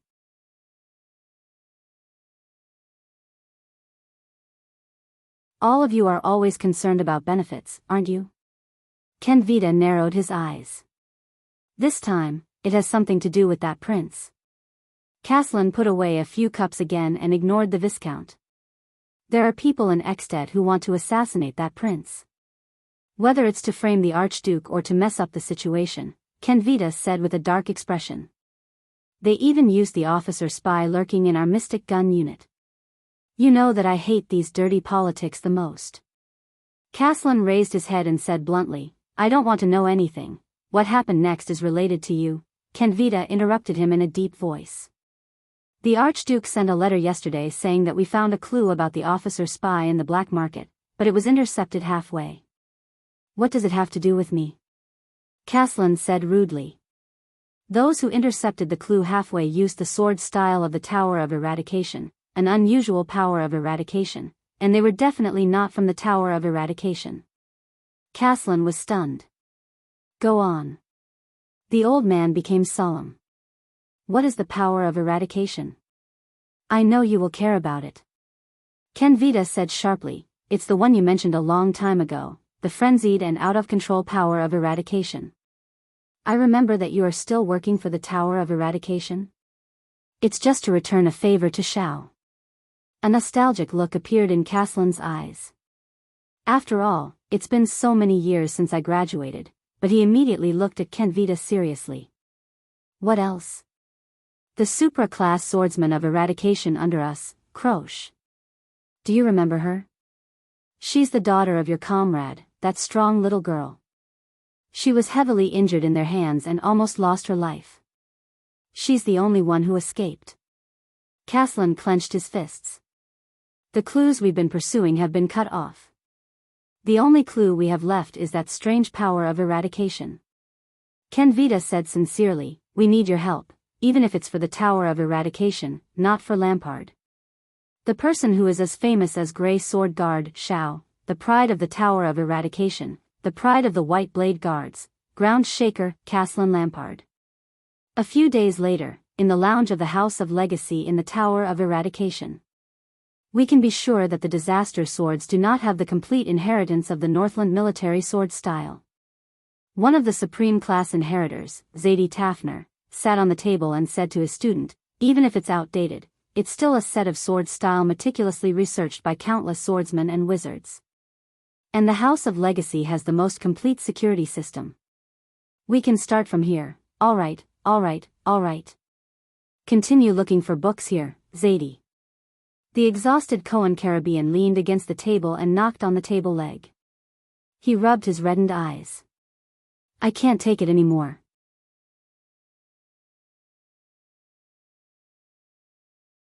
But I'll remember these good times, the days when I sneaked into the truth library with my teacher every night. Zadie's face instantly darkened. Are you giving up? His teacher said in displeasure. Are you giving up on the investigation of the disaster swords?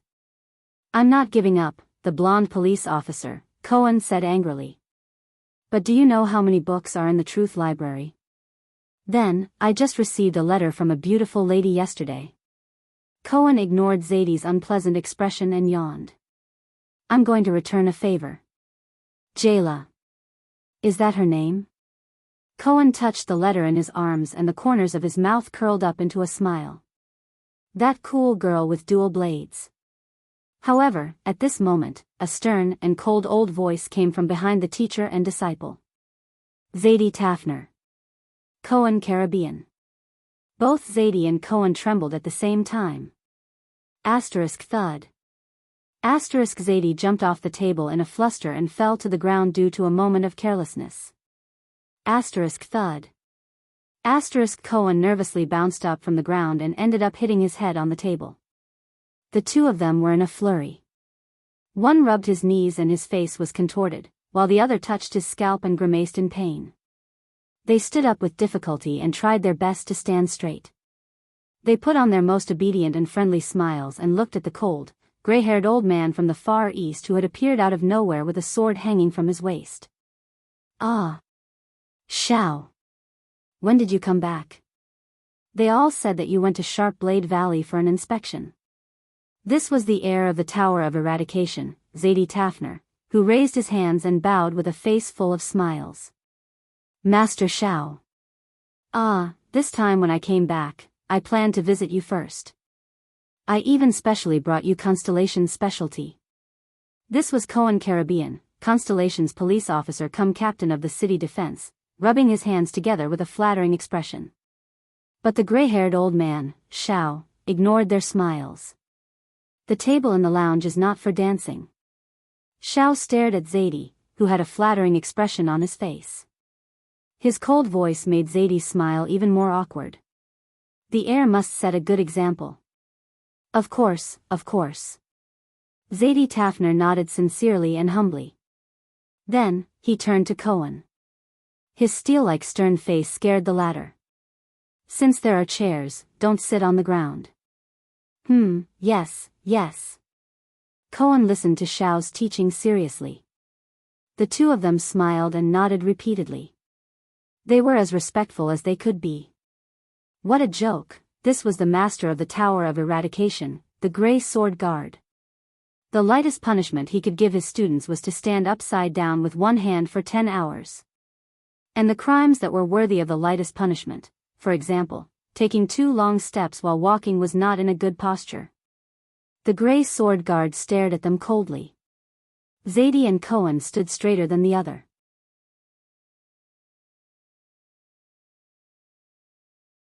Fortunately, Xiao only snorted in the end and did not say anything else. The two of them secretly breathed a sigh of relief.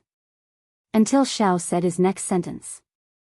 I heard, Xiao said slowly, that you have sneaked into the Truth Library many times these few days. Zadie and Cohen were petrified on the spot at the same time. Listen to my explanation. Zadie smiled awkwardly. That, you were not around, right? Cohen found some clues about the disaster sword, so, this is for the Tower of Eradication, for the purgers. Cohen used the words he learned in the police station and patted his chest righteously. We are for the disaster sword, but Xiao's solemn and deep voice rose slowly and interrupted them. Very well. The Grey Sword Guard's expression was solemn. Cohen Caribbean. Cohen immediately puffed out his chest and raised his head solemnly. He stood straight. Go to Exted immediately, Xiao said slowly. An old friend called Caslin needs help. Huh? Caslin? It was Zadie. He looked at Xiao in surprise. You mean that drunken Northlander uncle who uses a sword as an axe? Xiao turned to him. His cold gaze forced Zadie to shut his mouth. But... Cohen scratched his head awkwardly. I have to return to Constellation to help a friend first. Croche, do you remember? She was in the same batch as you, Xiao said in a low voice. She was injured by the disaster sword. She might never be able to use a sword again in this life. Cohen looked up with a stunned expression. Croche, the image of a Northlander girl with a buzz cut holding a sword and gritting her teeth under the scorching sun appeared in his mind. And her white teeth. All right. The police officer turned around without hesitation and said firmly to the two scions, I will go and prepare immediately. How serious is the situation? Do I need to bring my family's private army? Bringing a Constellatiate noble's private army into Extet, Zadie said in a low voice. Are you out of your mind? Cohen nodded in realization. You will not be the only one, Xiao said in a low voice. There is another person who will meet you on the way. She has just joined the Purgers. Cohen was instantly stunned. Broken Dragon Fortress. Be careful on the way. Although Lampard has retreated and the war has not started, it is still Extet. Sonia Sassir, the fortress flower, looked at Miranda Arund, who was ready to go. She chuckled and said, although I really want to suggest that you bring the Arund family's private army, this is the border between the two countries, Miranda said softly. It is impossible to cross the border with the army. Moreover, Arund, Miranda clenched the white eagle emblem on her cuff. The fortress flower looked at her subordinate and sighed. It is good to go and hide. After all, your uncles and brothers from the Arund family are really annoying. Miranda bit her lip and did not say anything. This is not to hide, she said faintly.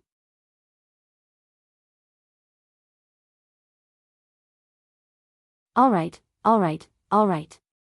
Sonia helplessly held her subordinate's shoulders. This is for a friend, right? Miranda gently patted the white sword hilt at her waist and nodded. Croche. A girl who never gives up. We are learning under the same teacher, Duke Arund's daughter said coldly. When she is in trouble, I must be by her side. I do not have much left in this world. I must cherish it. Miranda recalled the light and bright figure in white in her memory, and his always cheerful and optimistic tone. She could not help but smile. She turned around and stepped into the stirrup. Don't worry, commanding officer. I am not some helpless little tabby cat. Besides, I won't be fighting alone. Miranda Arund nodded at Sonia from her horse. An old friend will be coming with me. Once the matter is settled, I will return. She flung the reins and galloped out of the fortress's gate. Sonia looked at Miranda's retreating figure and the faintly discernible white eagle emblem on her back. She sighed.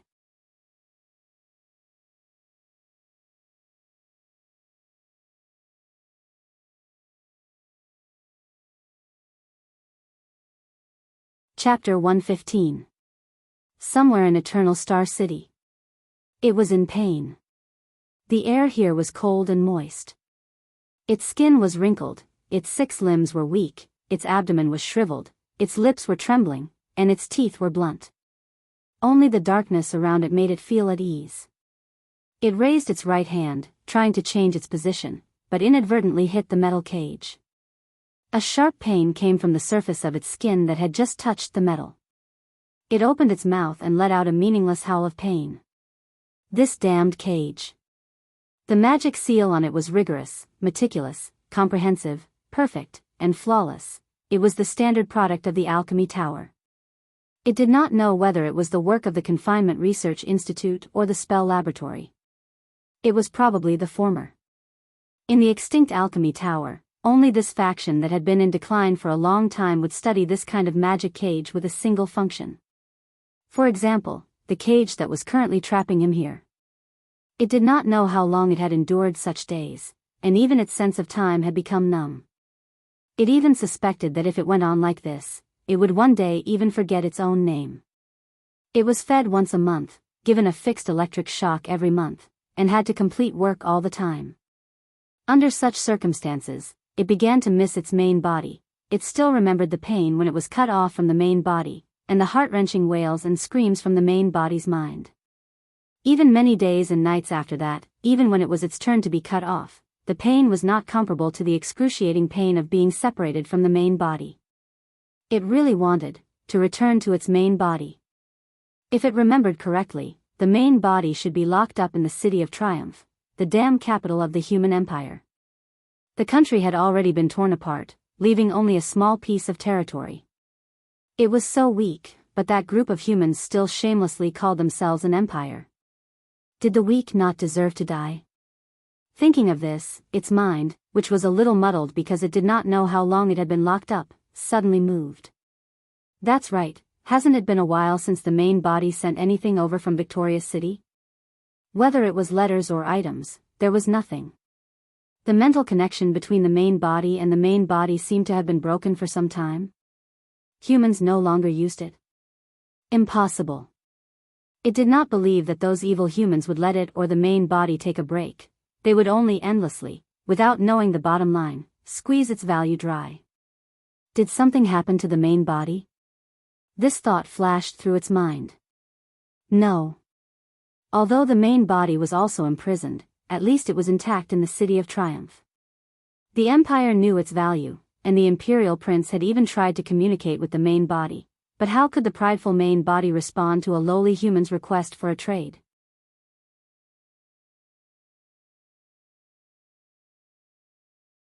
So they were still using itself to communicate. Although the Empire wasn't as powerful as it was in the past, the humans would definitely protect the main body. As long as Victoria's return wasn't destroyed overnight, the main body would be safe. One day, it would return to its main body. At that time, it would once again be as powerful as it was in the past. Then, it had to carefully hide itself and strengthen itself. Most importantly, it had to find a way to restrain those mystics. It did not want to experience the humiliation of being captured and imprisoned as a slave a second time. Especially that damned mystic. Giza Streelman. If the human outside the cage door had not mentioned this name recently, it would have almost forgotten about it. It gritted its teeth with a heart full of hatred. It would never forget the feeling of its flesh boiling and exploding in front of the mystic, the feeling of groveling at the mystic's feet. At this moment, a familiar swelling sensation came from his abdomen. It's here, it thought. The humiliation of being a slave and being forced to work as a slave surged into its heart once again. It did not know which severed limb it would be this time. At the top of the metal cage, the bell rang violently and urgently at the right time. Asterisk clack. Asterisk the metal cage door opened. It used all its strength to roar at the cage door, trying to express its hatred and malice. The sharp pain, as if it was being pricked, attacked it again. It knew that it had to leave the cage to complete the task, or else the pain would only become more intense. Just like hundreds and thousands of times in the past, it reluctantly climbed out of the cage with great difficulty. The sharp pain slowly subsided. Its abdomen squirmed, and the contents inside surged up its throat and reached its mouth. The swelling sensation gradually disappeared. It opened its mouth full of sharp teeth and spat out a piece of paper in the darkness. Another piece of paper. It thought in annoyance, these stupid humans, can't they send something interesting over next time? A young man in a white robe grabbed the piece of paper and pulled it out of its mouth roughly. Rude humans. The sharp pain appeared again, and it howled in pain. At the same time, it knew that it should return to the cage. With a heart full of humiliation and pain, it climbed back into the cage. The pain disappeared. The young man lit a lamp, and the dazzling light made it grimace. It raised its claws to cover its 8 pairs of eyes. Light. It hated the most.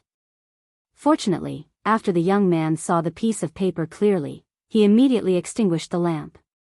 In the darkness, within its field of vision, the young man in a white robe put down the piece of paper in his hand.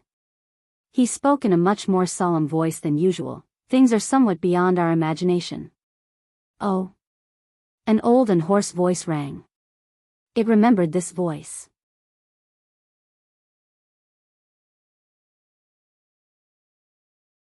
During the years when it was brought away from the City of Triumph, many humans were in charge of managing its cage, but this old voice seemed to have been in charge for a longer time. First, the prince was intercepted by Lampard at the border, but it seemed to be a daunting experience, and now the diplomat group is heading to Dragon Cloud City under Lampard's escort. You know I don't care about this, the old and hoarse voice said faintly. What about that homicidal maniac? Giza Streelman did not go with Blood Bottle Gang to besiege Ramon according to our plan, even though we used various channels and hinted to them countless times about Ramon's importance to the Brotherhood, the young man said quietly. Giza Streelman. All the nerves in its body were stimulated by that familiar name again. My enemy. The mystic. The enemy of life that runs amok in flesh and blood. What happened? The old and hoarse voice rang again. She made a public appearance.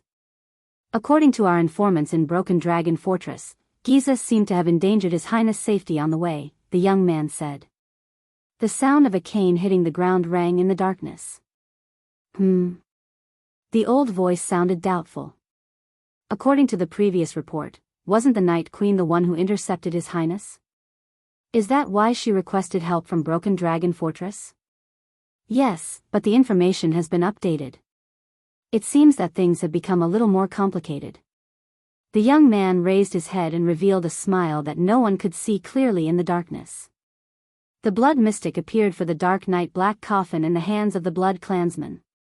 It opened its eyes abruptly. Even though it had experienced too much numbness and chaos during the years when it was separated from its main body, its memories with its main body still remained in its mind. Dark night, what a familiar term, where did I hear it before? There was silence. The old and hoarse voice did not reply. I remember that thing was on the list of legendary anti-mystic equipment, but judging from your reaction, it is indeed an extraordinary item, right? The young man in white raised his eyebrows. You know, if we send a message and arrange for manpower now, we might be able to intercept the Night Queen. The air and the darkness seemed to have frozen in an instant.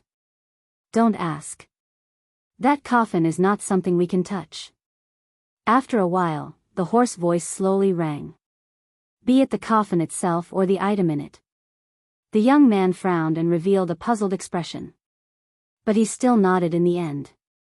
After Giza was forced back by the fortress, she did not appear again, and Ramon was lured to Extet by us according to the original plan. The old figure slowly stood up.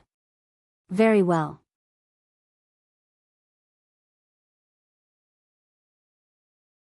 If Blood Bottle Gang still can't find Ramon, we will remind them again, no matter what, we must lure the Blood Mystic over. In fact, this is the next thing I wanted to say, the young voice interrupted him. Your last test seems to have worked. The owner of the old voice, the Black Prophet Murat Hansen, slowly raised his head in the darkness. Even though the Brotherhood's headquarters did not make any moves under our surveillance. But Black Sword appeared at the border between the two countries. The young man curled his lips. I think he went to save Ramon. It seems that there is indeed something wrong with that Ramon, and his value to the Brotherhood is probably far beyond our imagination. There was another strange silence. Then, Murat's sinister laughter slowly rang out. He he he. The Black Prophet laughed softly. Heh, I was almost fooled by my own student and that old woman. There was a moment when I really wanted to dispel my suspicions about Ramon's identity and remove him from the blacklist. But no matter how meticulous his disguise is, he can't beat your suspicion that is stronger than that of Broken Dragon Fortress, teacher. The young man in the white robe, Raphael Lindbergh, raised his head in the darkness and chuckled sarcastically. Let the news out. Murat did not care about Raphael's mockery. He stopped smiling and said in a low voice, the prince should have already entered Extet, right? Raphael nodded. They are on the last stretch of the road in Black Sand region. Let Cora come back. The Black Prophet nodded and took a deep breath. Since he has completed his mission and successfully lured Ramon to the prince's diplomat group, Raphael crushed the paper in his hand and gently sprinkled it on a strange pattern on the ground.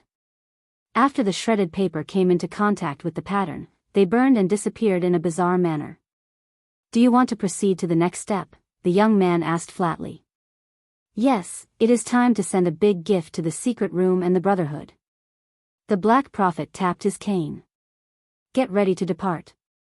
This is your first big test before you take over as the head of the Secret Intelligence Department.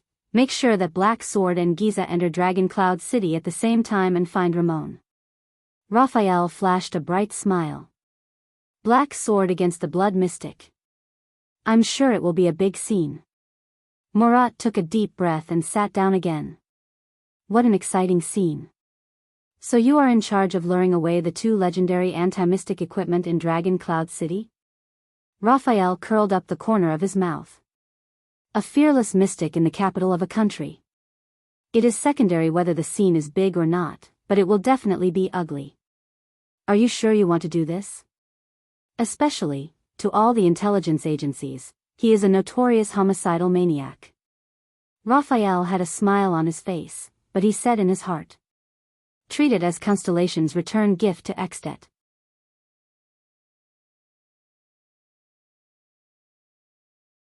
Avenge the losses that His Majesty and I have suffered over the past few months. The Black Prophet sighed emotionally. After all, this is also to more efficiently deal with the threat of the Blood Mystic. I really want to see how that old woman in Dragon Cloud City is going to deal with such a situation. Also, Murat thought. With the tacit approval of the kingdom's secret intelligence department, the Black Street Brotherhood has been in the limelight for too many years. Since the Blood Bottle Gang has been dealt a heavy blow, Asda and Giza have been forced to appear. It is time for the Brotherhood, including the hand behind it, to pay the price.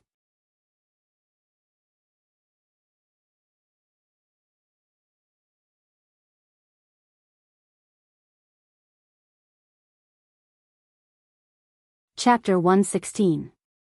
Eternal Star City, Black Street. You said that thing would work. Bullsh *T legendary anti-mystic equipment. We've done so much and searched for so many years. Ripper Anton grabbed Sleepless Eye Lance by the collar and pinned him against the wall. And now, Black Sword used it to poke countless holes in the Blood Mystic's body. It's useless. Your goal is to kill Black Sword, isn't it? Calm down, Anton. Morris, one of the 6 powerhouses, was sweating profusely as he held Anton's hand. We received a message from a messenger crow in the north together. Although he was severely injured and we don't know if he's dead or alive, Black Sword escaped, didn't he? Even if that equipment is useless, but, at least Black Sword might still be alive. Might still be alive? Anton was still holding Lance tightly. He turned his head angrily and pointed at Morris. So, you can forgive this guy? Even if he used a fake equipment to frame Black Sword? Even if under his guidance, our efforts over the years were in vain? Morris was momentarily speechless. Lance suddenly grabbed Anton's bandaged arms.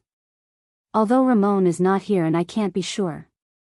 But it might not be the equipment's problem. After all, we don't even know the equipment's name and function. Lance gritted his teeth and looked straight into Anton's angry eyes. In the Secret Intelligence Department, I read the relevant files. The Blood Mystic is rather special. It can't be sealed by ordinary legendary anti-mystic equipment. But this doesn't mean, F***ck your files. I won't believe a single word from the Secret Intelligence Department ever again. Didn't you see the message? Anton scolded agitatedly, that so-called legendary anti-mystic equipment that you said could seal mystics is ineffective. Just 2 days ago, Black Sword almost died in the hands of the Blood Mystic. Maybe that weapon itself was the thing that lured us into the trap. Impossible. Lance stared at Anton and said in a low voice, that news is related to the lady that even Murat is extremely wary of. Anton's grip tightened. He interrupted Lance and said fiercely, damn Murat Hansen. Fuck the Kingdom's Secret Intelligence Department. Don't forget who caused us to be in this state back then. Who turned us into the Black Street Brotherhood that has abandoned our boundaries and done all the evil things for revenge? Who turned us into the moths of the kingdom that can only survive in the shadows? Anton's eyes reddened. He gritted his teeth and said, especially you, Lance Corbian. Aren't you the spy Murat planted among us back then? Black Sword has forgiven you, but I haven't. Morris, who was dragging Anton, suddenly trembled. Undercover? It's been 12 years, and you've only come to worry about this now? Lance sneered with difficulty, not caring about Anton's strength at all. What did the past 12 years mean to you? Do you think we founded the Brotherhood for fun?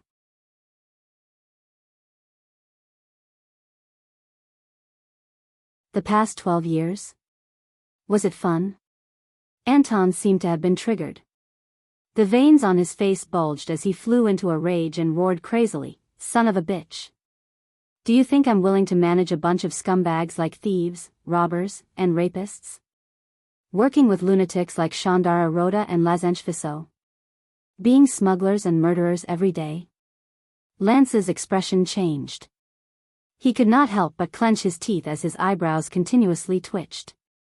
What kind of life have we been living for the past 12 years? Anton continued to clench his teeth and said, how much have we sacrificed for that illusory news of yours? Then kill me here. Take my head to comfort the dead, to comfort that lord.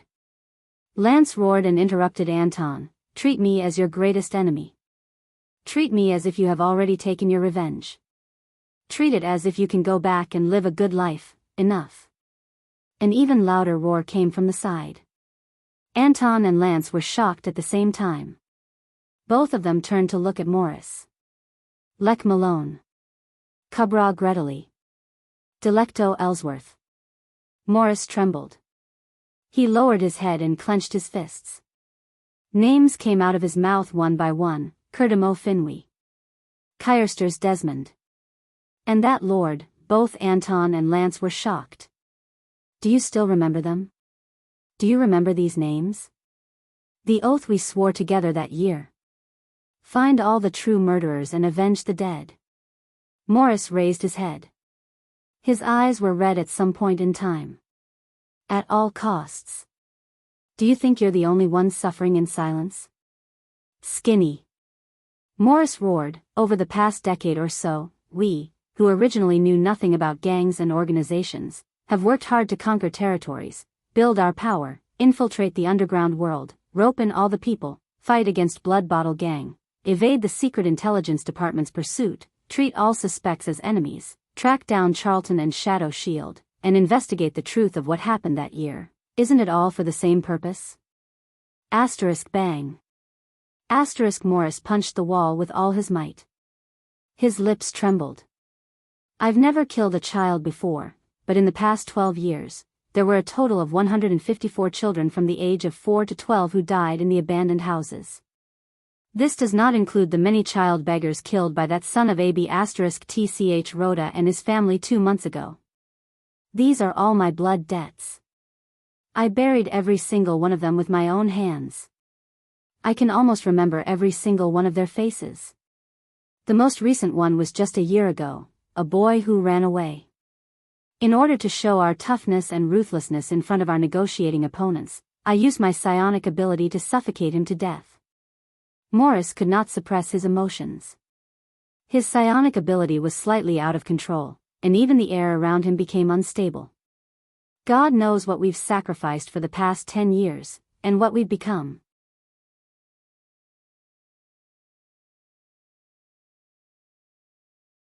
Anton closed his eyes, bit his lower lip, and lowered his head. Lance laughed abruptly. Yes, well said. The sleepless eye revealed an expression that looked like he was crying and laughing at the same time. Ha ha ha, Anton Lewandowski, do you think we've done so many things to correct, atone for, or pay for the sins of the past, to create a better world? Dream on. Lance, who had a terrifying gaze, cursed loudly. Go and take a look at what we've done all these years. The Western Desert's prison of bones, that's where we should be. But why are we here? Why aren't we accepting the punishment that should have been meted out to us? Lance pushed Anton away abruptly and shouted angrily. That's because on that day 12 years ago, from the moment we arrived at Renaissance Palace, we had already become a group of specters, a group of ghosts, a group of corpses that are still breathing. The only, supreme purpose of our existence is to drag out all of our enemies and masterminds, and then perish together with them. Only Black Sword knows best. We've long been in hell. The airtight, soundproof room suddenly became quiet. Asterisk thud. Asterisk Anton kicked the wall forcefully, then walked to the side of the table, pulled out a chair, and sat down heavily. Morris covered his face. His fist, which was pressed against the wall, was already bleeding. Lance stared fixedly at the ground, his gaze unwavering. In the silence, only the suppressed, trembling, and hurried breathing of the 3 men could be heard. Until Morris was the first to break the silence. We have to believe in Black Sword. The plump man tried his best to compose himself and slowly said, even without the legendary anti-mystic equipment, he still has the ability to escape from the mystics, just like how he faced Asda in the past. Lance pulled his scarlet cloak up again. Let's wait for news from him. The head of intelligence from the Brotherhood, who came from the Secret Intelligence Department, said in a low voice, when he recovers, I want Black Sword to try that equipment again. How? Anton still had not adjusted himself. He frowned and said bluntly, gamble with his life? If he runs into the blood mystic again, it might be Black Sword's time to die. No, I will remind him to stay as far away from the blood mystic as possible before we confirm the equipment's usability, Lance answered without any emotional fluctuations. Usability? How do we confirm it? Morris wiped away the tears that had appeared in his eyes. Do you still remember Gu? Lance said quietly, that Far Easterner. Gu? Anton frowned. Before our mercenary group was disbanded, that brat who came in last. The one who was chased out by the mane of night dark guards. That's him, Lance said slowly. He is in Ekstead and brought me some news. You still have contact with him?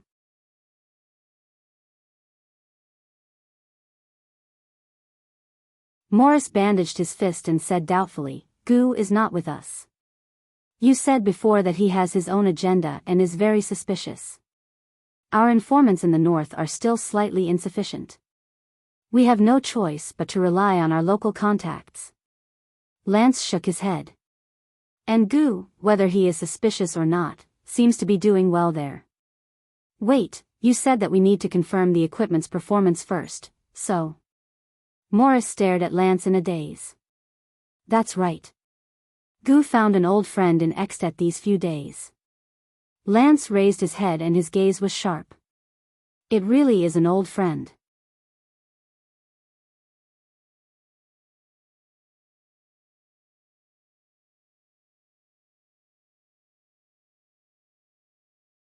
Chapter 117. The further north the diplomatic mission traveled, the colder the weather became. Snow began to fall more frequently, even obscuring most of their vision.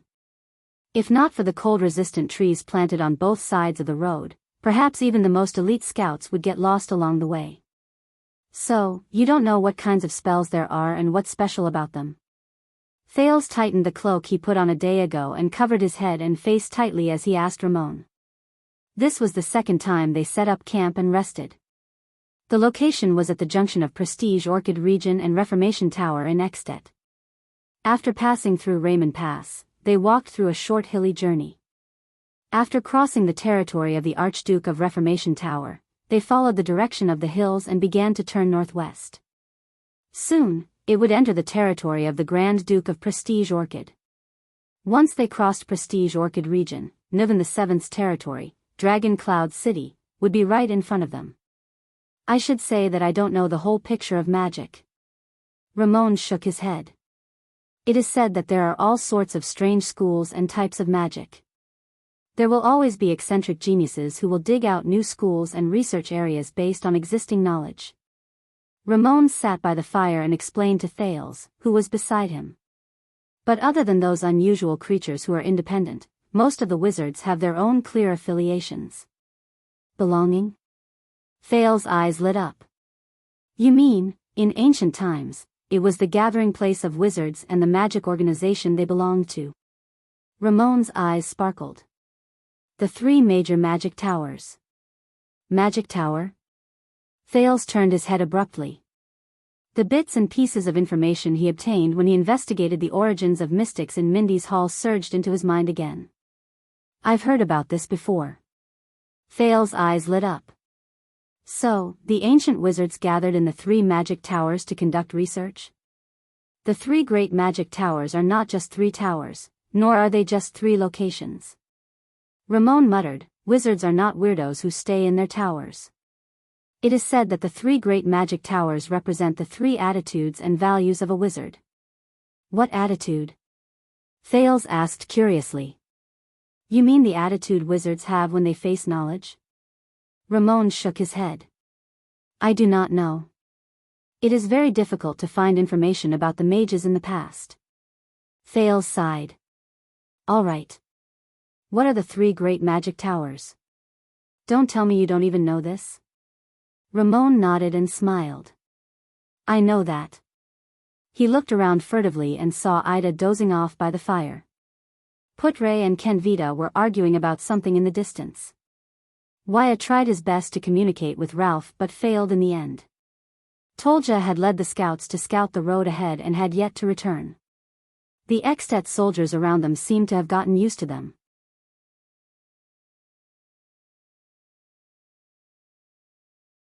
When he saw that the distance between them and their attention was still far away, Ramon cautiously approached Thales. He extended his finger towards the snow-covered ground in a field of vision that only the two of them could see. First, the ascetic tower. Ramon gently drew a square on the ground that was turned 45 degrees, with one corner facing downwards.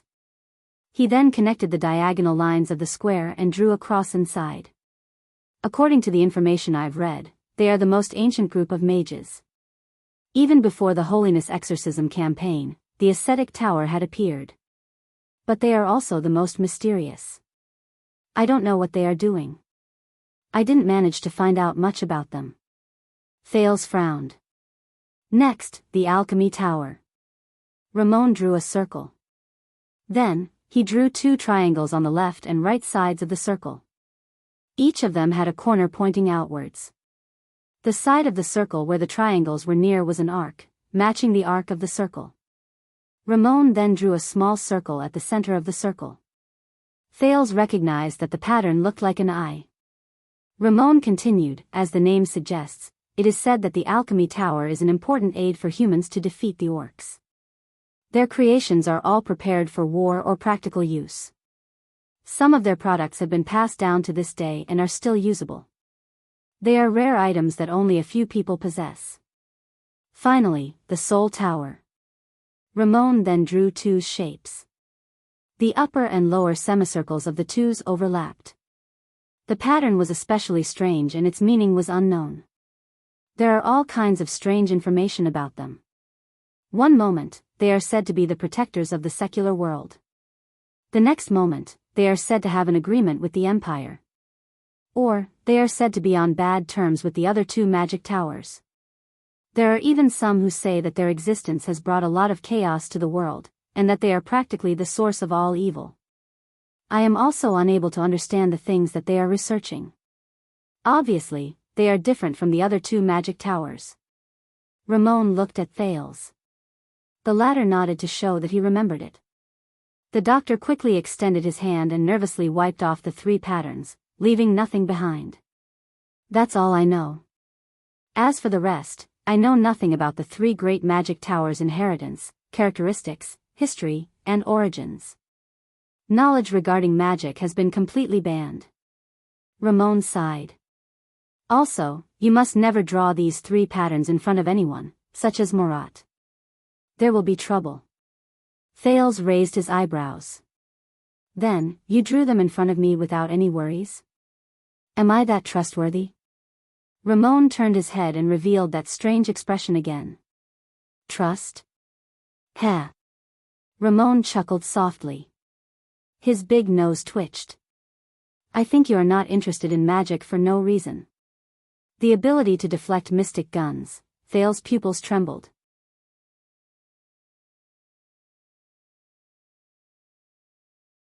Damn it, he still cares a lot about it. I keep feeling that it is not a psionic ability. Ramon chuckled. It should be some kind of magic, but I just don't know what it is yet. That's why you are so thirsty for information about magic, right? Some kind of magic? To be precise. Thales said in his heart, your deduction is correct. Thales fixed his gaze on him. Constellation's new prince come the next king. Not only is he interested in magic, he even possesses some sort of magical power. Ramon beamed with joy. His haggard, dignified face made Thales feel nauseous. Just thinking about it makes me excited. Thales let out a long sigh and carefully pondered over the knowledge he heard from Ramon over the past few days. So, the three great magic towers no longer exist, the prince said quietly. Ramon's smile froze. He clasped his hands together, lowered his head, and hunched his back. The strange doctor wiped off a snowflake on his nose and sighed. It is said that this is the case. Do you know about mystics? They are not the slightly stronger warriors that ordinary people think they are. In fact, Thales did 3 somersaults in his heart. Found it. On the surface, the second prince said without batting an eyelid, as a member of the royal family, I know some things about mystics. They are the undying calamities. Ramon looked at Thales with a solemn gaze. Exactly. It is said that from the governments of various countries, to the churches of the gods in heaven, and even the demons in hell, all of them fear them. They are afraid that one day, they will make a comeback and launch a second battle of eradication. If that is the case, the calamities are the main cause of the destruction of the magic towers? Thales asked in a daze. Ramon straightened his collar and his expression became extremely solemn. I do not know whether the calamities were the ones who destroyed the magic towers, Ramon said in a low voice, but I believe that the so-called calamities, the so-called mystics, and the magic towers are all products of the wizard's research. Thales said in disbelief, so, everything related to magic in the world, including inheritance, knowledge, and history, were all intentionally banned? Ramon exhaled deeply. Yes. I guess that someone did not want to see the emergence of a new calamity. Thales frowned deeply. Magic brought about an unmanageable risk, so they simply shut down and banned the existence of all magic? This is too stupid. Thales sighed. Because they were afraid of the possibility of mystics appearing and their power, they banned magic. What a short-sighted and stupid decision. I agree with you on this point. Ramon clenched his fists. It is precisely to fight against the mystics and their harm that we need to seek possibilities from magic, isn't it? Although the 3 great magic towers were destroyed, their ruins should still exist, right? Thales stroked his chin.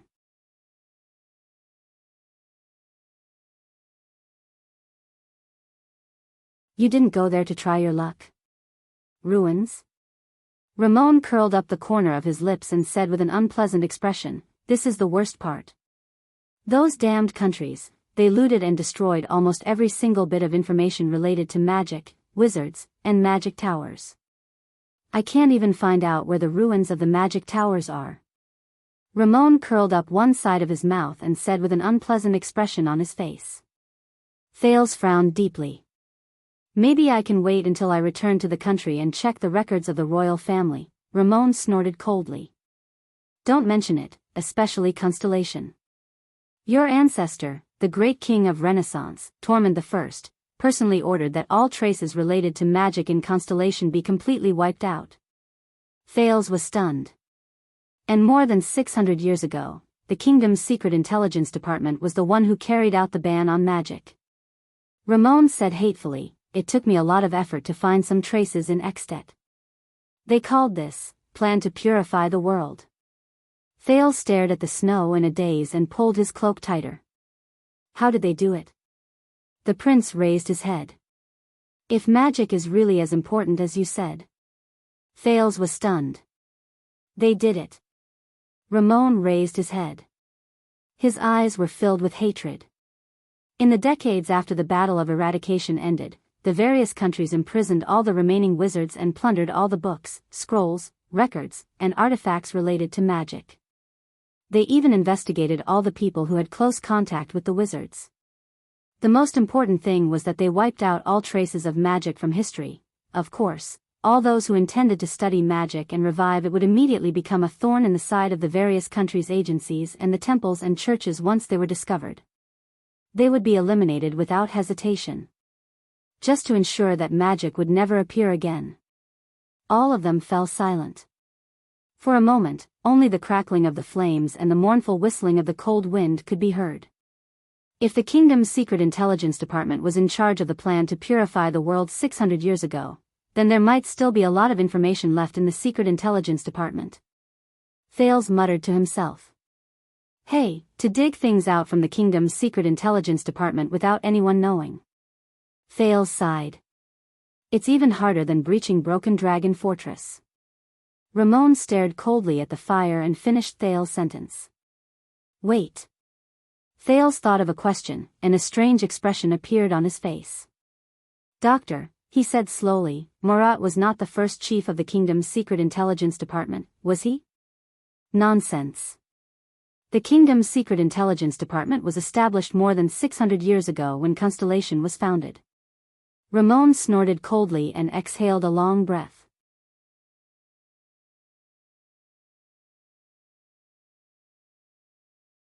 Murat, he was a human, not a long-lived species or an eternal being. Thales rolled his eyes. Poor emotional intelligence.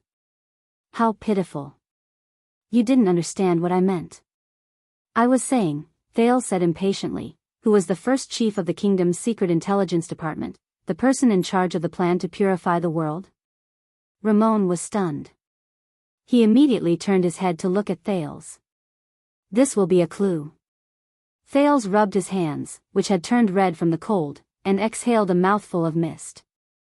No matter how terrifying and mysterious the kingdom's secret intelligence department is, no matter how precise, efficient, and meticulous it is, as long as it's an organization, it must rely on its members, which is the behavior and psychology of humans.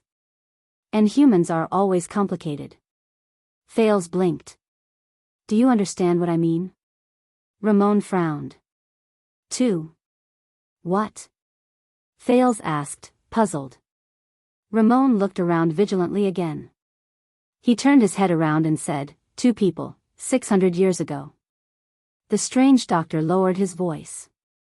"In year 38 of the calendar of eradication, two people led the kingdom's secret intelligence department and were responsible for the specific implementation of the plan to purify the world. Very good, Thales said quietly. Even if 600 years have passed, we can always find out about their past. Who are those two people? Ramon chuckled and uttered two names. The first name made Thales' expression change. Leinster Covendier, the first chief of the kingdom's secret intelligence department. Ramon put on an expression that said, "I knew it," and said with great interest, "and the first master of the Covendier family, one of the 6 great clans of Constellation, the first Duke of Iris Flowers." Thales widened his eyes. Ramon continued. As well as his deputy. Halva Caribbean. One of the 13 distinguished families, the first master of the Long Sword of Twin Towers, the first Count of Walla Hill, and later the wise Prime Minister of the kingdom. Just as Thales was carefully thinking about these two names and the meaning behind them, an extension sentinel let out a loud roar that pierced through the northland sky, where the cold wind rustled. "Be on guard." The elite extension soldiers around him immediately drew their weapons. Countless sounds of metal being unsheathed rang simultaneously. The atmosphere was tense and somber. Unlike the group battle formation of Constellation, these Northlanders had stern expressions, but they were not flustered. They formed groups of 2 with their backs against each other. They stood scattered around the perimeter of the camp, facing the cold wind and fluttering snow around them. The light cavaliers mounted their horses together under their commanding officer's command and rushed to the perimeter. The heavy cavaliers and heavy infantrymen immediately began to put on their armor. Ida instantly dashed to Thales' side.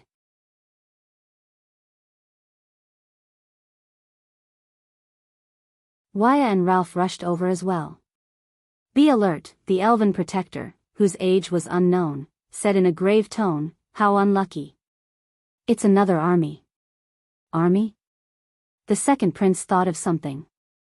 Under the moonlight, Thales' sharp vision, which had been modified by that fluctuation, allowed him to quickly see the source of the threat clearly. To the north of the camp, the figures of countless fully armored cavaliers appeared amidst the indistinct falling snow.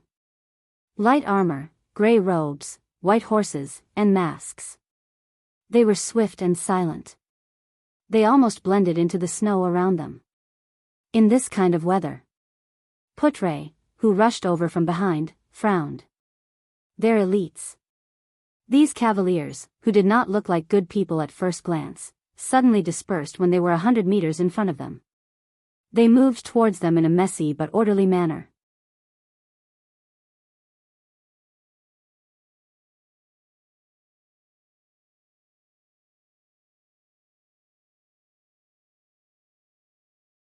Chapter 118. Beside his ears. Endless noise and uproar filled the air. Unknown roars and shouts erupted from the crowd. Before his eyes. The man flashed a warm smile, grabbed his shoulders, and leaned against his body while trembling. He moved his head to his ear and whispered gently, "Good job, don't worry. Good job, don't worry." In the deep darkness, he suddenly woke up from a nightmare. The wounds on his body seemed to have come alive in an instant, and at the same time, an unbearable pain erupted. His face contorted, and he suppressed the cries of pain in his throat. First, he focused his attention on sensing everything around him. The wind and snow howled in his ears, and a stench assaulted his mouth and nose. A few low cries of livestock came from a few steps away. He raised his trembling left hand with difficulty, and as expected, he touched an old bumpy wall made of rough bricks. The power of eradication surged. In the pitch-black darkness, his surroundings gradually appeared in his senses. This was the place he fled to after he dragged his heavily injured body and sent a message to the Brotherhood's informant. It was an ordinary livestock pen in the Northland countryside. It had a simple but thick thatched roof, a rough handmade fence on one side of the wall, and a muddy ground mixed with water, snow, urine, mud, and his own blood. Safe. The blood mystic is not nearby. Only then did he let out a low, painful groan. 2 puncture wounds, 6 lacerations, 2 bone fractures, abrasions, contusions, and muscle strains are countless. She's clearly a girl with a beautiful smile. He thought of the blood mystic and smiled bitterly. Why is she so hot-tempered? I just wanted to use the legendary anti-mystic equipment to poke a hole in your real body. When he thought of this, he touched the two weapons beside his hand. Lance. He sighed in pain. I've been tricked by you again. Not far away, a herd of thick-furred pigs, 2 big and 6 small, gathered together uneasily. They kept each other warm while trying their best to stay away from the new uninvited guest. A black dog stood outside the fence, bravely guarding the border of its territory, and let out a low, warning growl at him. The falling snow outside the house gradually subsided. His perception was able to extend out of the circle and touch another wooden house with a thatched roof. There were 4 people sleeping soundly inside. 2 were relatively calm, while the other 2 were young and restless. Next door was a stable, and inside it were 2 slightly different breaths. They should be 2 strong horses unique to the Northland. He smiled in the dark, thinking of the days when he was busy and had to live in different countries. Obviously, this was an ordinary northern family of 4. One of the horses was a plowing horse, and the other was a horse used for military service and hunting. They were probably rented from the feudal lord.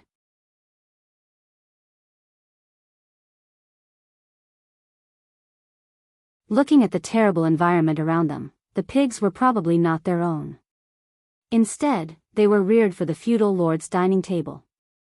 God knows how the pigs, which looked carelessly reared, could survive in this kind of weather. After all, this place wasn't like the South, where there were completely different and meticulous methods of raising livestock. He remembered that a long time ago, she, that dirty girl, also told him that she wanted to come to the north to take a look. How did the Northlanders survive in such cold weather? I wonder if they raise piglets? She blinked her curious eyes and looked at herself. But at that time, he only lowered his head and wiped the blade on his leg. Do the Northlanders raise pigs? Now I have the answer. I have to write this down. I can tell her in the future. But now. The next moment, the smile on the man's face faded. Lying on the ground, he clenched his teeth tightly. The power of eradication surged into him and seeped out of every pore, urging the wounds on his body to close, repair, and heal. However, this process was filled with even more terrifying waves of pain and an even more unbearable itch. It was just like the countless times he struggled in the past. But the man only trembled and broke out in cold sweat. The corners of his lips curled up slightly, revealing a bitter smile. It's all right. At least I don't have to endure Ramon's incessant chatter and mocking when he treated me. That big-nosed doctor's boring nagging is almost as lethal as a mystic's. The power of eradication surged into all his wounds like waves, forcing his nerves, his muscles, and his bones to speed up the recovery, self-healing, and reorganization.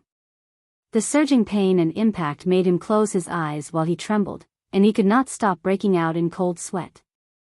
After a long while, he finally stopped trembling, and his entire body went limp on the ground. He clenched his teeth and sighed in relief. How long has it been since I've been so badly injured? He tried his best to turn over, and his mouth and nose rubbed against the filthy ground. Filthy, huh? In the darkness, he chuckled softly. I'm filthy, now, I no longer have the right to glare at her. That dirty girl. The man pressed his hands against the filthy ground, got up weakly, and sensed the condition of his body. I need some food to replenish my energy, preferably meat. He looked in the direction of the pigs. Mr. Thick-Fur Pig's family instinctively sensed the man's killing intent. They trembled and whimpered softly. At the same time, the 4 breaths of the Northlanders, who were sound asleep, rang in the man's ears again. These pigs are probably one of their few sources of livelihood. He sighed. The man looked at the shivering Mr. Thick-Fur Pig's family, and flashed a smile that they definitely could not see or understand. Then, he grabbed the 2 weapons beside him, and flipped out of the pen.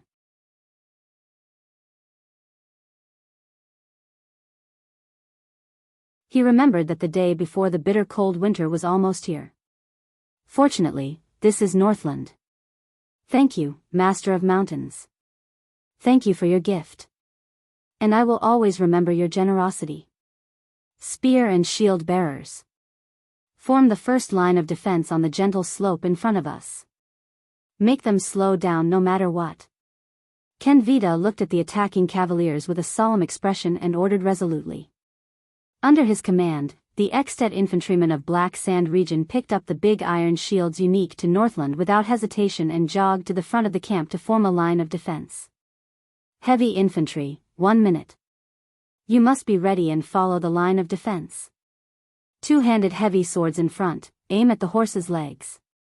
Heavy armored axemen at the back. As long as it falls from the horse, whether it can move or not, smash it with your axes. Phil. Ken Vita turned his head and shouted at the archers at the side of the camp, "Have your men get ready." The enemy appeared too suddenly, there's no time to shoot. As his voice faded away, a short Extet soldier suddenly shouted at the archers who stood in 2 rows at the side of the camp, "Knock the arrows, draw the bows, and prepare to shoot in unison. Cavaliers, get on your horses and look for an opportunity to attack from the side. Shoot the signal arrow, and at the same time, send light cavalier messengers to the campsite at the back. Have the rearguard quickly reinforce them." In comparison, the Constellatiates, who were heavily protected by the Black Sand region army, were much quieter. Bad weather, strong wind, difficult to control. This was Ralph's sign language. As expected, it caused Wyatt to frown again. "I knew it, there's going to be a war again." Ramon gritted his teeth and chattered in Thales's ears, "Nothing good will come out of following you. You're a prince and a piece of cheese that attracts flies, and I'm really just a normal doctor." He tried his best to retreat to the back and stay away from Thales, but he did not leave the protection range of the main group. The cunning doctor, Wyatt, who was watching him coldly, pressed his hand tightly on the hilt of his sword and snorted in dissatisfaction. Thales ignored the doctor. With a stiff expression, he looked at the cavaliers who were flanking them with complicated emotions. It was not that he was too apathetic in the face of threats, but ever since he left Eternal Star City and headed north, he had experienced too many inexplicable threats. So much so that when he encountered a similar situation again, his first reaction was no longer shock and nervousness, but a long sigh. What is it this time? Can't they just let me reach Dragon Cloud City safely? But Thales forced himself to think of something logical. Black Sand region's army of more than 2,000 soldiers had been vigilant along the way, and they had been careful in their journey.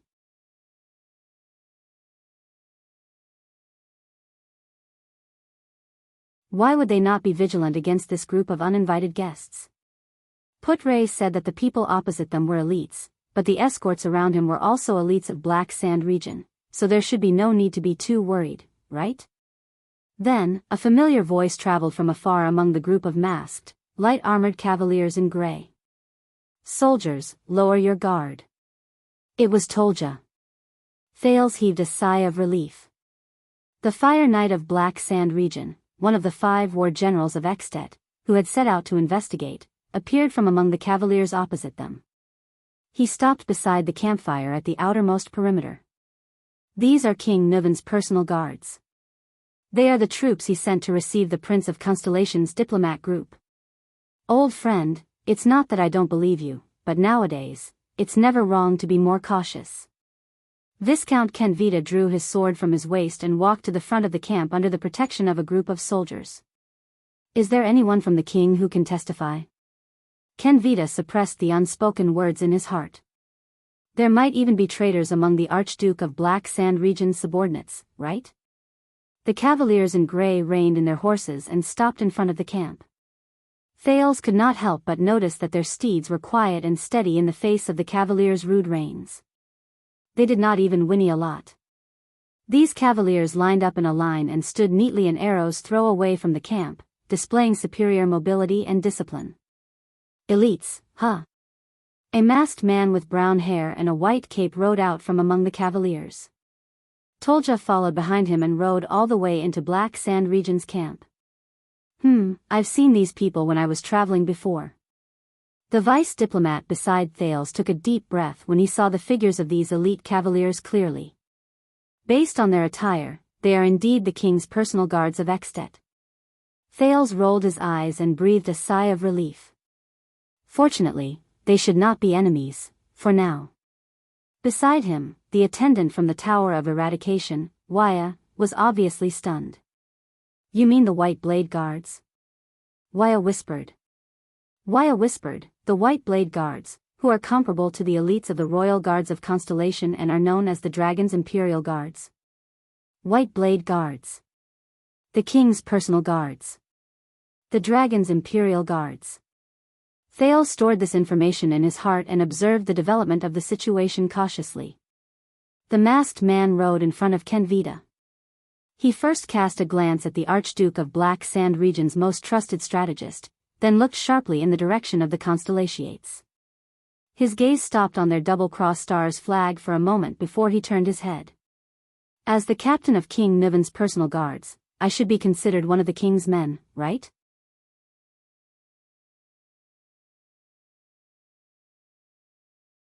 The masked man pulled down his scarf, revealing a pale and well-defined face. There was a weapon of unknown shape on his back.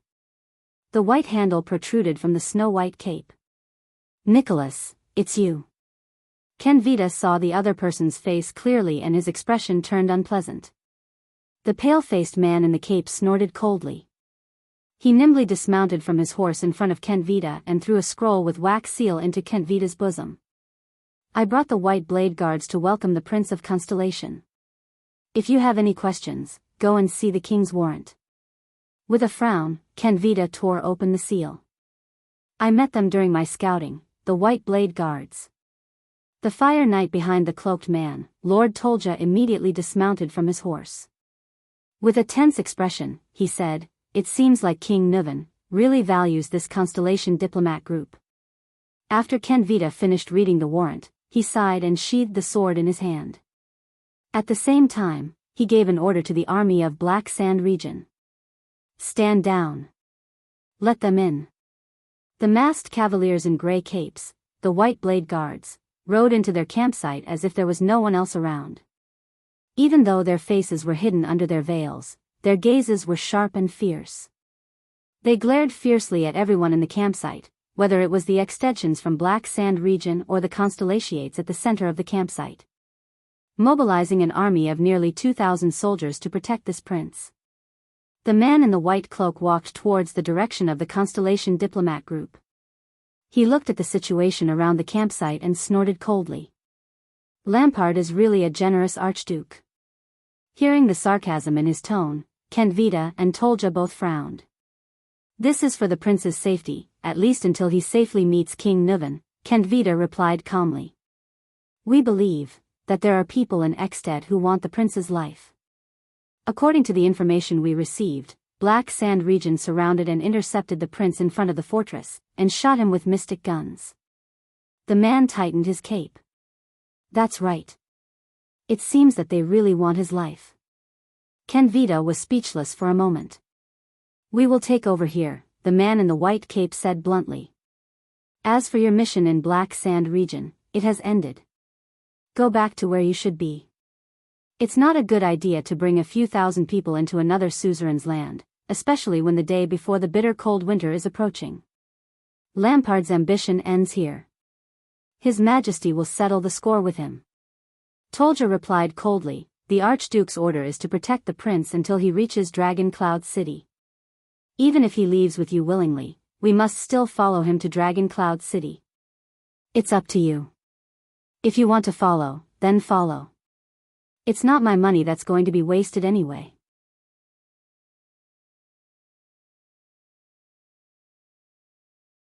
The man knocked on the white handle behind him and said nonchalantly, "Next time, Tolja, let's spar again." Tolja snorted in dissatisfaction and subconsciously pressed his hand on the saber at his waist. The man in the white cape chuckled and continued walking towards Thales. By the order of King Niven Walton, the great common-elected king of Extet and the successor of Rikaru the hero. Surrounded by his subordinates, the man in the white cloak ignored the rest of the people and walked straight to Thales' side. He lowered his head to size up the only 7-year-old boy in the military camp. There was not even a hint of a smile on his pale face. You are Thales Jadestar? Putray's expression changed. He could sense the hostility in the man's tone. Thales also noticed the coldness in the man's gaze. He slowly furrowed his brows. Something's not quite right. But in the end, Thales only took a deep breath and flashed a smile that looked like a formula. Beside him, Putray frowned. He glanced at Kenvita and Tolja, who had unpleasant expressions on their faces but did not say a word. He cleared his throat and said to the group of white blade guards, who had unpleasant expressions on their faces, "This is Thales Jadestar, the second prince of Constellation." By order of King Kessel, however, before Putray could finish, he was rudely interrupted by the man in the white cape. "My name is Nicholas, the commander of the White Blade Guards." The man named Nicholas shook his head expressionlessly and lowered his head to speak to Thales. A long time ago, people used to say that the blood of the Empire's royal family came from the gods. That's why it's brilliant gold. When it flows out, it will even sparkle under the sun. So, is your blood golden as well? Will it sparkle? Nicholas. Putray and Wyatt seemed to have heard this name before. Both he and the attendant looked at each other in shock. Thales, on the other hand, mulled over Nicholas' words. He was a little confused. Golden blood? What the hell? I don't know. Thales narrowed his smile. After all, I don't really bleed. Or are you, King Niven's personal guard, so eager to see me bleed? The second prince rebutted Nicholas' words without flinching. As if. Humph, Nicholas chuckled. His expression immediately returned to being cold. I also know a Jadestar. You're really too inferior compared to him. Putray took a deep breath. Wyatt quietly took a step closer to Thales. He gritted his teeth and stared at Nicholas. Thales turned to look at Putray's reaction. His heart was filled with doubt and wariness. Who is this man? Anne. Thales pondered over his words and was slightly stunned. Too inferior? What does this mean? Jadestar? The second prince furrowed his brows. He sized up Nicholas' attire and remembered his identity as the king's personal guard. He asked cautiously, "May I ask if you're talking about Midir Jadestar? My eldest uncle?"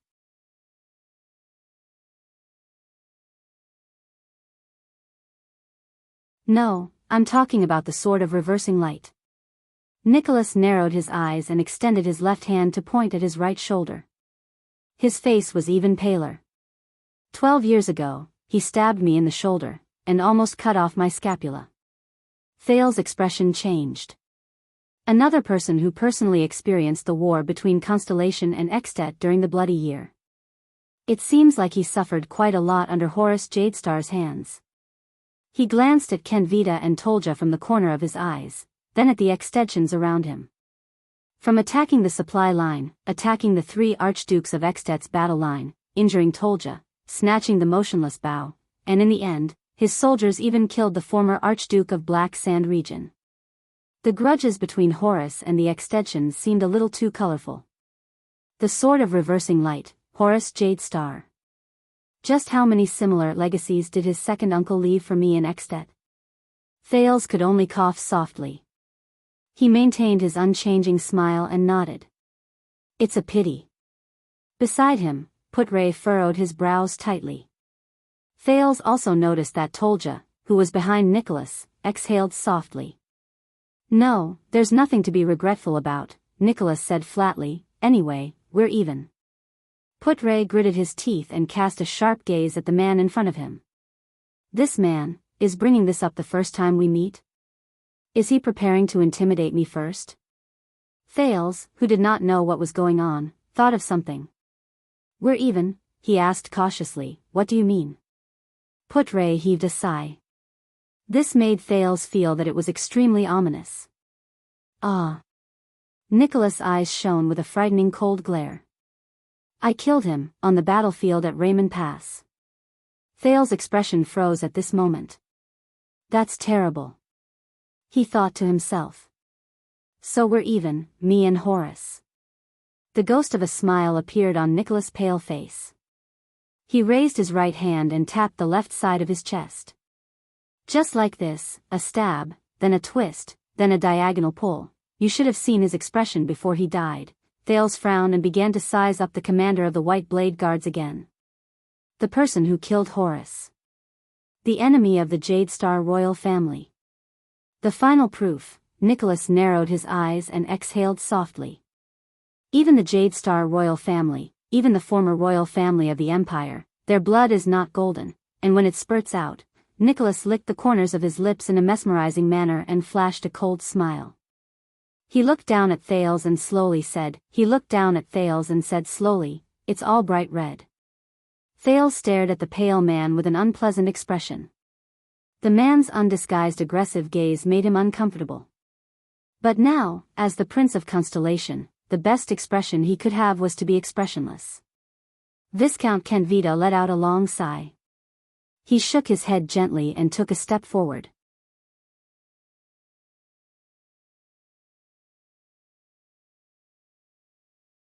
"This is Lord Sorry Nicholas, one of Extet's famous 5 war generals."